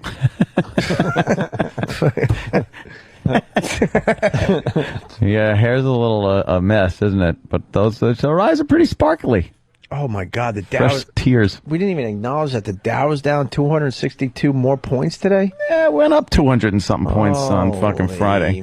It's a roller coaster ride. You can make a lot of money on if you play it right. I still got to get my money out of WAMU. Fuck. You have money in WAMU. Oh, boy, do I. Ah, Jesus. Oh, boy, do I. You better not really. I do. What happens? Do you? Yeah. Uh-oh. They're going to just fucking freeze your assets. No. So they can pay their bills with it, and then you get nothing. Your FDIC insured up to like 200,000. After that, it's all theirs. So what do I do if my bank collapses? I lose all my money? If you have more than 200,000 in there, you'll just get 200,000. No. That's it. So why would you ever keep more than that You're in not a bank supposed. account? You're not supposed to. You're supposed to have it kind of broken up, or Oh, that's the only way to make real interest. well, you could put it in different accounts. No, but you don't get the same interest. Each account is. It's all based on the lump sum. Or is it? Yeah, but if you're talking about a like money market account, Yeah. things like that, some of those things are not FDIC insured. Yeah. So what do I do? Along with like mutual funds and bonds, those aren't insured. Those are you lose them. I'm taking all my money out of the bank Consider today. it like Citadel stock. I'll Just take a it- piece of shit. I'm taking it all out today. Put in the bank of mattress. The bank right? mattress. Bank of mattress. Secure bank. This is professional broadcasting. Fucking. I gotta go make a tinkle and then I gotta go because I gotta be somewhere. Oh, Jimmy, where you Jimmy. going? I got that lunch at 12:30 for Bill Maher's thing. Oh, look who's invited. Am I invited? Is Is Bill Maher going to be there? Why did you get Yes, he's invited? speaking. Why the fuck? Tell him to get on our fucking show. Tell him we're pushing his movie night. Yeah, I didn't get invited through them. I got invited through I the kinda people like Bill throwing Maher the these party. days. I've always liked Bill Maher. He's a fucking very good comic. Yeah, we just We got off on the wrong Years foot ago, though, fucking 13 years ago. He comes off like that. He's not. I mean, I No, don't know he- him well. I've he hung with knew- him one time. I don't he know knew him. Ant and I were green at the time, and he like pointed out and made us feel like douches. And I think that's the reason why we make everyone look like a dick now. Yeah, it's Bill Maher's fault. Yep. Fucker. All right, why don't we do line of the day? And get out Line of of the day. Let's do that then. Line Let's of the go. day is brought to you by WebEx. Really? Wow, new advertiser. Nice. WebEx. WebEx.com. Hold Yeah. meetings, make presentations. WebEx. And do it So from that's- the comfort of your own home or office. Oh, I thought it was like X-rated. Do you listen to Fine Tuning? Fine tuning, never. Anyone? Why would I listen to that? I like the Fine Tuning on a Saturday or Sunday morning. What is it? Music from around the world, but they go deep with the rock and roll too. Like they'll play some obscure Van Morrison song, I need hits. and then some weird like African chant thing, and then they'll go old school with some kind of like kind of loungy fucking female singer thing. Fucking weird. Why would you? Early morning, and then they did like Walking on the Moon by the Police, all mixed mumbo jumbo stuff. And then I think I heard Robert Plant doing like a Hendrix song. Ugh. Yeah, I'm all about fucking either lithium. You're all about or the hits. Lithium or that's all I put on. Lithium. Well, my I favorite. hear the same 10 songs over and over again. My favorite station is either Ethel or Squiz, but the problem is, you got to like rest those channels and let them get some new shit on there, and then you go back to it. But decades. Sometimes I like throwing on 80s, laugh along with some of the Yeah. 80s hits, guilty pleasures. 80s? Yeah. What? Well, when you Guilty pleasures? No, when you get past the hair bands and like some of the new wave. Yeah. There was a lot of shit that was shoved down our throats in the 80s. Yeah, but I'll listen to How about Big Band? What is the Big Band channel? Big Band. Not Big Band. You mean like Benny Goodman? No. The fucking Stupid instrument you have. Play it through your ass, then I'll be impressed. It's like the what is the channel? Top Tracks? It's Big Tracks? Big Tracks. Yeah. Big Tracks is kind of cool. Yeah, I listen to that. All right. There's our advertisement for satellite radio for other channels. We'd appreciate a little, reciprocation on those channels to mention how our show is great. Well, Thank you. Hoping for the best. Hoping for the best. You got to hope for the best. Expect the worst. Hope for the best. XM hit us. We're hoping this new company doesn't hide us. Oh, I thought you meant hit us. Well, they did hit us. You know how bad they wanted to hit us down there in Washington? Wanted to hide us or hit us? Both. Okay. What? How did we skate and everyone else gets fired? You see the list of people that are getting fired? Are they on-air people getting fired? All those guys of power are gone. Yeah, but Nate. Remember we sat with Nate? He's long gone now. No, I don't remember because he didn't want to meet with me. Fucking beat it. Yeah. I'm so glad he's gone. I'm so fucking happy both of them are gone. Oof. Yeah. Oof. Nate. Who's left down there? Way to take the reins and drive it right into the ground. Yeah. Were they fucking Air Egypt pilots? Big Tracks, thank you.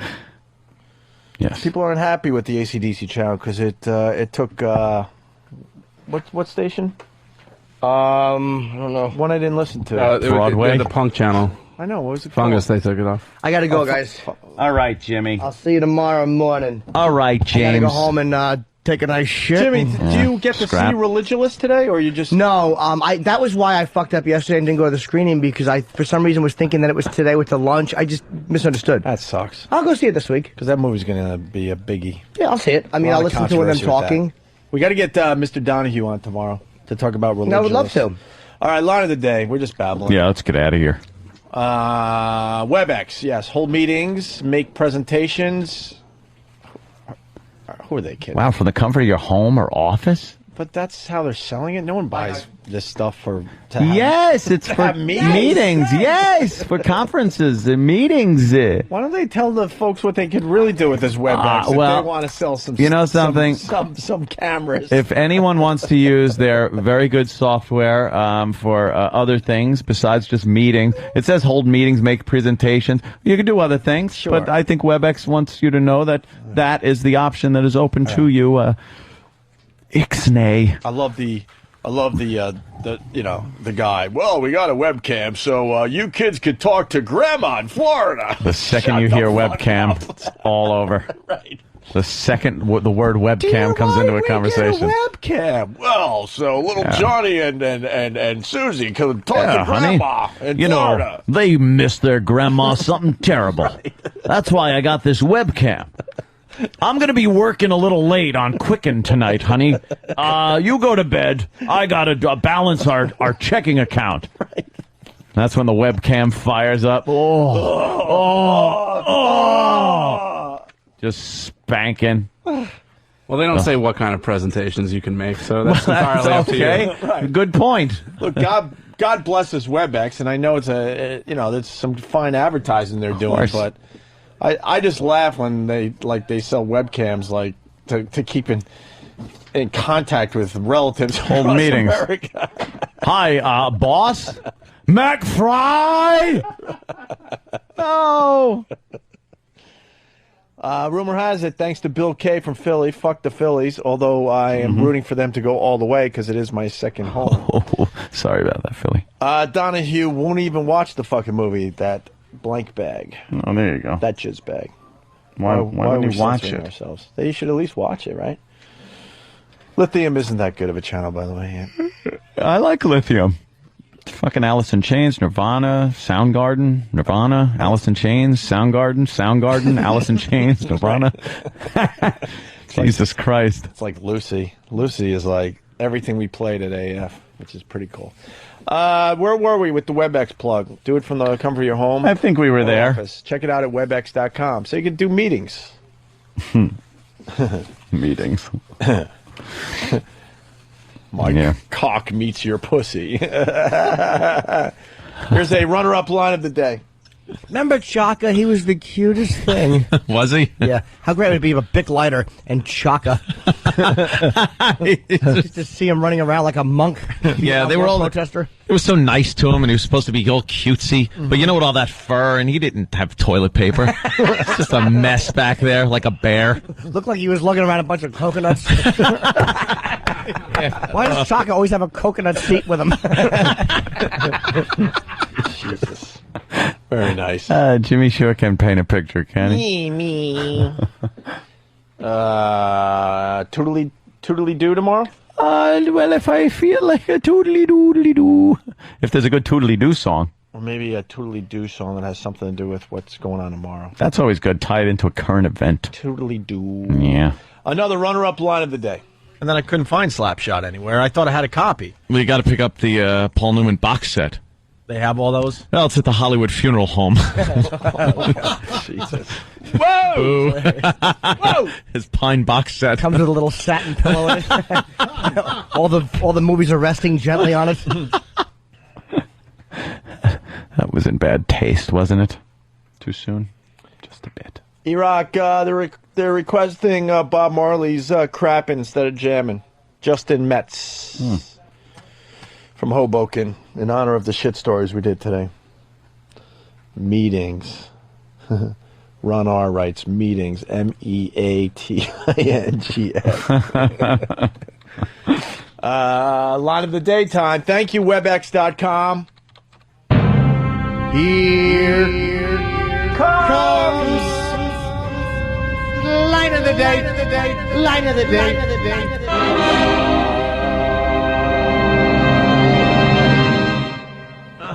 Well, I think why everyone's calling is Howard Johnson's the hitting coach, so that's why he's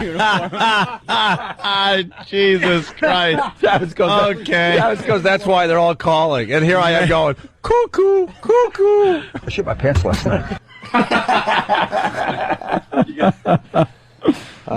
The tag is good, but I think they got to keep the farted in there as well. Yeah, farted. Shit my pants last night. I kind of missed the rolling. Gotta replay that too. All right, I guess we're done. Yep.